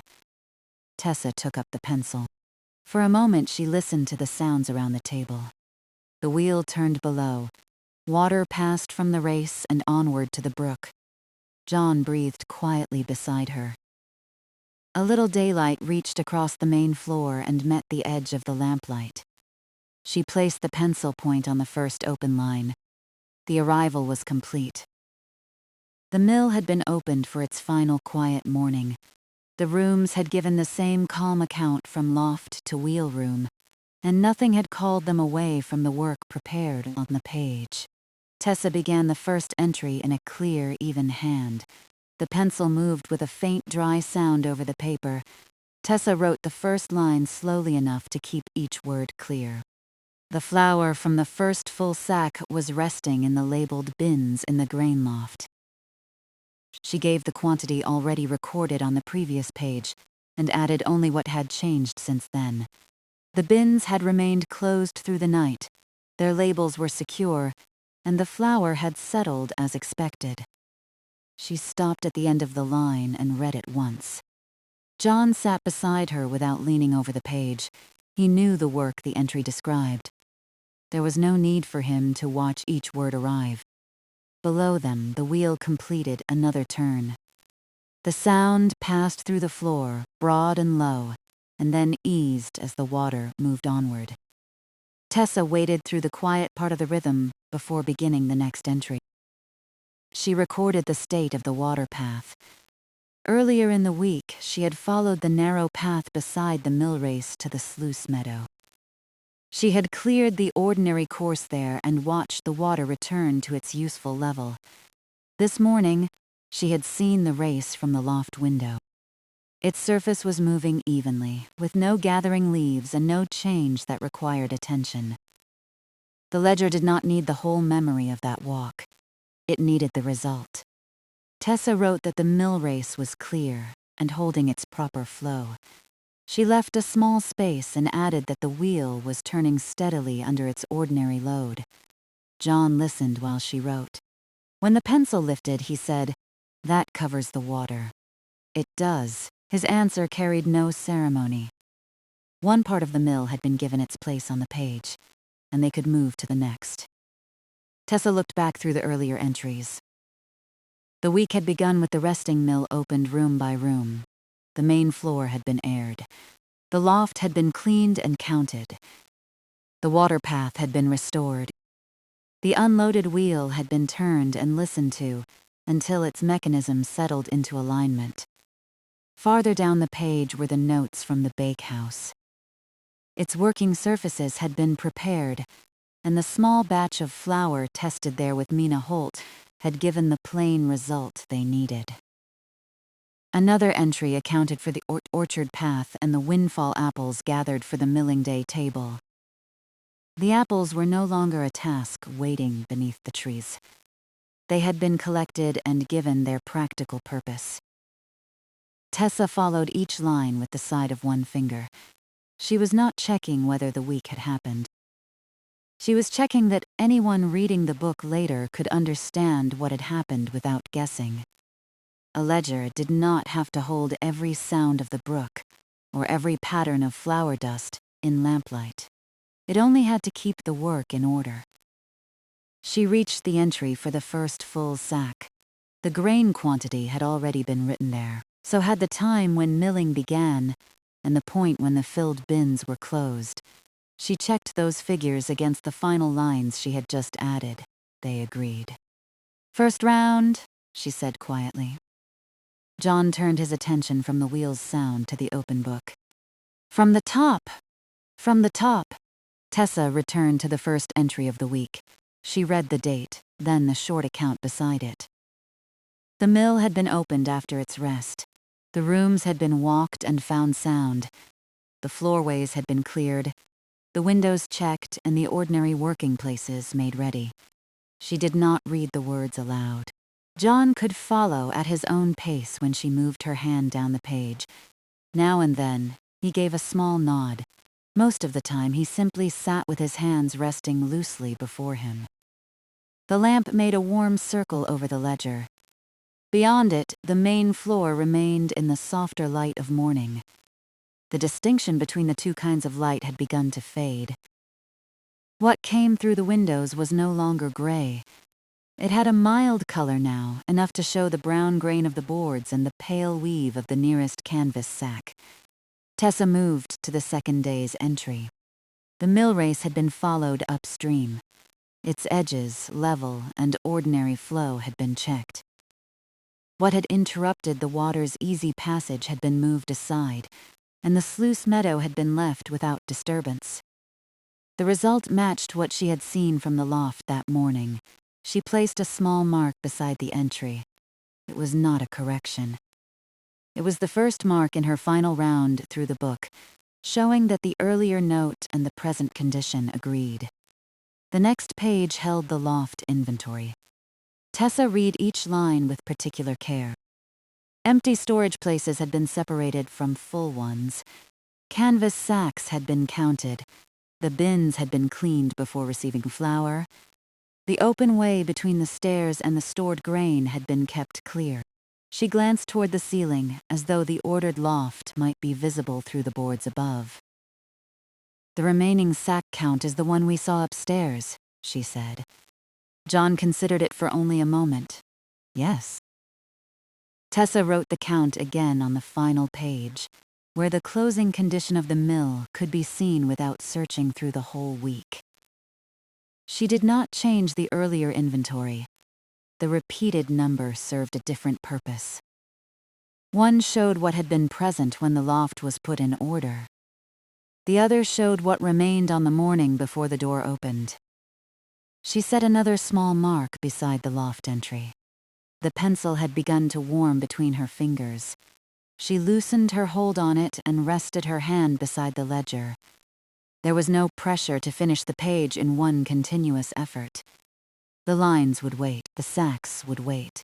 Even the growing daylight entered the room gradually, asking nothing of her. John looked toward the nearest window. "Clear morning?" he said. Tessa followed his glance. "It is." The sky had lightened above the yard, though the sun itself had not reached the mill. The alders held the early brightness along the outer edges of their leaves and branches. Beneath them, the brook continued in cool shadow. No steps sounded on the footbridge. No hand touched the door. The quiet before the community milling day remained complete. Tessa returned to the ledger. The entry for the wheel was brief. It described the slow unloaded turns, the listening pauses, and the settled alignment that followed. She compared it with the line she had just written about the wheel underwater. Together, the two entries made a simple sequence. The mechanism had been settled without a load, then allowed to receive its ordinary work, and now it continued evenly. John placed one finger near the older entry, careful not to cover the writing. "You could put no knock on the last line," he said. Tessa listened. Water gathered. The wheel accepted its weight. Wood moved through its measured arc. Water fell away. There was no hard sound in the sequence, no uneven meeting of one part with another. She added the words to the final entry. No knock or hesitation heard during the morning circuit. Then she read the sentence back. "That says it," John said. Tessa marked the earlier wheel entry as checked. The bakehouse came next. She read the account of the small flour test with Mina. The batch had given an understandable result, and the bakehouse had been cleaned afterward. Nothing used there had been left as part of this morning's work. The bakehouse stood beyond the kitchen garden, out of sight from the table, but present in the order of the place. Tessa could picture its quiet interior without needing to go there immediately. The work finished, the room resting, the week's question answered. She made the same small mark beside its entry. For the orchard, the ledger gave the path condition and the windfall count. The gathered apples had been set aside for the milling day table. No fruit remained on the path where it would make the way uncertain underfoot. Tessa checked the line and marked it. The last older entry returned her to the flour. She read the figures once more, then turned back to the final page. The new lines now accounted for the bins, the water, the wheel, and the remaining sacks. The week's earlier entries accounted for the bakehouse, orchard path, and the preparation of the building itself. Only the morning arrangements remained outside the book. The sack markers had not yet been placed in their final reading positions. The visitor route had not yet been laid out through the safe, open parts of the mill. Those were not omissions in the week's record. They were the next clear pieces of work. Tessa drew a short line beneath the entries she had completed. She did not close the ledger. Instead, she turned back through the pages one more time, more quickly now. Each mark appeared where it should. No quantity differed from the final account. No stored object had two resting places named for it. No completed task was described as though it still waited to be done. At the first page, she paused. The opening entry had been written when the mill was quiet and newly entered after its rest. Even then, the work had been plain. One room, then another. One useful check followed by the next. Now the same order had brought them to the final morning. Tessa returned to the last page and placed the pencil beside the open book. "The first round agrees," she said. John looked over the page. "No corrections, none to the earlier entries. And the new ones? Complete as far as this morning has gone." He nodded. That distinction mattered. Tessa would not record the markers as placed before she had placed them. She would not call the visitor route ready before she had walked it. The ledger could remain open until the work itself reached its end. She rose from the chair and stretched her fingers once. The room had grown brighter while they sat. The lamp still gave warmth to the table, but it no longer held back the surrounding dimness. Daylight reached the sacks along the wall and showed the clean open floor between them. Fine flour dust lay in the seams of the boards, not enough to need sweeping, only enough to soften the light. John stood as well and pushed his chair back into place. Tessa looked at the ledger from where she stood. The pencil rested across the lower part of the page, below the completed lines. There was room left for the morning's final facts. She moved the lamp a little farther from the book. Its flame remained steady. "Mockers next," she said. John glanced toward the stairs to the grain loft. "Start with the first row?" "In ledger order." They had already seen the markers resting beside their sacks. Now, Tessa would take the completed count upstairs and set each one where it could be read without moving the canvas or narrowing the open way. The task had a beginning at the first row and an end at the last. Before leaving the table, she turned the ledger slightly, so the final page faced the chair where she would return. Nothing covered it. Nothing could disturb the pencil. The book could wait open. Tessa listened once more to the wheel beneath the floor. Its settled rhythm continued, carrying the same answer through the mill that she had written on the page. Water entered, timber moved, and the brook received the water again. She and John crossed the main floor toward the loft stairs. Behind them, the week's account rested in the lamplight, checked from its first entry to its newest line. Ahead, the sack markers waited in their known places for the next quiet round. Tessa placed one hand on the loft rail and climbed, with John following a few steps behind. The grain loft had grown brighter since their first look.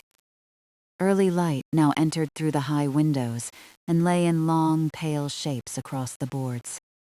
It reached the first row of canvas sacks, touched the closed flour bins, and made the open way between them easy to see. The wheel continued beneath the floor. Its rhythm was quieter here than in the main room, softened by the height of the building and the grain stored around them. Even so, each turn could be followed. Water gathered, the timber answered, and the movement passed through the mill before beginning again. Tessa stopped at the top of the stairs. She had the order of the ledger in mind. The first row began nearest the loft wall and continued toward the window. The second row stood beyond it, leaving a clear passage between the sacks and the bins. The markers waited beside the sacks. Each was already matched to its proper place. What remained was to set it where it could be read without anyone having to pull at the canvas, step out of the open way, or lean across another sack. John stayed near the stairs while Tessa went to the beginning of the first row. She lowered herself beside the nearest sack and looked at the marker resting against its folded base. Its written face was turned outward, though the angle made the lower part difficult to read from standing height. Tessa lifted it with both hands. The marker was light and dry. A faint trace of flour dust had settled along one edge.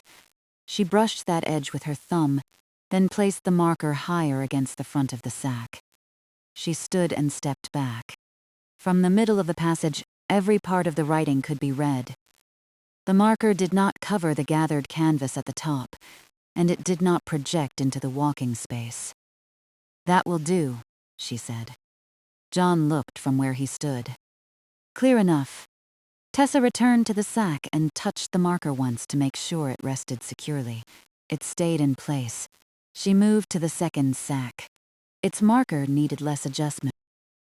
She turned it slightly toward the open passage, stood, and read it from the same point where a visitor might pause.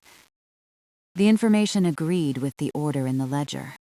The sack remained untouched except for the light pressure of her hand against the marker.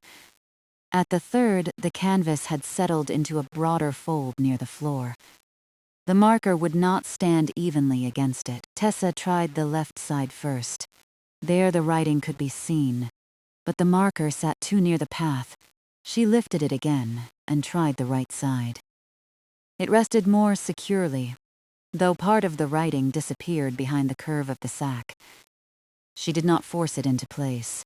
Instead, she remained kneeling for a moment and looked at the way the canvas folded.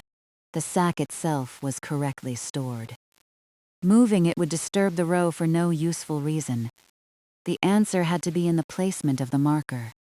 John came a little nearer, stopping before his feet entered the space where she was working. "Want another view?" he asked. Tessa nodded. She held the marker against the front of the sack while John looked from the passage. "Too low," he said. "That's what I thought." She raised it by the width of her hand, still losing the last line. Tessa lifted it once more. At that height, a narrow fold in the canvas held the marker naturally. She removed her hand slowly. The marker stayed upright. John read it from the passage, all of it. Tessa stood and joined him. The marker was clear now. It sat no farther into the open way than the first two, and no part of the sack had been moved. She gave a small nod and continued. They worked along the first row in the same quiet manner. Tessa placed each marker, then returned to the passage and read it at standing height. John checked from a little farther back. If the writing was plain and the walking space remained open, they left the marker where it was. Most needed only a slight turn. One had to be raised above a deep fold. Another sat better when moved from the center of its sack to the outer side, where the canvas offered a flatter resting place. None required the sacks to be shifted. When the first row was complete, Tessa walked back to its beginning. The markers made the order visible without making the loft look crowded. Each belonged clearly to one sack.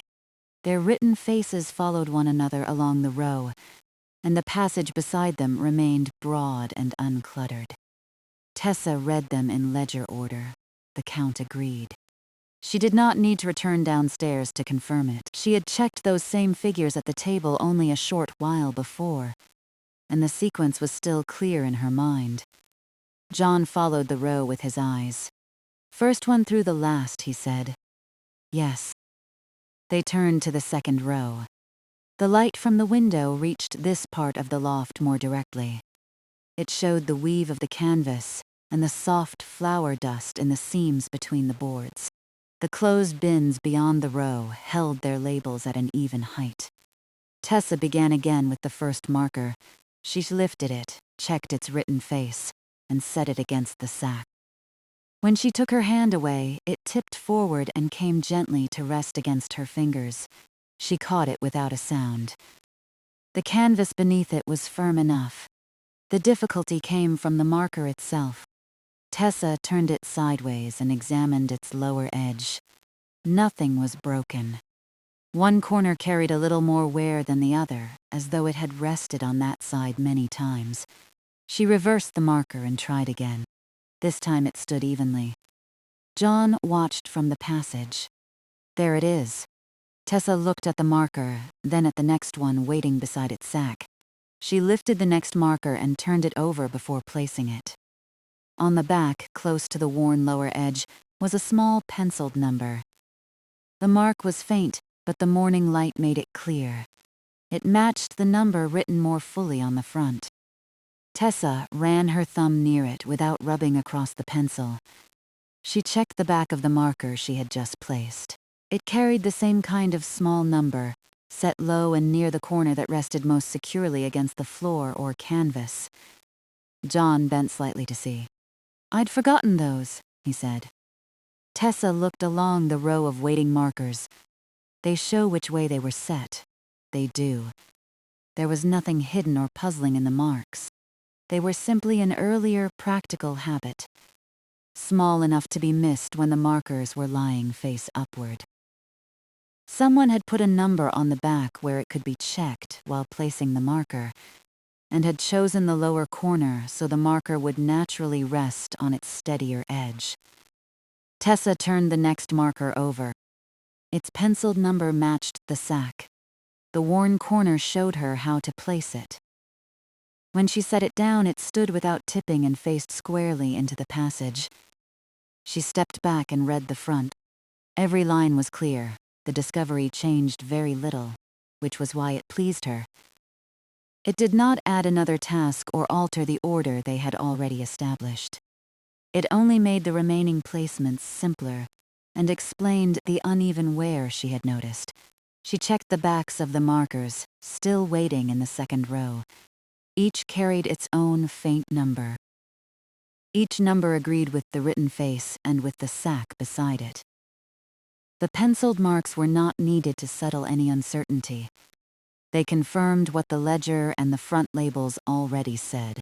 Tessa placed the markers one by one, using the worn lower corners as a guide. The work found an easy rhythm. Lift the marker, check the small number, turn the written face toward the passage, let the steadier edge rest, step back and read. The wheel turned below. Lift, check, place, read. Water passed onward to the brook. Lift, check, place, read. John moved along the passage at the same unhurried pace. He did not speak after every marker. Sometimes he nodded. Sometimes Tessa could tell from the direction of his gaze that the whole written face was visible. When an angle needed changing, he showed it with a small motion of one hand. Near the end of the row, Tessa found a marker whose penciled number had grown especially faint. She held it nearer the window. Enough remained to read. The number matched the sack. The wear along the bottom edge matched the pattern on the other markers. She placed it in the same manner, and it settled securely. "No need to darken that now," John said. "No." The full writing on the front was still plain, and the ledger held the same information. The faint mark on the back had served its purpose. Tessa would not turn a helpful trace of an old routine into fresh work on a morning meant for completion. She set the final marker. Then she and John returned to the beginning of the second row and walked its length. Tessa read each marker in order. She checked that no written face belonged ambiguously between two sacks. She watched the edges of the passage as they moved. Nothing projected underfoot. No marker required a visitor to touch the canvas in order to read it. At the end of the row, she looked back. The grain loft appeared settled and understandable. Sacks rested in their counted places. The markers faced the open way. The flour bins remained closed, their labels visible beyond. From the stairs, a person could see where to walk without instruction. Tessa crossed to the first row again and checked the backs of the markers they had already placed. The same small penciled numbers were there. She did not reposition every marker merely to make its worn corner face one direction. The first row was already secure and readable. She adjusted only two that settled more naturally when reversed. The others remained exactly where they were. Small discoveries were useful when they reduced handling rather than created it. John stood near the center of the loft while she finished. "Those marks must have saved some sorting," he said. "They still do." Tessa gave the last adjusted marker a light touch. It stayed steady. She walked both rows once more, this time without stopping at every sack.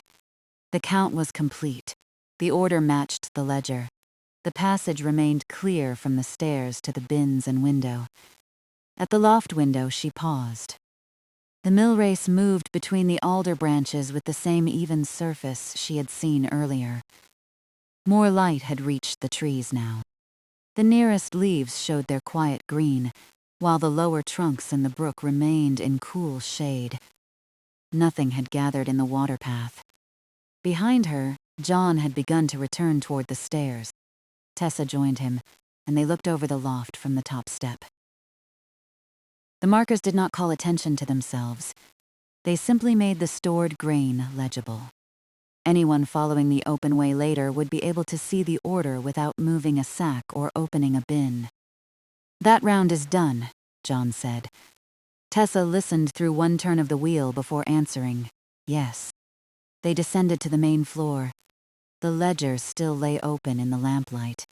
The pencil rested where Tessa had left it.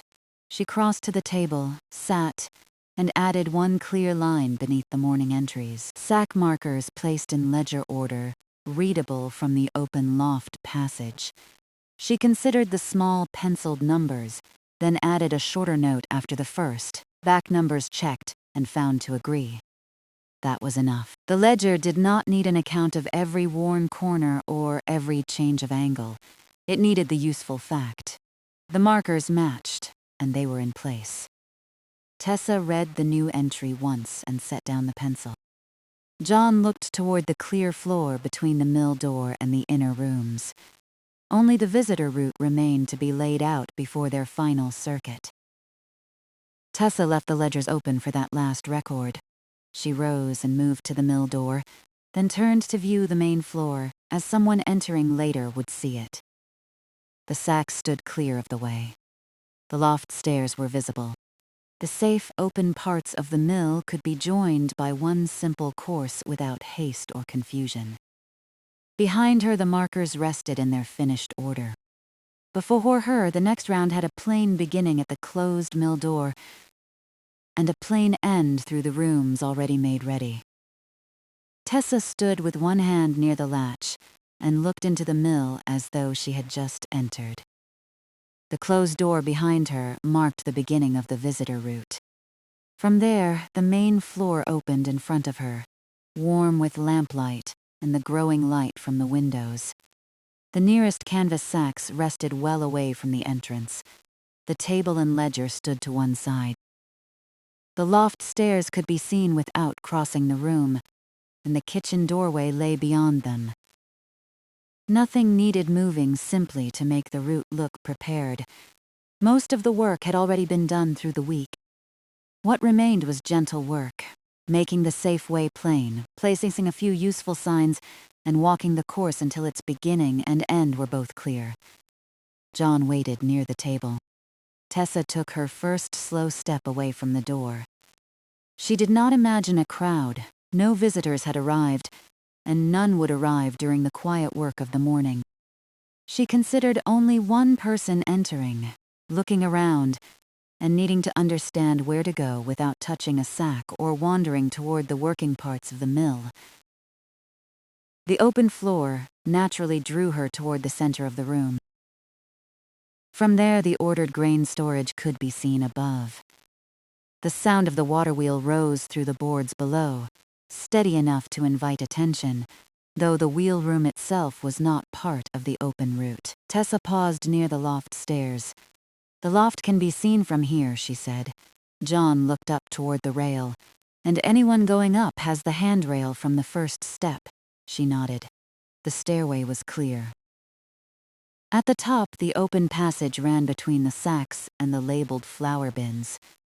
The markers they had just placed could be read from that passage without moving the canvas. A visitor could climb, look, and return by the same way. Tessa did not need to make another way down where none existed. A route could turn back on itself and still be simple. She crossed to the small stack of signs she had prepared. They were plain pieces of card, each with a few clear words. No sign tried to explain the whole mill. One named the grain loft. Another showed that the visitor route returned to the main floor. A third marked the viewing place from which the sound and working rhythm of the wheel could be noticed without descending to the wheel room. She carried the first card to the bottom of the stairs. The wood there had an open ledge broad enough to hold it. Tessa set the card down, then walked back to the closed door and looked again. The words could be read from the center of the floor. The card did not cover the rail or stand where a sleeve might brush it away. John came to stand beside her. "A little toward the light," he said. Tessa returned to the stairs and turned the card by a small amount. Daylight from the nearest window now reached the written face more evenly. She walked back. "That's better." John agreed with a nod. Tessa climbed to the loft carrying the return sign. The wheel's rhythm softened around her as she rose. At the top, the ordered rows waited in the pale morning light, their markers facing the passage exactly as she and John had left them. She set the return sign where it could be seen before anyone reached the end of the open way. It pointed back toward the stairs, not beyond the bins or behind the stored grain. Its purpose was modest. It confirmed what the shape of the loft already suggested. Tessa walked to the first row. She followed the passage at an easy pace, reading the sack markers without bending. The small penciled numbers on their backs remained out of sight, doing their old practical work beneath the clearer writing. The flour bins stood closed at the far side. Their labels were secure, and no handle or lid needed to be touched. At the end of the allowed passage, Tessa turned. The stairs were visible. The return sign rested in the light. There was no uncertainty about the way back. John had remained on the main floor. When Tessa descended, she found him watching the card at the foot of the stairs from several different places. "Stays clear from here," he said. Tessa stepped down beside him. "And from the door. The next part already defined by the open boards."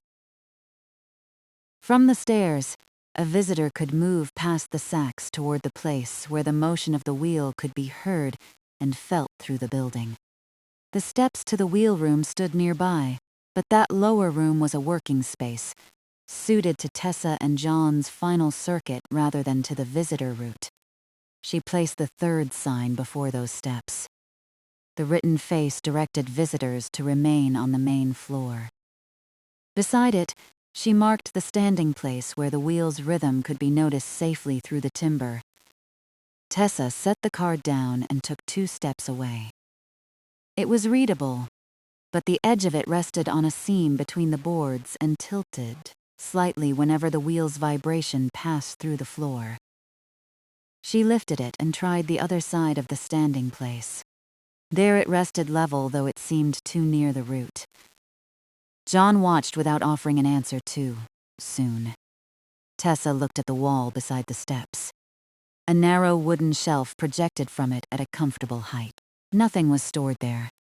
The sign fit without covering any working fixture or narrowing the way. She placed it on the shelf. The card remained still through one full turn of the wheel. "That's its place," John said. Tessa read it from the approach, then from the marked standing place. The words were plain in both directions. Anyone following the route would know where to pause and where not to go. She stood there herself and listened. Water entered the wheel. Its weight settled into the turning timber. The mechanism moved through its aligned sequence, and the water fell away toward the brook. A faint, even vibration reached her through the floorboards. The visitor route did not need to bring anyone closer. The mill could be understood from here through sound, movement, and the low pulse carried by the wood. Tessa turned toward the kitchen doorway. The route would end before the kitchen. That quieter room was where she would sit after John left, and it did not need to become part of the morning's public course. Beyond it lay the kitchen garden, the bakehouse, and the orchard path, each already accounted for and resting in order. The bakehouse had served its flour test with Mina. The orchard had given its windfall apples for the milling day table. Neither place needed another visit now. A low table stood against the main room wall near the route's end. Tessa had left it clear for the simple visitor materials. She carried over the final card, which indicated that the route ended there, and returned toward the mill door. She placed it at the back of the table. The surface remained mostly empty. There was room for the plain explanation of the week's work to rest later, but Tessa did not lay out anything that had not yet been prepared. The route itself was complete without decoration. She walked to the door once more. From the threshold, she could follow the whole course with her eyes, enter across the clear main floor. Pause where the grain loft was named. Climb by the rail, walk the open passage, and return by the same stairs. Continue to the main floor standing place to hear the wheel. Finish at the low table, then return across the open floor to the door. No part of the route crossed another in a confusing way. No sign pointed toward the wheelroom steps. No sack, bin, table, or chair projected into the walking space. Tessa began to walk it from the start. John followed at the distance of a few paces, taking the place of a second visitor without pretending to be one. Their work remained a practical check between two people who knew the mill. At the loft sign, Tessa stopped. She could read it before reaching the first stair.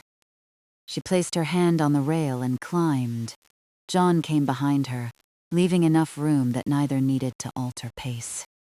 In the loft, Tessa followed the markers from the first sack to the last.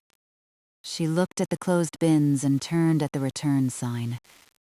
John waited until she had reached the stairs before coming back along the passage.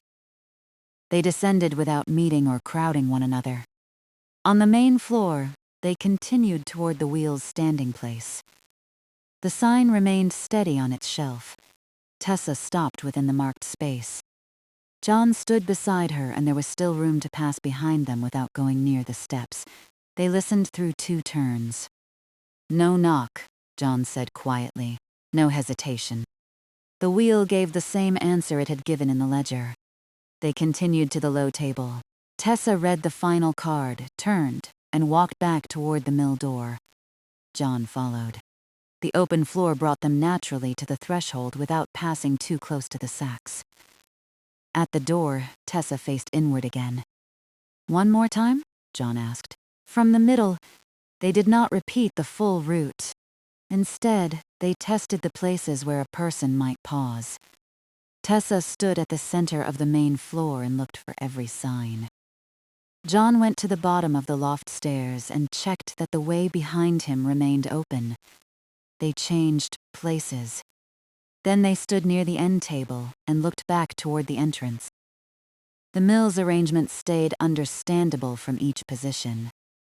Tessa shifted the card on the low table, no more than the width of 2 fingers, so its return direction could be seen from the approach. That was the only change. They walked the clear floor side by side. This time, Tessa noticed smaller things. The way daylight fell along the stair rail, the space between the nearest sack and the root, the soft trace of flour dust in the board seams, and the warm edge the lamp gave to the signs. None of those things asked for correction. The root had not imposed a new shape on the mill. It simply followed the safe, open shape already there. Tessa went to the ledger and sat. She took up the pencil and added the next morning entry beneath the note about the sack markers. Visitor route laid from the mill door through the open main floor. Grain loft passage and wheel listening place with return to the door. She added that the wheel room steps and kitchen were outside the route, then read both lines once. They described exactly what she and John had walked. Nothing remained implied that needed to be made plain. John stood across the table. "That finishes the arrangements," he said. "It does." Tessa did not close the ledger. Their final circuits still remained, and the last entry would belong to that completed round. She set the pencil beside the page and rose. The lamp flame had become pale in the stronger morning light. Across the room, the signs rested quietly in their chosen places. Above, the markers faced the loft passage. Below, the wheel continued its settled turning. Tessa and John returned to the mill door. They would begin the final circuit there as they had begun the route, but its purpose would be different. The visitor way had stayed within the safe, open parts of the building. Their own circuit would take in every working room once more, from the main floor to the loft and down to the wheel room, before passing the kitchen and looking out toward the garden, bakehouse, and orchard. There was nothing new to arrange along the way. Tessa rested her hand on the latch while John stood beside her. The route behind them was complete. The ledger held its true account, and every small sign had found a stable place. Outside, early light reached farther into the alder trees. Inside, the mill waited in working order for one last familiar round. Tessa lifted the latch and opened the mill door. Cool morning air entered across the threshold. It carried the damp scent of the yard, the alder trees, and the brook moving beneath the footbridge. The lane beyond was empty. Early light had reached the upper branches, though the ground remained softly shadowed. She and John stood just inside the doorway. Their final circuit would begin here and return here. It was not the visitor route they had just completed. That route followed the open main floor, the grain loft passage, and the safe listening place above the wheel room. This round belonged to the caretaking of the mill. It would include the working spaces as well as the places prepared for visitors. Tessa looked once along the lane, then closed the door. The latch settled behind them. Inside, the wheel's rhythm came forward again. Water gathering, timber turning, and water passing on to the brook. They began with the main floor. Tessa walked from the entrance at an easy pace, keeping to the open boards. The first sign rested near the loft stairs, turned slightly toward the daylight. The card on the shelf above the wheel room steps remained level despite the faint vibration in the floor. At the low table, the final route sign pointed back toward the mill door. John followed a few steps behind her. They did not test the signs again. Their positions had already been checked from the doorway, the middle of the room, and each place where someone might pause. Now Tessa looked beyond them to the room itself. The canvas sack stood clear of the visitor way. The table held the open ledger and pencil. The chairs had been returned to their places. No loose object rested near the stairs or beneath the windows. The pale trace of flour dust in the seams of the floor belonged to the room's ordinary use and did not need another sweeping. Tessa stopped near the center. From there, the building arranged itself around her in familiar layers. The loft waited above. The wheel room worked below. The kitchen lay beyond the inner doorway, quieter than the main floor. Outside, past the garden, the bakehouse and orchard rested in the growing light. "Main floor clear," she said. John looked slowly from the door to the stairs and then toward the kitchen. "Clear," he agreed. They went up to the grain loft. At the top step, Tessa paused with one hand on the rail. The return sign could be seen before the passage narrowed between the stored grain and the bins. It pointed toward the stairs, exactly where it should. She entered the passage. The markers faced outward along both rows. Morning light lay across their written surfaces and showed the soft weave of the sacks behind them. The small penciled numbers on the reverse sides remained hidden, their purpose completed. Each marker belonged plainly to one sack, and none projected beneath a foot. Tessa did not touch every marker again. She had already lifted, checked, placed, and read them. She walked at standing height and followed their order from the first sack to the last. John walked the other side of the passage, leaving enough space between them. At the flour bins, Tessa stopped. The lids were closed. The labels were firm. The flour from the first full sack had rested through the night without being disturbed. There was no need to open a bin to prove what had already been recorded and checked. She set her fingertips briefly against one lid. The wood was cool and still beneath her hand. The slow vibration of the wheel reached it only faintly. "Bines closed," she said. "Labels clear," John added. Tessa lifted her hand. They turned at the end of the passage. On the return, she looked toward the loft window.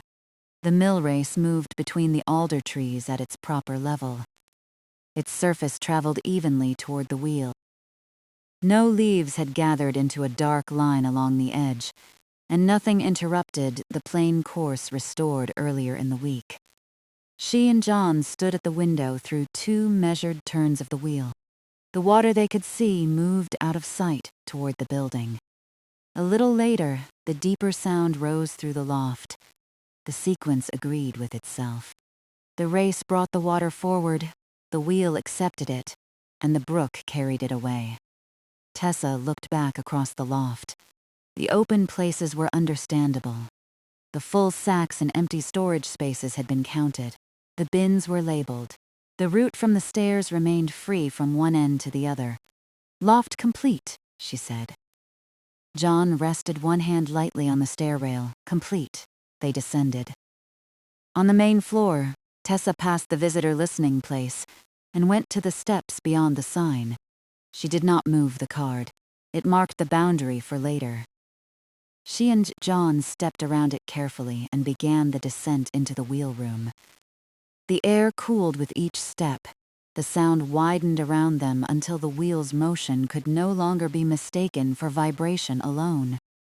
Water met the timber in a steady weight. The mechanism moved, released, and received the next measure.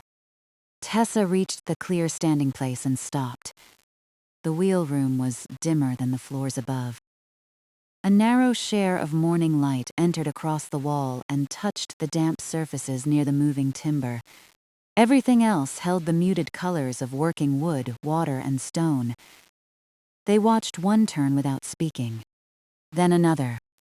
Tessa listened for the things she had named in the ledger. There was no knock.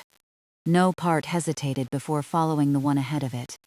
The wheel did not gain speed or lose it. The alignment found during the unloaded turns earlier in the week held under the ordinary passage of water. She placed her hand against the familiar timber beside her.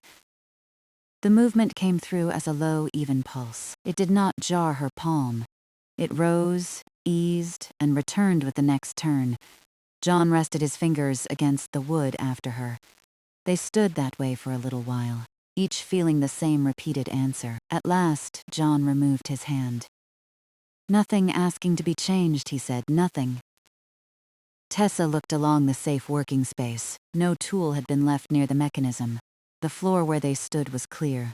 The steps behind them led directly back to the main room. The wheel needed no final gesture from her. It had already settled into its work. "Wheel room complete," she said. John nodded. Complete. They climbed again. At the top, Tessa returned the visitor boundary to its proper meaning simply by stepping beyond it. The sign had not moved. Anyone following the public route later would remain on the main floor and listen from the place prepared there. She and John crossed toward the kitchen. The room received them with a different quiet. The wheel could still be heard, but the walls softened it. The kitchen window had brightened. Beyond the glass, the edges of the garden beds were distinct, and the path between them could be followed toward the bakehouse and orchard. Tessa looked at the table beside the window. The chair there was ready for her. She would return to it after John left, when the ledger had been closed and the final work of the morning required nothing more from her. For now, she continued the circuit. They went to the outer kitchen door and looked across the garden without opening it. There was no need to carry the morning's cool air through the room when everything beyond could be plainly seen. The bakehouse stood past the beds in settled order. Its door was closed. The flour test made there with Mina had been completed, and the working surfaces had been cleaned afterward. No bubble, cloth, or measure waited to be returned from the mill. The room held no unfinished part of the week. Farther along, the orchard path curved beneath the trees. It was clear underfoot. The windfall apples gathered earlier had already been set aside for the milling day table. Nothing remained scattered on the path, and no further collecting belonged to this morning. Tessa followed the visible path with her eyes until it passed behind the nearest branches.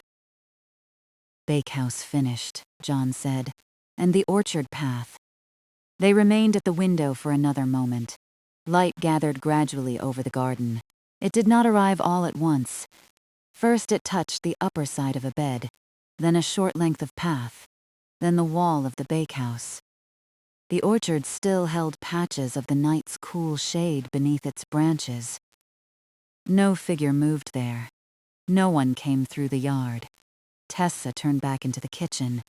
The practical things of the room were resting where they belonged. The window was secure. The way to the main floor was open. Her chair waited close enough to the glass for her to see the alder trees when she sat down later.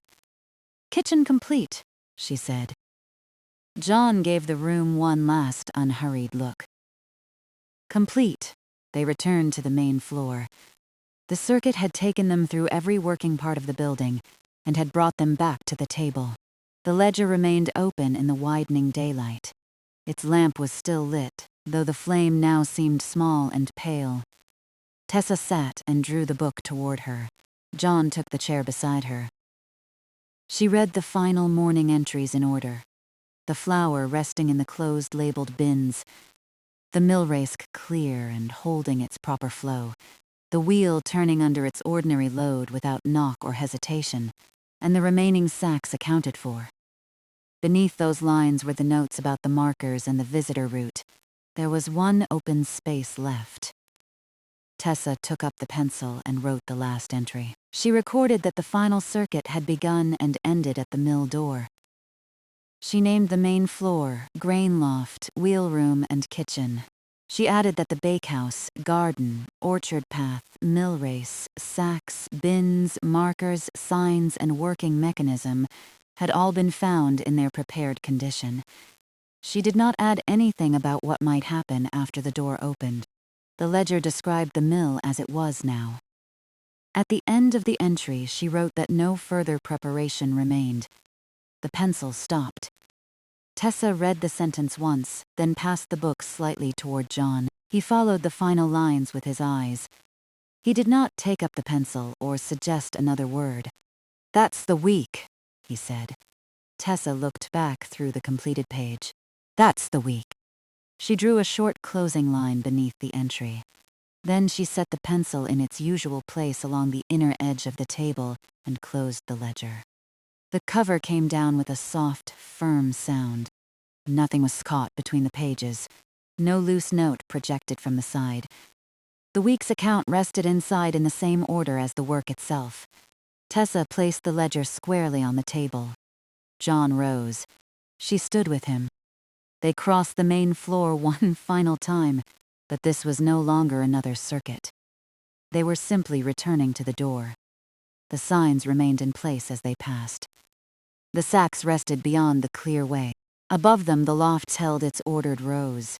Beneath them, the wheel continued to turn. At the entrance, Tessa lifted the latch. The yard had grown lighter. The damp boards of the footbridge showed their grain, and the brook beneath them moved with a quiet brightness along its surface. The alder branches nearest the water were beginning to take the early light. John stepped outside and turned back. For a moment, neither of them spoke.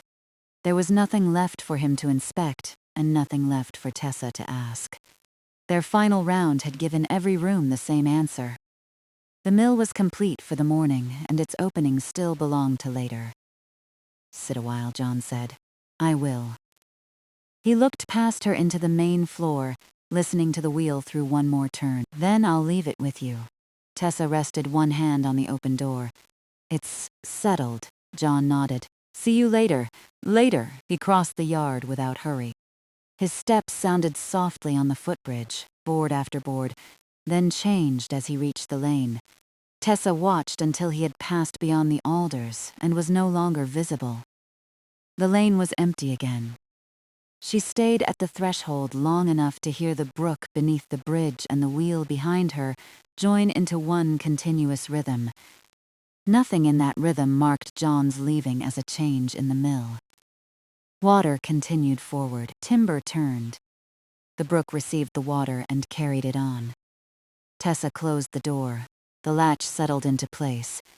She turned down the lamp and waited until the small flame was gone. Daylight was sufficient now. It reached the visitor signs, the clear boards, and the closed ledger on the table. The main floor no longer needed lamplight to show its order. Tessa looked once toward the loft stairs and once toward the wheelroom boundary. Everything remained where they had left it. She walked into the kitchen. The sound of the wheel softened as she passed through the doorway, becoming the low wooden rhythm she had heard there before. Her chair waited beside the window. Beyond the glass, early light continued its gradual movement through the garden and toward the alder trees. Tessa drew the chair back only far enough to sit comfortably. Then she settled beside the window, placed her hands at rest, and looked out. The ledger was closed. The markers were placed. The visitor route was clear. John had completed the circuit with her and gone home along the lane. No one had arrived. Nothing required her to rise. Behind the kitchen wall, the water wheel maintained its settled turning. Outside, the brook moved beneath the footbridge, and the first quiet light rested among the alders. Tessa sat beside the kitchen window with her hands resting loosely in her lap. For a little while, she watched the place where the garden path passed between the beds.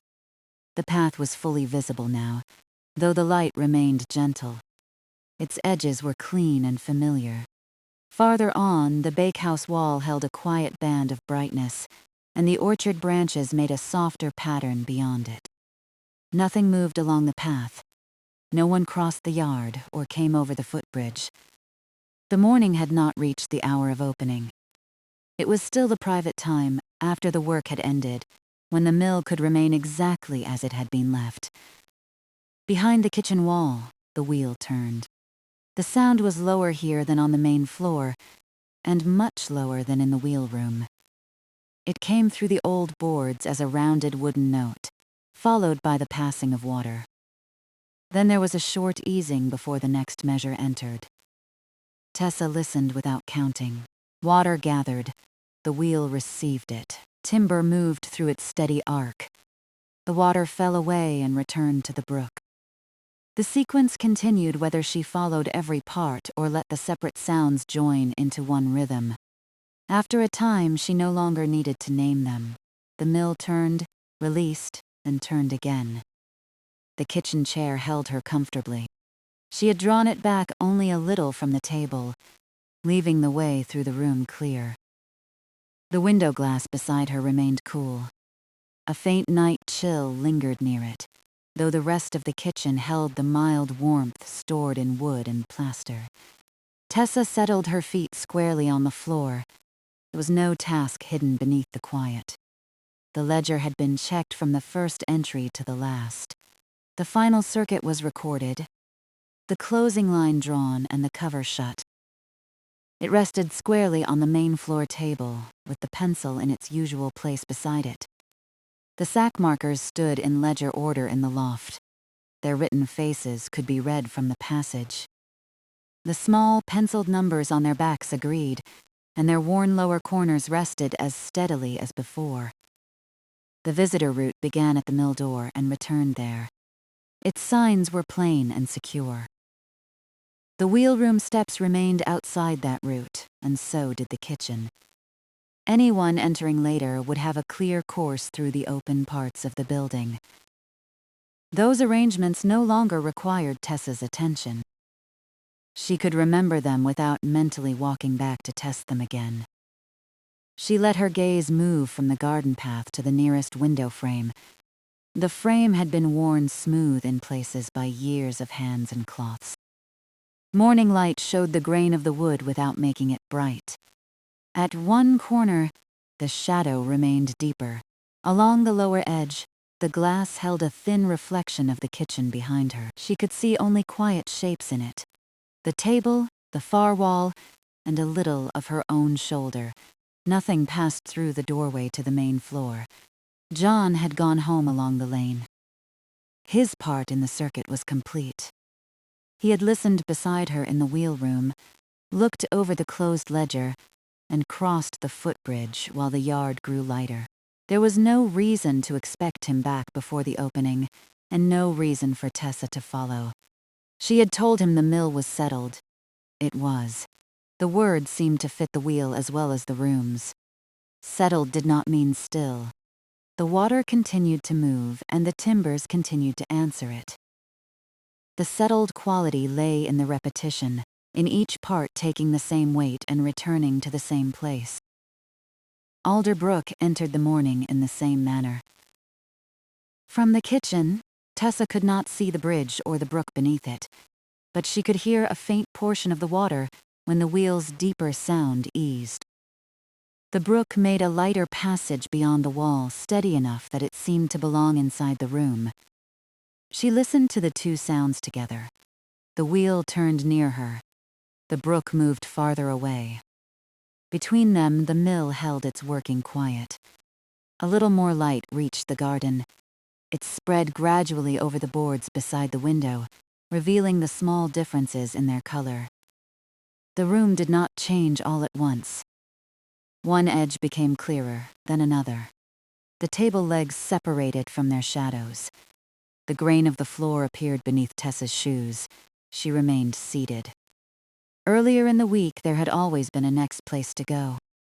The mill race path had led upstream to the sluice meadow.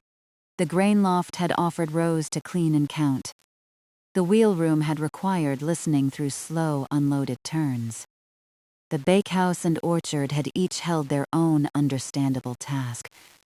Then the first full sack had passed through the mill, and the flour had been closed into labeled bins to rest overnight. This morning had gathered those completed parts without reopening them. The ledger named them. The circuit confirmed them. Their usefulness remained where it belonged. Tessa did not need to recall every action in order. The week had already been put in order on the page. She looked beyond the garden toward the orchard. The upper branches now showed more distinctly against the sky. Leaves that had appeared almost gray before dawn had begun to take on their ordinary green. Lower down, the trunks remained in shade. The orchard path curved beneath them and disappeared where it always did. The windfall apples gathered earlier were no longer beneath those trees. They had been set aside for the milling day table. The path was clear, and the collecting was finished. The bakehouse door remained closed. Its working surfaces had been cleaned after the small flour test with Mina. The result of that test was known. Nothing waited inside for another look. From the kitchen window, the building could simply be part of the resting yard, its wall receiving light a little at a time. Tessa breathed in slowly. The kitchen smelled of old wood and cool morning air. From the main room came the dry, familiar trace of canvas and grain. The flour dust was faint here, carried more in memory than in the air, though a pale softness remained in the seams of the boards beyond the doorway. She breathed out. The wheel completed another turn. The chair gave a small, ordinary sound when she let her shoulders settle farther against its back.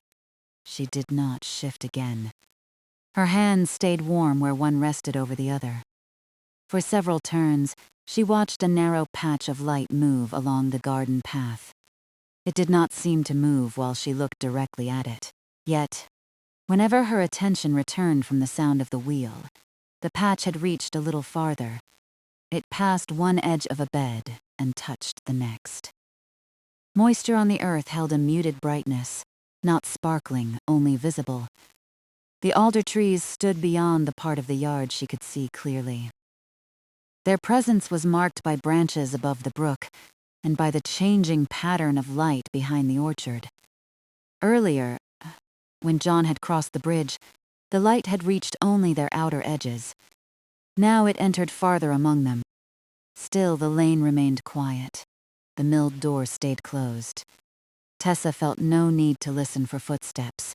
No visitors would arrive within this part of the morning. The public opening belonged beyond the end of the story she was living now, beyond the completed ledger and the period of rest beside the window. There would be a time to rise later.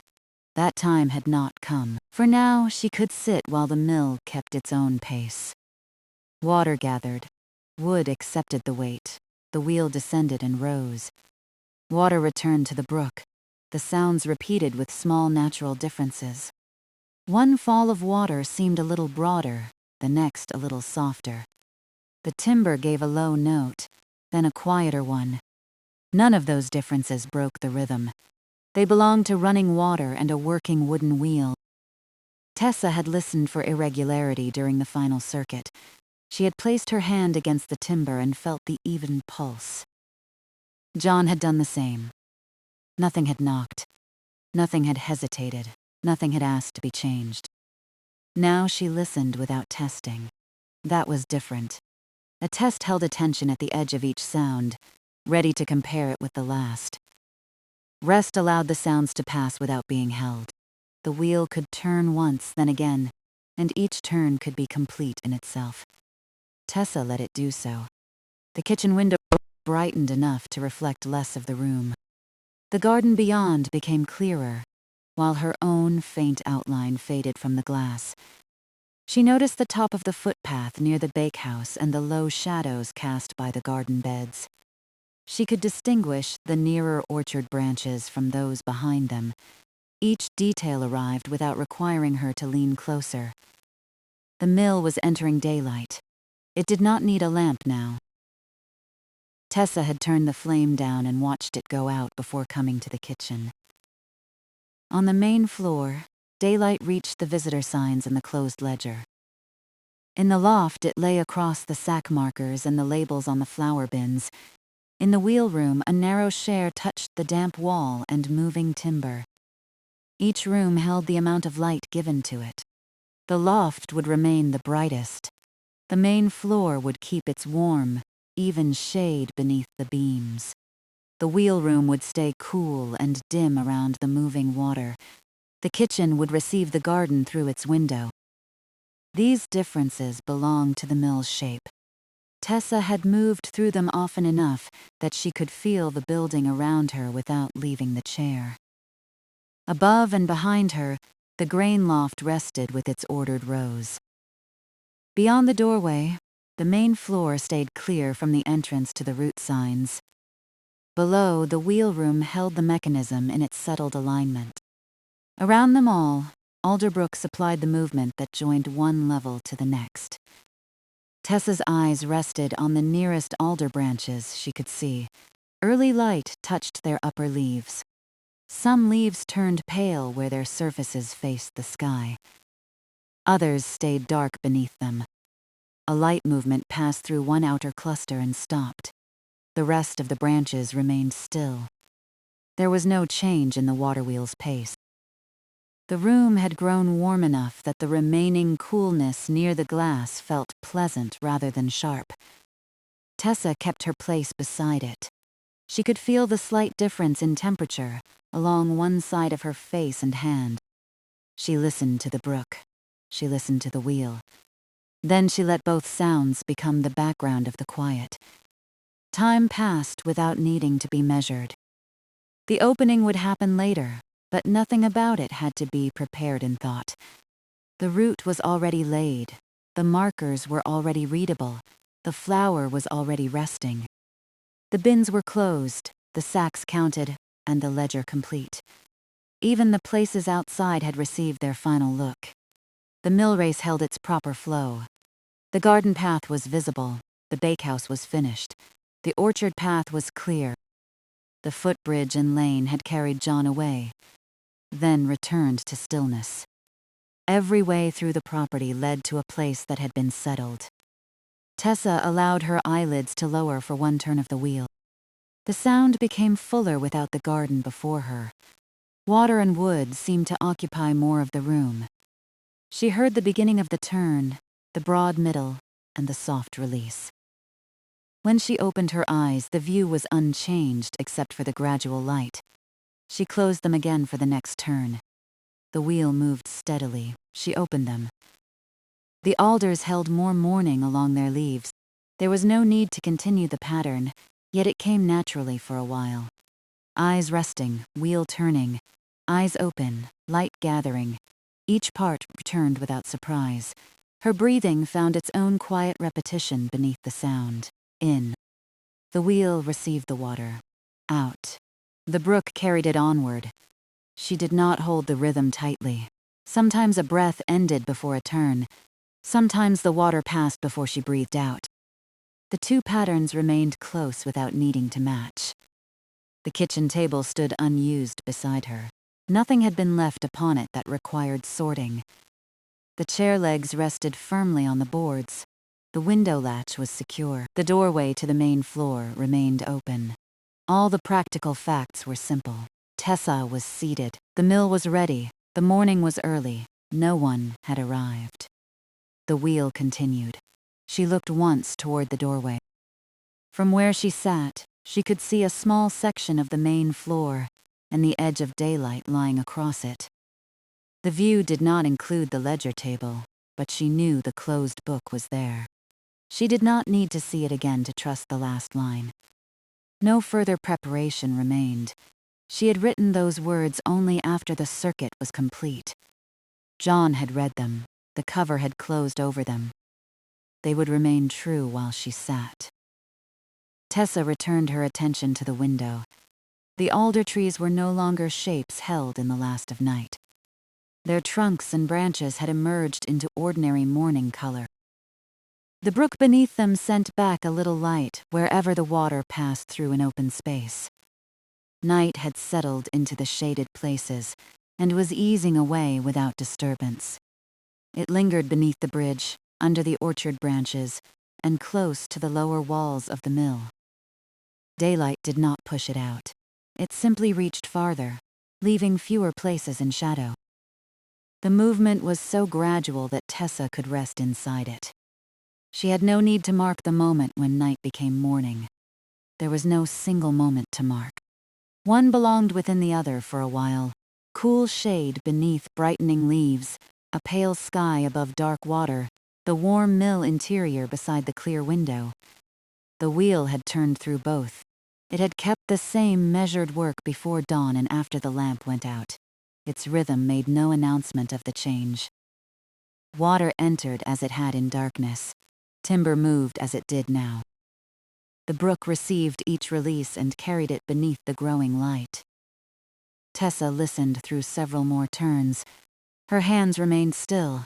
Her feet remained comfortably placed. The chair remained beside the window. Nothing asked her to move. A small brightness reached the farther edge of the kitchen floor. It rested there, soft and narrow. Dust did not rise through it. No door open to stir the air. The mill held its enclosed warmth, its canvas and grain, its old wood and faint flower scent. Outside, the garden waited in order. Beyond it, the bakehouse waited. The orchard waited beneath its branches. The lane waited beyond the footbridge. Waiting did not make any of them unfinished. They were ready places in an early hour. Tessa let that understanding remain as simply as the objects themselves. The ledger on the table, the pencil beside it, the signs along the route, the markers in the loft, the flour in the bins, the wheel in motion, the apples set aside, the paths clear. Each had a place. Each place had been checked. Nothing had been carried into the kitchen except Tessa's own quiet. More light entered among the alder trees. It touched the upper branches first, then reached down in broken shapes toward the brook. The leaves held green now, and the water showed silver in brief sections between them. The mill yard beyond the kitchen remained empty and calm. Tessa watched without waiting for anything to appear. The next part of the day could come in its own time. When it did, it would find the door ready, the route understandable, and the mill already working at its settled pace. But that part had not begun. Here, beside the kitchen window, the week had come to rest. Tessa leaned back against the chair and let her gaze soften over the alders. The separate leaves became a quiet pattern of green and early light. The garden path, bakehouse wall, and orchard branches stayed within the same broad view. Behind her, the water wheel turned. Water gathered and settled its weight. The timber moved, the water passed on. Another turn followed. Then another. The closed mill door held the morning outside until its proper hour. The closed ledger held the finished account. The labeled bins held the flour at rest. Tessa remained by the window. Early light continued through the alder trees, slowly and evenly, while the wheel kept the rhythm it had found. Everything was complete. Nothing needed to begin yet.